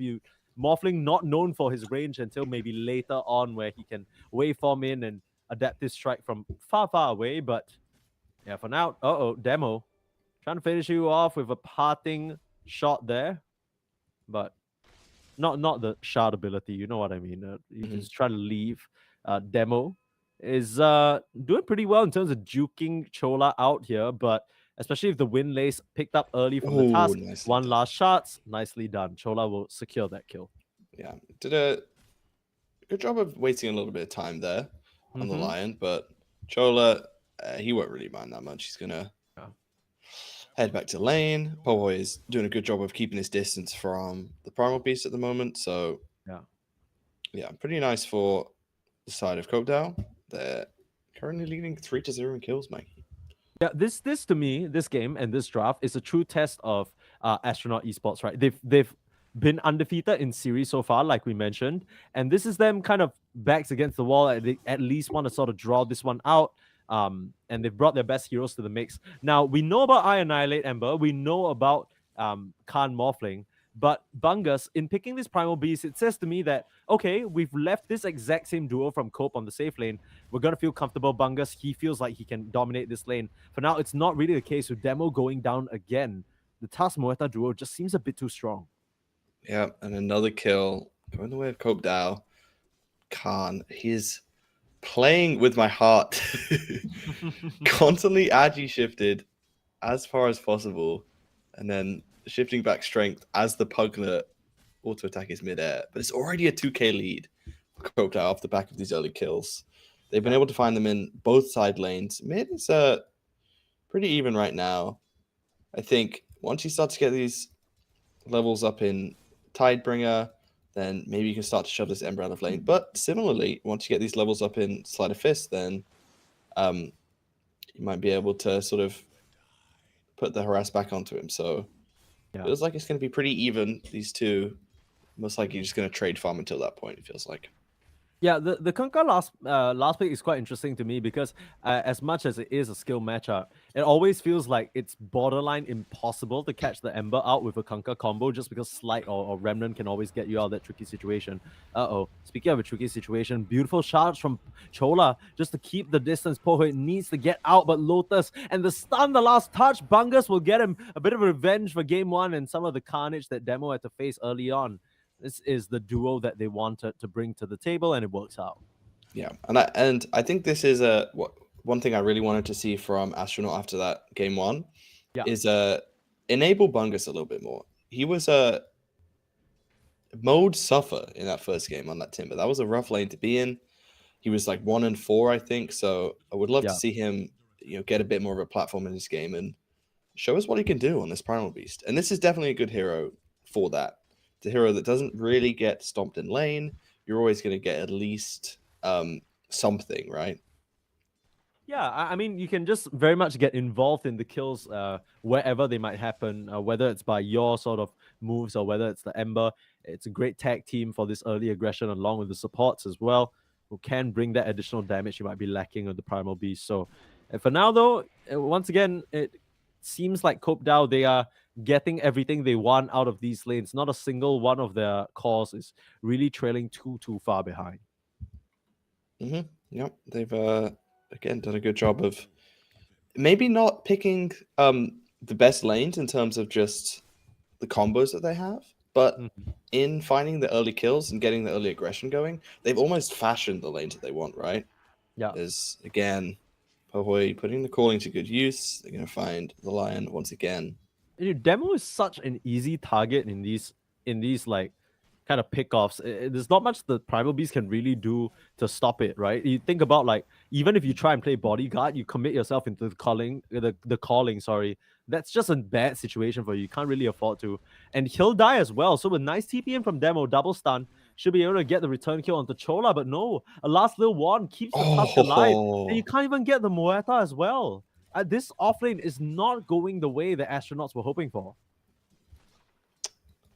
That's a bit of a disaster. I'm not going to lie, Mikey. Yeah. Not finding either of those kills. I mean, they are low on resources, I guess, but you really wanted something there. And it was a really nice play by Chola, just getting the snowball off immediately to stall out the trample from Bungus. He's going to go ahead and deny himself, get a full reset, come back to lane with full health for mana. There's Flea on the top side. It should get run down here. Yeah, Khan and Bloons finally getting a bit of revenge, the slows from the Veno, putting that to work. And one last parting blood grenade just to scare Nicola a little bit, but he has so much inherent regen with the Bracer as well as the Helm. And now just coming up here as well. Has the X Marks and the Torrent ready to set up a kill. Here comes the boat, but waveform perfectly out of the way. The Bloons will go down though. One last chop. At least Jer puts that to work. And the Arcane Rune on the first boat means that it's going to come up a bit earlier as well. But I think you're fairly happy with that. If you're Khan, it's the first mid rotation with the 6, and you managed to sort of successfully keep yourself alive. Obviously, losing Ivana was not ideal, but it's not as bad as it could have been, Mikey. Sure. That's a little bit of copeDAO for you. Okay, Bungus starting to get punched out again. Timber or not, the tag team does an immense amount of work. It's a beautiful stun from Demo, though, like you said, to work down Pohoi, and a very different scene from the previous game where they're actually able to slow down the Muerta as well. Killing spree, going the way of I Annihilate. And he's hunting for more, looking for Flea, but with that TP coming in, threatening the Ember, he's not going to chase any further. He's going to be rewarded with a couple bounty runes here, so going to get his health and mana back up to full. And may look to actually stick around here, but they do see him on this ward. Yeah. Oh, he's going to get the D ward for himself. Plus 131. Nice. I Annihilate. Sticks around. Oh, and Pohoi. Oh, nice snowball save to pull them into safety, but I don't know just how safe he'll be. Chola, he's been on point with these ice shots so far, and that actually makes the difference in terms of getting the Muerta out to safety. This Tusk is playing unreal, and they'll punish Demo as well. Pohoi looking for one final dead shot just to claim that kill. Running away, nice stun. Can you find it? Perfectly lined up. And yeah, making the best out of a rougher situation. Bloons? Well, you might get Flea. He's taking low, but the deny from Pohoi, and they'll just work you down. A bit ambitious from that Veno, and it's a double for the Muerta, essentially reversing the damage you've done to her already. That's true, but at the same time, Khan did get quite a lot of space up on his top lane while this was all going on. So, not too bad. It's not too bad. And I feel like, we often talk about the Ember, especially in this meta being so strong with the Mage Slayer, but I think the Morphling's a real carry as we see Annihilate. Should be just fine here. Yeah. I mean, the Okay, Danny. Okay. literally playing with fire. Yeah. Flea. Flea's got messed with a little bit. You put that ward up, you slide again, you go die, brother. Chola being chased out here in this top side, can't committing for it. Needs to watch out for the boat though, able to dodge out of the way. No X marks to keep him in place. Instead, it'll be onto Bloons. Pull him into the mix. The shot's actually gonna miss an uncharacteristic one, but you're still gonna run up into Flea. Now, Khan trying to commit for this kill now. I'm not really sure if he can get out. He'll wave goodbye. And Chola and Ja, I guess they didn't have the spells up to continue the chase. They'll have to give up on that kill. What was that? It was like Korea? Yeah, but the Muerta. No, the Muerta. Yeah. Is it right. died to neutrals. I'm trying to figure out how. What in the... I did not see that, but I believe it was the Ember and Lion, but I don't know how she eventually died to neutrals, but it's a pretty nice kill to be able to deny. Yeah, right? Like, they tried to make the move on her and she didn't. I thought she just straight up died to neutrals. I was like, wait, are you kidding me? For real? The creeps fight back. They do. What was the name of that update? Wait, is that the update name? The Forest Fights Back? That's a movie name, right? No, I'm thinking about, when they just upgraded all the neutral creeps? I thought they had a name. Yeah, who gives a shit honestly about the Chen players probably. I don't know. Yeah, the puppy weeping right now. Demo. This has become symptomatic of this player at this point. I feel like every time we just kind of take a glance at Demo, he's dying off somewhere. And the Lion really has had a rough time. One thing to note is that even with his death, like, it may look like he's way out of position, but he is slowing down Pohoy. The amount of time that he spends killing him is probably not the most efficient use of his time as Jer. Sure, I mean, Jer, yeah, he commits pretty deep for that Veno, and the Stampede buys just enough space and time so that they might be able to punish one last slide. Danny finds it, snags that killing spree. Killing spree? Spree? Okay, anyway. It's been a long day. It has been a long day. We're in the mix here, and it's a funny situation again where the kill score doesn't really tell the full story. It feels like even though Astronaut Esports are pretty behind, it's once again I Annihilate leading the charge for the squad and getting things done, similar to his Tiny performance. Yeah, and it's also not just the kill score, but the context of last game, right? Last game we saw Pohoy get this Maelstrom at 9.5 minutes. He's going to get it at 12 minutes this game, so they've done a much better job of keeping him contained in this early laning phase, and they may look to kill him. Annihilate jumping in with the Remnant. Ulti, but they're able to stun him through it. So smart. Control him up. So smart. Nicely played. Yeah, and now they get Pohoy as well. It's not an even one. They're starting to heat things up here. Pohoy goes down again. A very different scene. And we'll have to see whether copeDAO can adjust to this, right? It's one thing to have a complete free game on Muerta and come out on top and win. And it's another to try and now be in this situation where there are a lot more threats on the table. Yeah, it's definitely not as free of a game as that game one. So interesting to see if maybe Pohoy switches up his build, goes for something a little bit more defensive, or maybe just how he chooses to play the map in these fights. Yeah. If anything changes in his approach. Yeah. Like the earlier game, he was able to just kind of build all the small items, Mask of Madness, Dragonlance. Maybe this game he has to build an earlier BKB just to deal with the immense amount of physical magical damage or the disables that could come out. Yep. And another thing to note, and I now got the Mage Slayer finish, so Pierce the Veil. If you can get a slight onto the Muerta, that his Veil is going to be nasty. A lot less potent. Yeah, true. Interesting. Is this the Morphling build? Yeah, yeah, that's what we've been seeing a lot, and it's mostly because it's the percentage increased damage from Vlad's that really benefits Morphling a lot. A hero with very high agi. So that's kind of where a lot of this comes from. And Vlad's being such a great item this patch, Stampede up. They want to get a setup of some sort. I mean, it'll be on to the Lion. Okay, I mean, you've committed 2 ults for the past 4 that you've killed sporadically throughout the entire game anyway, and now coming through onto Flea. The Stomp is going to connect, but they pull back I Annihilate with the X as well. He wants to keep going in, though. He wants to kill onto Flea, but straight onto the high ground and TP back to safety. He'll be fine. Yeah, I think copeDAO realized that when they use these two ultis on the Lion, it's kind of it's time to get out. You don't want to stick around without boat, without Stampede. Your Muerta's on the other side of the map farming. You don't want to give away unnecessary kills to this Ember and this Morph particularly. So get well back behind the tower. But this is going to be, looks like a tier 1 top for the Morph. Although, as I say that, maybe a little bit dissuaded now with the numbers starting to build up here for the side of copeDAO.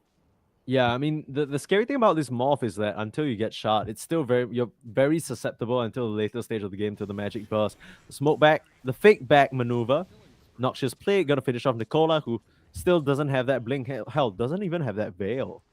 And not really where he wants to be on that centaur, bottom of the net worth in terms of cost. Yeah, that's the sort of modern state of offlaners, especially with heroes like this Veno that can easily cut through, a lot of your health, is that if you don't build one of these items like a Veil, you could be very tanky, very squishy, sorry. Yeah, Demo dies to the Blade Mail of the Kanka, and they'll run forward, perhaps kill off Chola. But yeah, I mean, it's just support pickoffs left and right for both these teams right now. You're not safe as a pos 4, pos 5. Yeah, and these are two lineups that excel at it. Ember loves chasing supports. Morphling, kind of his whole playstyle is, built around waveforming in, wanting to just blow up these supports as quick as possible. And then also on the other side, you have these big sort of ultis to be able to catch squishy targets and just blow them up completely. So no surprise that we see a lot of the deaths concentrated on those poor pos 5s and 4s. Khan? Oh no. Silence. They have vision of him the entire time, and the tips come through. They get the Veno as well, perfectly landed from Pahoy. One thing about this man, he doesn't miss those dead shots. He just doesn't miss. Yeah, he doesn't. He'll clear the Morphling out from his own jungle. And maybe a bit of greed from Khan trying to stick around to farm the ancient stacks that really he had no business being nearby. Yeah, but you got to give credit to Pahoy. Perfectly executed, not letting Khan even get a moment to get an attribute shift off, which would have kept him alive. So it's a nice kill. Puts this game pretty much back into equilibrium, where it maybe felt like Astronaut Esports were slightly inching ahead. And now Pahoy has the Mask Madness finish. So farming speed going to increase quite drastically on this Muerta now. Yeah. I mean, as if it wasn't already pretty. Oh, Khan. Waveform's in. He wants to commit, but his team is still a little far away. Bungus gets X marked mid onslaught. Haven't seen that one before. That was a little funny. But they still will get the punch out onto Flea. They understand that the Morphling's HP pool is a bit too much to work through. And maybe that's kind of the reason why the Morphling was picked, right? Really, apart from the Muerta, what sustained damage do you have? If he can survive through the initial burst, I think Astronauts will be in a pretty good spot overall. Yeah, it's a good point you make. It's again, it is not a whole lot of sustained damage coming out from this copeDAO lineup. So that is somewhere where the Morph's going to excel, especially now that he's got the levels. Once he gets that shard, that's going to help as well. Nicola going in with the stomp out onto Bloons. They'll get the snowball into the other support as well. They commit to pierce the veil for it.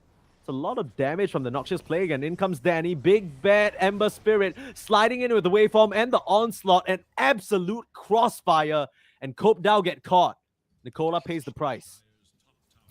Nicely played from Annihilate. You can see his experience on the Ember Spirit, just being able to slide, see if he can go in, you sort of assess the situation. Once he makes the read, commits with the Remnant, and is rewarded with a nice double kill there. He's got a haste rune in the bottle, so could maybe look to keep this momentum going. Yeah, Khan very much taking advantage of the chaos that Annihilate is causing to ramp up in his own way. And you gotta imagine that at a certain point with this Morphling, the items that he's gonna get as he gets later and later, the Kanda, the Skadi, these are gonna make him nigh unkillable. You don't really have any way of cutting through him easy. Yeah, not until this Muerta gets sort of a lot stronger than she currently is now, and that's going to be quite far on the horizon. As boy getting hunted down by Annihilate, calling out, and in come the rotations. Power Rangers TPs will maybe dissuade Annihilate from getting a little bit too feisty in this top lane. Yeah, can't really afford to. You don't. It's the same thing with the Tiny, right? You don't want to give over too much of your own body for these objectives. Oh, nice Beautiful Torrent. setup. Torrent lands onto 2, stopping Bungus from coming in, and he's going to get punched up and killed off. The shots keep him in place. But the rest of the squad of astronauts, they're zooming in to try and get a return. Pierce the Veil fought by Pohoi. That's a lot of damage that you got to respect as I Annihilate dropping low. Finishes off Chola, but has to give up his own life for the cause. Khan still morphing strength here on the back line. Silenced up. But here comes Bungus. Big bad Bungus. Finally getting some revenge for the earlier suffering. And you morph into the Centaur, stomp on his own body, pummel him into the ground, and it's a team wipe for astronauts. Dancing around this triangle, they get it done. Yeah, it's what you talked about earlier. They just do not have really the damage to cut through the HP of Khan. When he's able to get that strength shift off, when he's not getting caught, being silenced constantly on the low attribute shift, they don't really have the damage to cut through this enlarged HP pool. They do manage to find the Ember, but after that, Khan's able to clean up. Life drain here, mostly just to push him off the tower, I'd expect.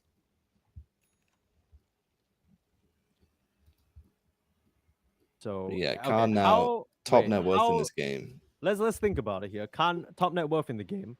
How bad is it? At what point do we get to the point where Khan is just, just gonna take over? Because I'm not to sort of get ahead of myself here, but I feel like with the completion of this Kanda and maybe eventually the Manta, how are we killing him other than him just not strength morphing? Yeah, well, I think it is just trying to catch him before he starts morphing. Once he gets the shard and once he gets the mantle, like you say, it's going to become a lot more difficult. I think there is still avenues to kill him before he gets to that point, though. Catch him with a calling, catching with maybe a blink stomp. Yeah, I mean, if you can get some of these crazy dead shot connections that the Muerta has been so far, and maybe it gets easier, but it all really relies on maybe Khan feeling a false sense of security or feeling a bit too comfortable, walking up in the woods where, they have full vision and whatnot. It'll be a smoke up as astronauts want to continue this aggression back into the triangle where they found their success, and they're gonna see Pohoi jump in. Bungus actually chooses to onslaught in instead, and Pohoi, hidden under the cover of the Glimmer Cape, will try and get out. They actually both don't have detection because their supports are busy being worked on by Nicola. Beautiful double stun from Demo to hold them down, and with the shard, will be magic immune, able to walk out of range of that torrent. And it's not really the target that they wanted, but they'll settle for the task and the scent. Yeah, you'll take that on the side of Astronaut Esports. Obviously, the Muerta was the kill that you wanted to get, but it was a nice Glimmer Cape coming out from Flea that allowed her to just walk away under that tier 2. But this should give Astronaut Esports a pretty good opportunity to start knocking on some buildings here. Yeah. Morphling is pretty good at it. Same with the Ember. And they can sort of just now take control of this whole bot side of the map. Yeah. And we establish were a bit talking... of a post here. Yeah. Post establishment is Veno's top skill. As you can see, all the plate work is going to be very annoying for just having vision on everywhere Cope choose to walk through. Bloon's TG, he's just going to be laying these down, and you don't really have a way of running through this quote-unquote walled minefield without getting tagged up or spotted, and that's going to allow Astronaut Esports to take whatever fight they want. Yeah, and it gives them the space already to take this bot tier 2. They know that no fight is coming from the side of copeDAO. Partly because of this sort of ward infestation. Yeah. In the bot jungle. Wherever you go, it's just snakes popping up from the ground. That's creepy as shit. I don't know about you, but I personally hate worms, and the way that I see the Venom wards is like little worms eroding from the ground. I think worms are cute. I don't know. Jesus. Oh my god. Okay. Well, just, it's a different well, you know idea. me. I'm a vegetarian, so I'm an animal respecter. No, I respect worms. I just think they're disgusting. Is all I'm saying. Like the sight of a worm squirming on the ground is not something I'd like to encounter on my day-to-day commute. Yeah, well, I'm sure worms feel the same about you. I'm sure they're like, man, this giant giant man, 150 times my size. Stupid ass. Like they just look at me. They're like, man, that just ruined my day. Yeah. Flea, his day's getting ruined. He just been caught. Yeah, easy. Yeah, come to the twin gates. Surrounded on all Oh sides. no! Okay, he has force. That's fine. That's just a mild inconvenience. Can you imagine you getting killed so hard you actually shove your pal up to an unreachable location? Yeah. Did that ever happen to you? That happened to me last week.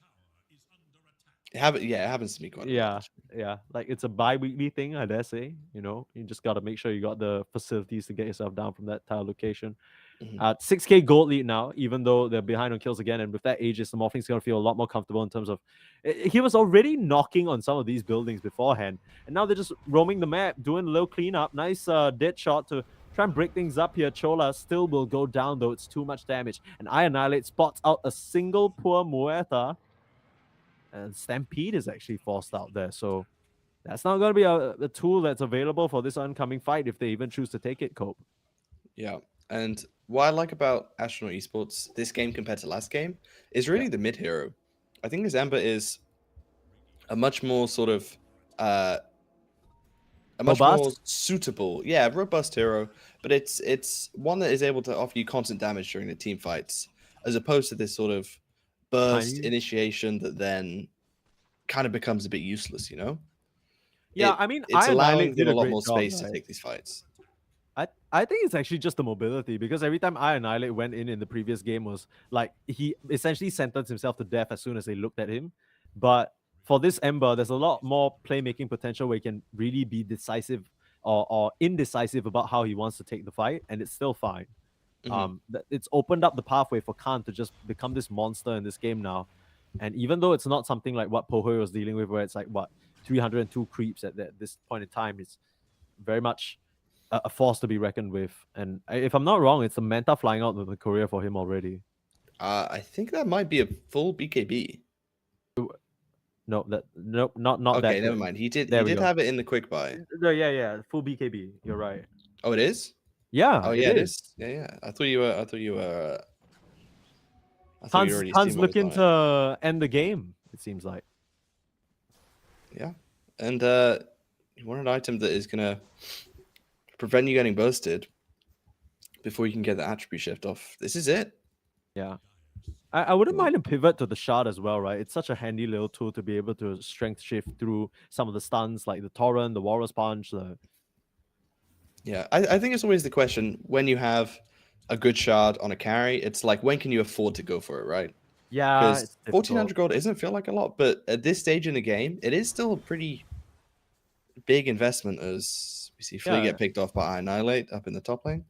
Yeah, another easy one here, as you know, Flea desperately, you can't really blame him there. He desperately has to try and like relieve the pressure somehow, because if you're all just cowering behind your tier 3 tower, they're just gonna easily push forward. It doesn't seem like astronauts are comfortable enough to really walk up to this high ground just yet, though. Yeah, it doesn't really feel like they... You think they can do it? They can. No, really? I don't think so. Okay. What you think they're waiting for? Oh, Bungus? He's got BKB. Dude, he just forces the Stampede out like that. That's crazy. I mean, just like that, Cope, it feels like they've been using this Stampede largely to run away instead of take any sort of initiation. Oh no, the TP's coming through. Khan, spot out Nicola. Where you going, buddy? Trying for the TP out. Morph into him and stomp him. This is the first time he's done it too, so Khan... inshallah. It's tough. It's tough. I mean, you're trying desperately to split push some of these waves. Dude, Khan is so annoying. Like he morphed into the tusk just now, and he went. That was a big ball of failure. That was insane. That's pretty good. I think that's the hidden like level 35 on morph. Level 30 is like, oh, you get mastery of the hero, but level 35 is like you learn the best ways to BM your opponents using their own voice lines. Yeah, that's some nasty business. Khan is. Had I won't say a rough early game. There were a couple of slip-ups in terms of him being a little squishy, right? The magic damage burst, like we mentioned. But he's well at the point now where he has enough protection, not only from his team, but just inherently that he's fine. Seems like once again, they know Flea's in the area, and I Annihilate. He gets docked once by that Glimmer Cape and never again. keeps that thing on him, and I mean the 80 gold dust. That's going to allow him to get Flea again and again and again. 8 deaths now on this partner. Yeah, it was kind of just that one Glimmer Cape onto the Muerta that was effective, but ever since then they've had the mid answer. lane. Meanwhile, Chola going to go down to Khan. Look at that. That was Another BKB though. Yeah, another retreating Stampede though. I mean, the voice lines. And this is something that Yodi mentioned in the draft as well, right? When you pick up this partner, it's a strong hero, but you always think about it paired with a counterpart that requires a little bit of mana or sort of frontliner that needs that juice up. It doesn't really feel that way with Cope's current lineup, right? There isn't a clear target that you're trying to juice up because everyone's just kind of taking so much scattered poking damage, where it's not like, okay, you stand your ground and fight, because they're not giving that to you. They're just kind of poking, prodding, pushing your buttons until you make a little slip up, and that's been the story of the game for Astronauts against Cope so far. Mm-hmm. Yeah, it looks like, are they going oh no, never mind. I thought they were going double Shivas. They're not. No, I'm trolling on the internet. Yeah. Bungus is instead going for, I believe that's an Ags being finished up onto the Power Beast in about 400 gold. Annihilate already has his, so he's going to be zooming around this next team fight. And the items so on much the side of Cope is just does not really compare. You now have the Ags on the Kunkka, which is a big team fight tool, but it feels like almost like a little bit too little, too late at this point. Feels like they kind of need to get a surprise setup, maybe a jump, a pick off onto Annihilate, or perhaps even Bungus to start things off for them to be successful. Start out with a stomp. Do you have the safe mechanics? He's dropping low, but the BKB slide up to the high ground. He'll be fine. A lot of juice being gunked on them by Bloom TD with a Noxious Plague. Jumps in, slices down Chola, hits immediately back out. Annihilate can even TP back for a reset if he wants. It's now a 4v5 situation. Fancy footwork from the Ember Spirit. Man, Chola just melted. And again, that was what you talked about. It's a Stampede being used defensively, and you don't have it as an initiation tool here. Or is it even a fight reset tool? They're going to throw the boat onto the Veno. Yeah, but they're trying to get him onto the high ground, just narrowly off the mark. Okay. They still will die. There's so much damage, but forcing the BKB. In comes Khan, looking for his target. Gets janked up a little bit. The buybacks come through as Chola, again, with a beautiful ice shot, holds the rest of the aggressors in place. Bungus, a bit too deep, though. His BKB runs out, and this might be over aggression. Morphling will die, and even though it's a crazy stun from Demo, it comes far, far too late as he's forced to stand his ground, drain, as his life gets taken away from him. It's a mega kill streak given over to Pahui, and the tips come through. You can understand what Astronaut Esports were doing there, but that was not the move. That felt like a bad fight for Astronaut Esports. It felt disjointed. It didn't feel like they had a clear plan going into the team fight. They kind of all just went in. It all felt like they approached the team fight in separate ways, Mikey. Yeah. It didn't feel like they had a clear communication about which targets to go on. Khan just sort of jumps in and led to another. Doesn't really know to hit, sort of, morphs into the Pugner. It doesn't really get much done. Yeah, Annihilate the only one who walks out of there with his life. The thing is, it's clear what they wanted to do, at least for Bungus and Khan, right? I don't know about the rest, but they were like, okay, Pahui showing himself, let's get him. But Cope have a very clear idea that that's what you're going to do. Of course, you're going to jump on the Muerta. So Chola buys back, lands a crazy shot, breaks up the fight. The rest of the team is just full disengage peel mode. And now they're trying to get the touch onto the Kunkka as well. But Chola, once again, always there on the task to help out his allies. Demo, you're going to run into the mix and just drain from in between, but you're just going to die. The Morphling hasn't even respawned yet and trying to join the fight through the tier 1, but you've already lost 2. Annihilate, he'll go down as well to Pohoi's guns. And Bungus has to retreat. You've TP'd down here, and you need to escape. You can't afford to go down. But Bungus, no more tools to run away. He'll just phase boots out of there. A little bit of a wrong guess from Nicola. That felt like the most awkward time to fight. Yeah. Morphling coming back up, but doesn't have a clear. Oh, he's just going to go in and kill. Okay. Okay. The one moment that they did, he definitely can, and it was the one moment where copeDAO were chilling out. They're like, oh, we're home free to hit this tower, and they don't stand around and protect their Muerta. A very different story of something like a D-Crab or even a Snowball, but everyone was chilling, and maybe they were trying to start the Roche, and something like that. But oh, the tip, come on. I know. I think that's deserved. Boy's been tipping him the whole game, so he's allowed one tip back. And yeah, it felt like maybe copeDAO patting themselves on the back a little bit and took their foot off the accelerator, Michael. Yeah, they literally. I think we saw that live of them. Oh, Flea. He's fine. It's finally gonna work, Mikey. Yeah, like wait, can't they just walk in the Roche right now? They definitely can. Do they know it's up? Bro. I guess they're just going to set up top just in case they can't finish it off in time, which I understand. I think that's a smart decision. They also have this ward on the twin gate, which makes it. I mean, they also have a ward on the bot twin gate. So actually, I mean, I guess also, guess it's just that they didn't think they could complete it in time, which is fair. You also get and maybe they just don't want the Roche banner. To be honest, they just don't. Honestly, the cheese would be so much more value on the Morphling, right, or something like that, or that's the Ember. True, even. actually. What you gotta do with a banner? Just wave your defeat. Mm-hmm. I do quite like the Roche banner actually. I've become because no one really wants to take it, right? You become the designated Roche banner. I've become the designated Roche banner taker, so okay. Always down. You found any good spots for it yet, though? Usually just pushing high ground, and I just put it in trees. Boring. Meanwhile, look at the. I like this ward. Okay, right Demo coming through, finds the Pugna, and the BKB's pop. They want to commit for this fight, take him out of the equation. Already down, but they trade out the line for it. Bungus holding the poor Tusk in place, but Poe, no one's looking at him. He's just able to gun them away, and Bungus will go down. Khan, oh, that's so much damage. You gotta watch how you approach the fight. Joy's dropping a little low to all that poison.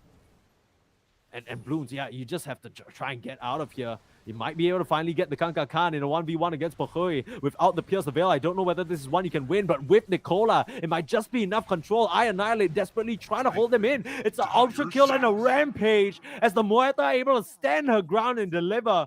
With that Daedalus, the crits going such a long distance, and they'll be the ones to claim the Roche bout for themselves. What? yeah, I'm not gonna lie to you. That fight didn't look like it was gonna pan out that way. Even without the Pierce the Veil, Pohui still does such a clinically insane amount of damage. That was a ridiculous amount of damage. It looked like 13,000 damage. Yeah. Oh my god.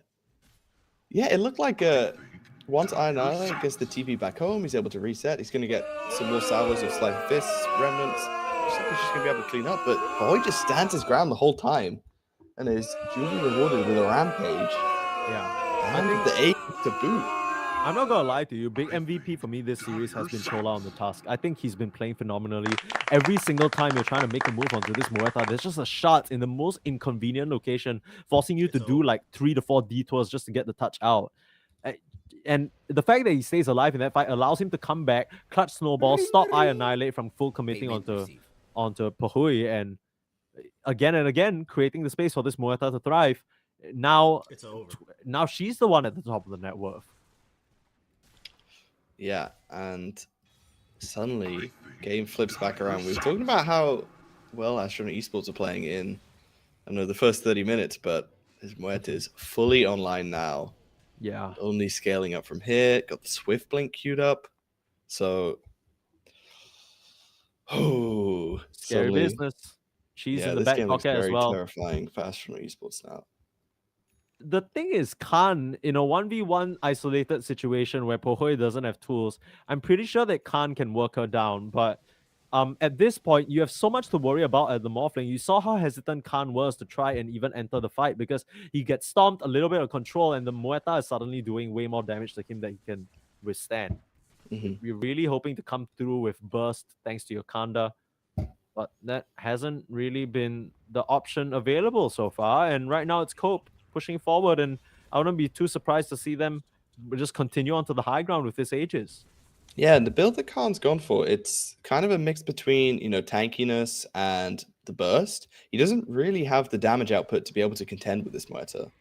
Yeah, not really quite the machine gun that Pohui is. All I can do is throw rocks at her and hope for the best.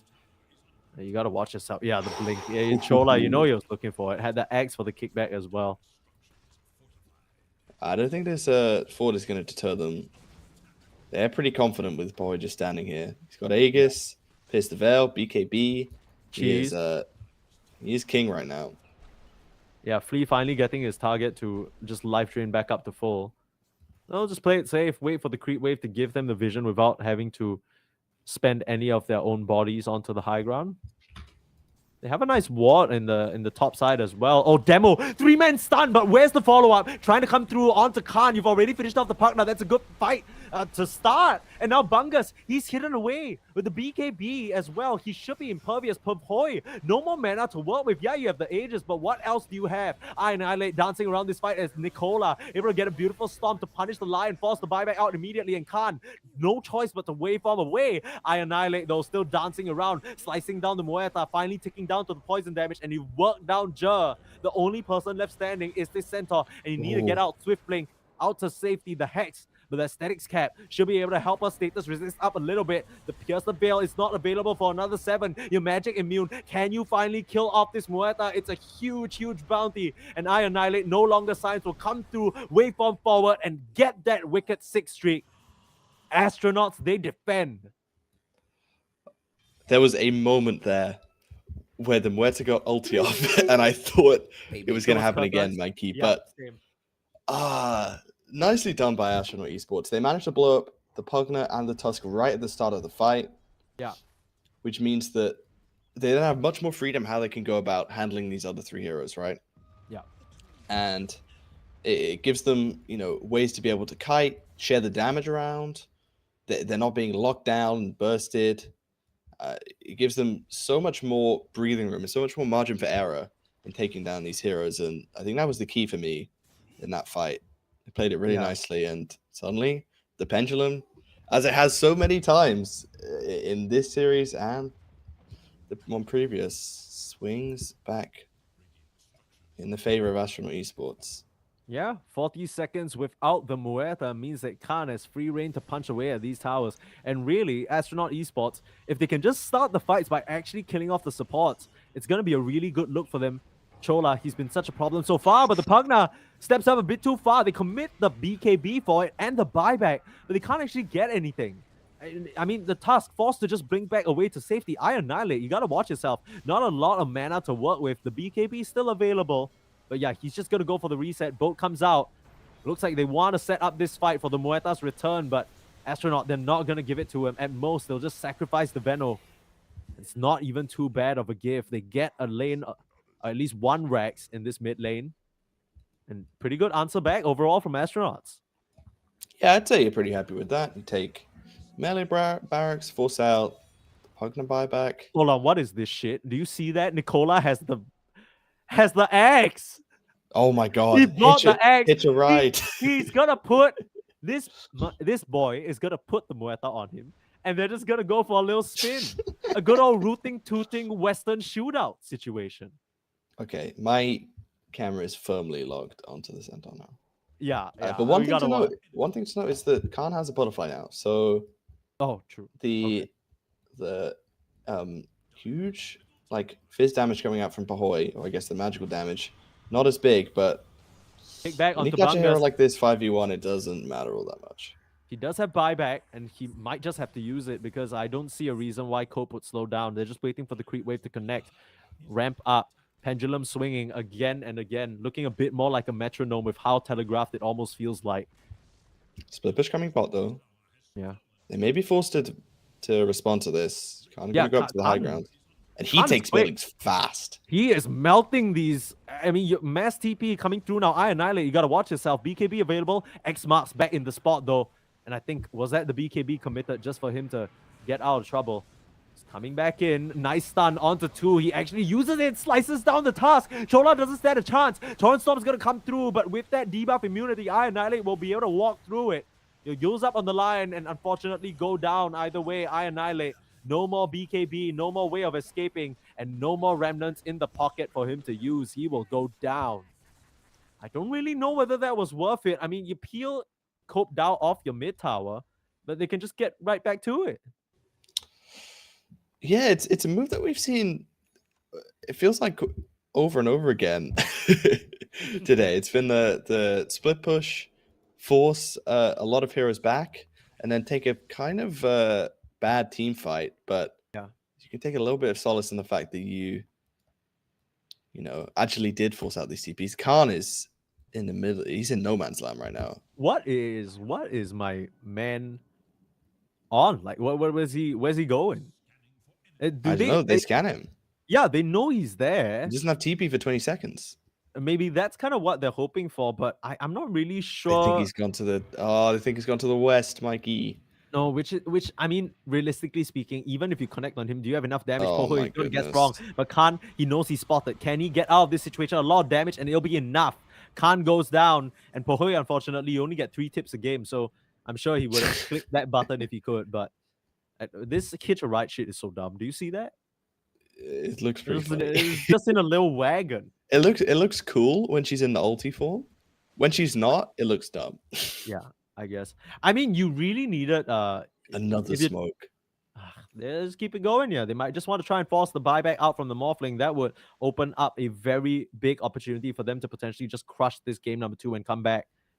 And not come back. Sorry, I keep getting confused because I can't even tell who's ahead, to be honest. Here, jump forward onto Bungus again. He's just getting controlled. You need a fish. Your poor Primal Beast out of trouble, but he's just gonna get melted. 2 buybacks available. You're already losing members. Forced to commit it. In comes I Annihilate. Big Bad Danny looking for action. Looking for the backliners flee. Already in some trouble. Able to just decrepify himself up as Khan forced to turn around and hit its non-optimal target. Ninja, who's so tanky. You found Khan. You need to get him out of here. If not, it's going to be a dieback and your Morphling's going to be curtains. But they are able to take down Bloons, and Poho is still standing strong. So much of a mess in the fight as Ja manages to sneak his way away. Are you kidding me? I Annihilate. Have you gone a bit too deep now? Punched up, controlled, and stunned. Danny goes down. And 3 members out of the picture. Again, astronauts. They do everything they can to fish their Morphling out of there. But they can't kill Pahoy. They can't kill the important targets. Everyone is fine on Cope. Oh my goodness. These fights are so chaotic, it's getting really difficult to figure out what's going on. But Pahoy is just feels like he's completely unchallenged. Another 10k damage just in that fight alone. Yeah. And you don't have buyback on Ember. Yeah, this is going to be at least 2 lanes. This could be the game. I mean, it feels like it's going to be Pohoy. We talked about Khan being able to rip these buildings to shreds. So can he. Just punching away right now. And they will go for the safe option. Just work down these racks. No rush. They're not entirely sure whether the Ember's just holding on to the buyback, but I'm not really sure whether he'd have a reason to. 16k gold lead up now. And remember, we talked about the single game kills record in NADCL. I think Pahoy just beat it. Oh. Yeah, 29 kills this game. Okay. Yeah. A record-shattering day, it seems like, as Cope gear up for the final move. I mean, we've more than seen why they've remained undefeated so far. A couple of fumbles here and there, but overall, when you have such stable players like Pohoy who can get things done regardless, it's not a question of how, it's more of a matter of when.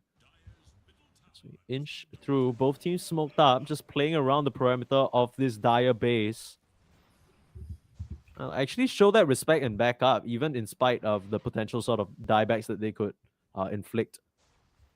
Just want to play it a bit safer. Yeah, and still got even the tier 1 still up in this bot lane. So yeah, I think if both the tier 1 and tier 2 had been taken, you maybe would have seen them try and push for megas, but they know they're ahead in this game. They know they can back out, take Roche, and really, take a 99% play, turn it into a 100% play, Mikey. Yeah. I'll be honest, I don't know whether any play is 100% with the way these teams have been playing. Absolutely. Especially this particular one, but we'll get 99.5 now. Divine Rapier for Pohoy. That's a bit insane. Just a smidge. It's already doing so much damage. And did he get the Aghanims on Pohoy? Parting shot? He did. That's going to be a problem. I'll be honest. You have no clue what I don't really know how this works, but I know it just is. It like stops them moving, basically, the hero. Yeah. Basically you transpose your entire existence out of your hero's actual body, and you can beat the shit out of the soul, or basically save them in a way, because they hitch a ride. The hitch a ride is being ride. hitched. I don't see it at the moment, so it doesn't exist. But here we go. Bring him into the fight. The Storm through as well, dropping low onto Chola, but they are already doing so much damage. The Veno, a bit of a non-factor in this fight, will at least get a Poison Nova off. In the midst of the Torrent Storm, so much chaos goes on as Bungus will capitalize on it to just BKB, get out of there. But once again, Danny is dead. Buybacks available on both the Veno and the Ember. He might be just forced to pop it right now. Feels like Still a bit of a last Aegis on hurrah. right Here comes low. Pohoy. Divine Rapier, too much damage, and the poor Lion is just gonna die. Khan desperately trying to do what he can to salvage this fight. The slices through, the fists, they're doing the work. The Hitcherai trying to save the Muerta. Have you just gone a bit too far here, Pohoy? You might have the Aegis, but now you're surrounded by two. And Khan, he's in the form of that Centaur. He can get the stomp off, but no, the Swiftling. They didn't have any lingering damage over there. Pohoy on the high ground trying to TP out. Khan will just hex him up and get the Divine Rapier for himself. Colt, a 99.5% flat out back to what feels like a 50. Astronaut are still in this game. What have you done? Oh no. Spork. What was the point? What was the point? You didn't need to do all that. Okay. Here's the thing. There are no buybacks on the side of Astronaut Esports. Sure. And all 5 heroes of Cope have buyback. Now you're coping. Now you're coping a little bit. We're coping a little bit, but okay, you're right though. Like they still have the chance, but this Morphling, Khan has a moonshot flying out to him.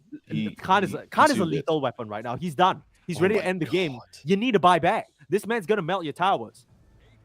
It's all about how you take this initiation. Khan has to be so quick with the reaction. All of them using the buybacks, and it's time to retreat. Astronauts, they need to get out of here, but they found Danny. Perhaps the kickback not really benefiting them. It ends up working against them, but I Annihilate. What you doing back here, buddy? Sends the Remnant in a rare misstep from the Ember Spirit. He's gonna end up going down.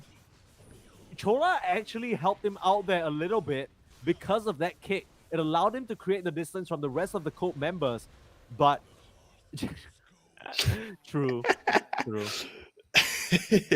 feel like you called him dying about half a minute before he actually No, the slide into like 4. Yeah, but okay. Ember being out of the picture suddenly. Who's even winning? I mean, surely at this point, copeDAO can end the game. In a 4v5, this Ember feels like it's been the only factor that's been causing so much chaos. Surely now is copeDAO's time to strike. It's all on Khan with this rapier. He's the only hero that can really do anything, it feels like.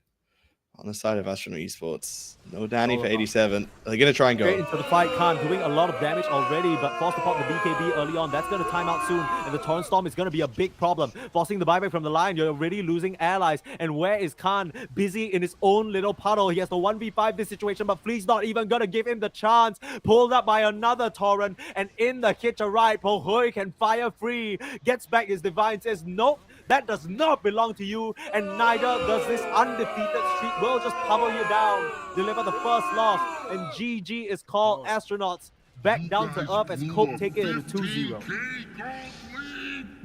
So impressed by one man in particular, Mr. Pohoy. What a get 36 kills. Nasty. Now, did he try and throw the game by buying that rapier? Yes, he did. Did it match in the end? No. No, And that's what NADCL is all about. Putting it on the line for absolutely nothing. Throwing the whole Badusi out for no goddamn reason. Yeah. Is what's going on here, but a really impressive stuff. And I think Samson was saying, oh, beautiful stuff. You broke a record. Yeah, Pohoy's just done it again. He's done it the second time. This man has done, let's see the damage that he's done in this game. 85,000 damage. And even up against some of their best signature heroes, I Annihilate, Ember Spirit, Khan on the Morphling, it's just not enough. It feels like some of the supporting cast members of Astronaut just couldn't keep up and couldn't really stay alive in the fight the same way that people like the Puck now, the Chola Task could. And that ended up being the difference maker. And what an impressive showing. Yeah, still some signs of life for Astronaut Esports in that second game.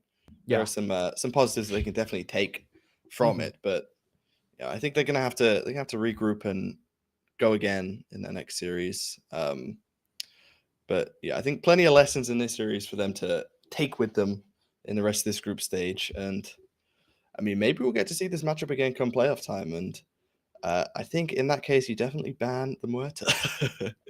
Yeah, I would sure hope so, because that looks absolutely terrifying. I don't know whether any team would want to deal with that business, but I mean, as copeDAO, perhaps one of the teams that flew a little bit under the radar when it came to the drafting and the general hype around them, the fact that they're coming out with such a great showing is something to be scared about. But yeah, I mean, any final words for you, Bench, before we wrap it up and throw it to the panel? You kind of put me on the spot there, Mike. Okay, I'll be honest. It's fine. It's fine. It's We late. don't need. It's late. It's It's late. 5:30 in the morning here in the great United Kingdom. But I really enjoyed casting these games. Thank you for having me on, and it's lovely to cast with you, Mike. Yeah, and same to you. And we'll have two more lovely sort of hosts bringing you back to the ground and just showing us a clearer picture about what's going on as we come to the conclusion of this week. It's none other than Yodi and Samson. Take it. Thank you, Permasneeze and Bench. Awesome cast. We got an interview on the way. Benj didn't really say any final moments because it's like the middle of the morning for him, but shout out to that cast, guys. You guys really showed off. I think that was your pairing is strong, man. I know I enjoyed it. I'm sure everyone else did as well. Samson, looking into that game, talk to me. How did Astronauts throw that? Because it seemed like it was completely in their control. Yeah. The high ground is hard, man. Going high ground. I'll say I think it was. I don't think either team threw that game. I'll say I think Cope won that game. Like the Rapier Muerta, the Muerta was always doing good that game. Kunkka was always doing good that game. It's just they were losing towers. So I looked in the game like, why are they losing right now? And I couldn't really figure out why they were losing at that point. Just a slow draft, I guess. Yeah, I mean, they went high ground. It felt like the game changed like completely from that point for me. I mean, we saw Rampage from Huerta. We saw them even get the cart. The casters talked about it. Like, this cart is completely useless, but man, they were just riding around, just showing off at some point. Whoa. Useless. Yeah, it was quick transportation. Quick. Okay, so it was an Uber. All right. Yeah. I like it. Well, he did Uber himself to the new kill streak, or the highest kills per game. But yeah, 36. That game was definitely back and forth. I'll give you that. It just felt like to me like Astronauts was controlling it. And then, copeDAO, and just like NADCL fashion, it seems they buy the Rapier just because they want to give Astronauts a chance back and drop it on their side of the map. Tell me what you were thinking about Astronauts' chances when that Rapier dropped into Morphling Sands. Honestly, I thought the Morphling was going to get the Rapier himself. I was kind of surprised that he got it from killing somebody else. Yeah. All right. It sounds like we got Jur going to join us. Hello. Jur? Hey, welcome to the panel, man. Great game out there. Yeah, it was fun. It's been a long day. We had 3 series today, so. You did. How did the first series go before the broadcast? 1-1. Okay, so that was the only game you guys dropped today? Yeah, it was kind of a grief game. We don't talk about it. Okay. Grief game. Speaking of grief games, it seemed like Astronauts had every chance to win that second game, but you guys kind of just persevered. Talk us through like kind of what was going on in team comms that got you guys through that second game against Astronauts. Our team comms were very loud. Everyone was yelling at everyone. I think we had like 4.5 shot callers. It was fun. We were never scared though. We knew we were going to win the entire time. Even when the Rapier dropped, we knew we were going to win. So. I love that. So you guys are one of the teams that was kind of not touted as one of the best after the draft, but you guys have definitely proved a lot of people wrong. What do you think it is about your guys' team dynamic that's just working? I think we're just better. Well, that's fantastic analysis. What is it that sets you guys apart? Like just every lane, or the way you guys are drafting, or what? I think it's everything. I think individually we're better, and I think Flea's been captaining the team well, and we're all on the same page, and it's been working. I love it. I love it. I feel like we're starting the broadcast or ending the broadcast how we started with complete confidence from one of the teams. I'd love to see it. I feel like you've really impressed me in the mid lane. How do you feel about your matchups in the mid lane are going? They've been going fine. I keep picking myself losing lanes just for the sake of the game, and it hurts my ego a little bit to intentionally lose a lane, but it works. You won this one. think, yeah, and you're doing well in the games. I feel. Samson, do you have anything for Jur? Yeah. How does the draft process go? Like, how much do you guys prep beforehand? Yeah. We do a decent amount of prep, not too much. Really, just the standard. Quickly pull up, their previous drafts and Dota buff and call it a day. Nice. Seems like super low effort, but just high performance from you guys, man. Are you guys set to win this whole thing? I believe so. I love it. I love Another it. question: this Puhoi guy, is he really rank 1K? Like, Europe. I think he's ranked on kills. EU. He's okay. rank 150 probably, 100, 150 NA. Because he played insane, 36 kills. Is that old fashioned or no? Is that someone else? Yeah, that's old fashioned. He keeps changing his name. His name was Double Cheeseburger in the last series. I don't know, man. Okay, gotcha. Yeah. Well, he's gotta hide his identity after what happened in the combine. I don't blame him. But listen, man, you guys have been doing super good. That's pretty much all I've got for you, man. But thank you for joining us, and I'm really excited to see how you guys do come playoff time, man. Thank you. All right, good luck, brother. All right, thanks for casting, guys. All right, that was another interview. Super high confidence. Love to see it. copeDAO is an absolute streak. But to be honest, that's going to be it for us. Like for everyone that was watching, for all the worms that are looking at PermaSneeze, from PermaSneeze, Samson and Benj and myself, Yodi, thank you guys for joining us. And we can't wait to see you guys next week. Much love, guys. See ya. Peace out.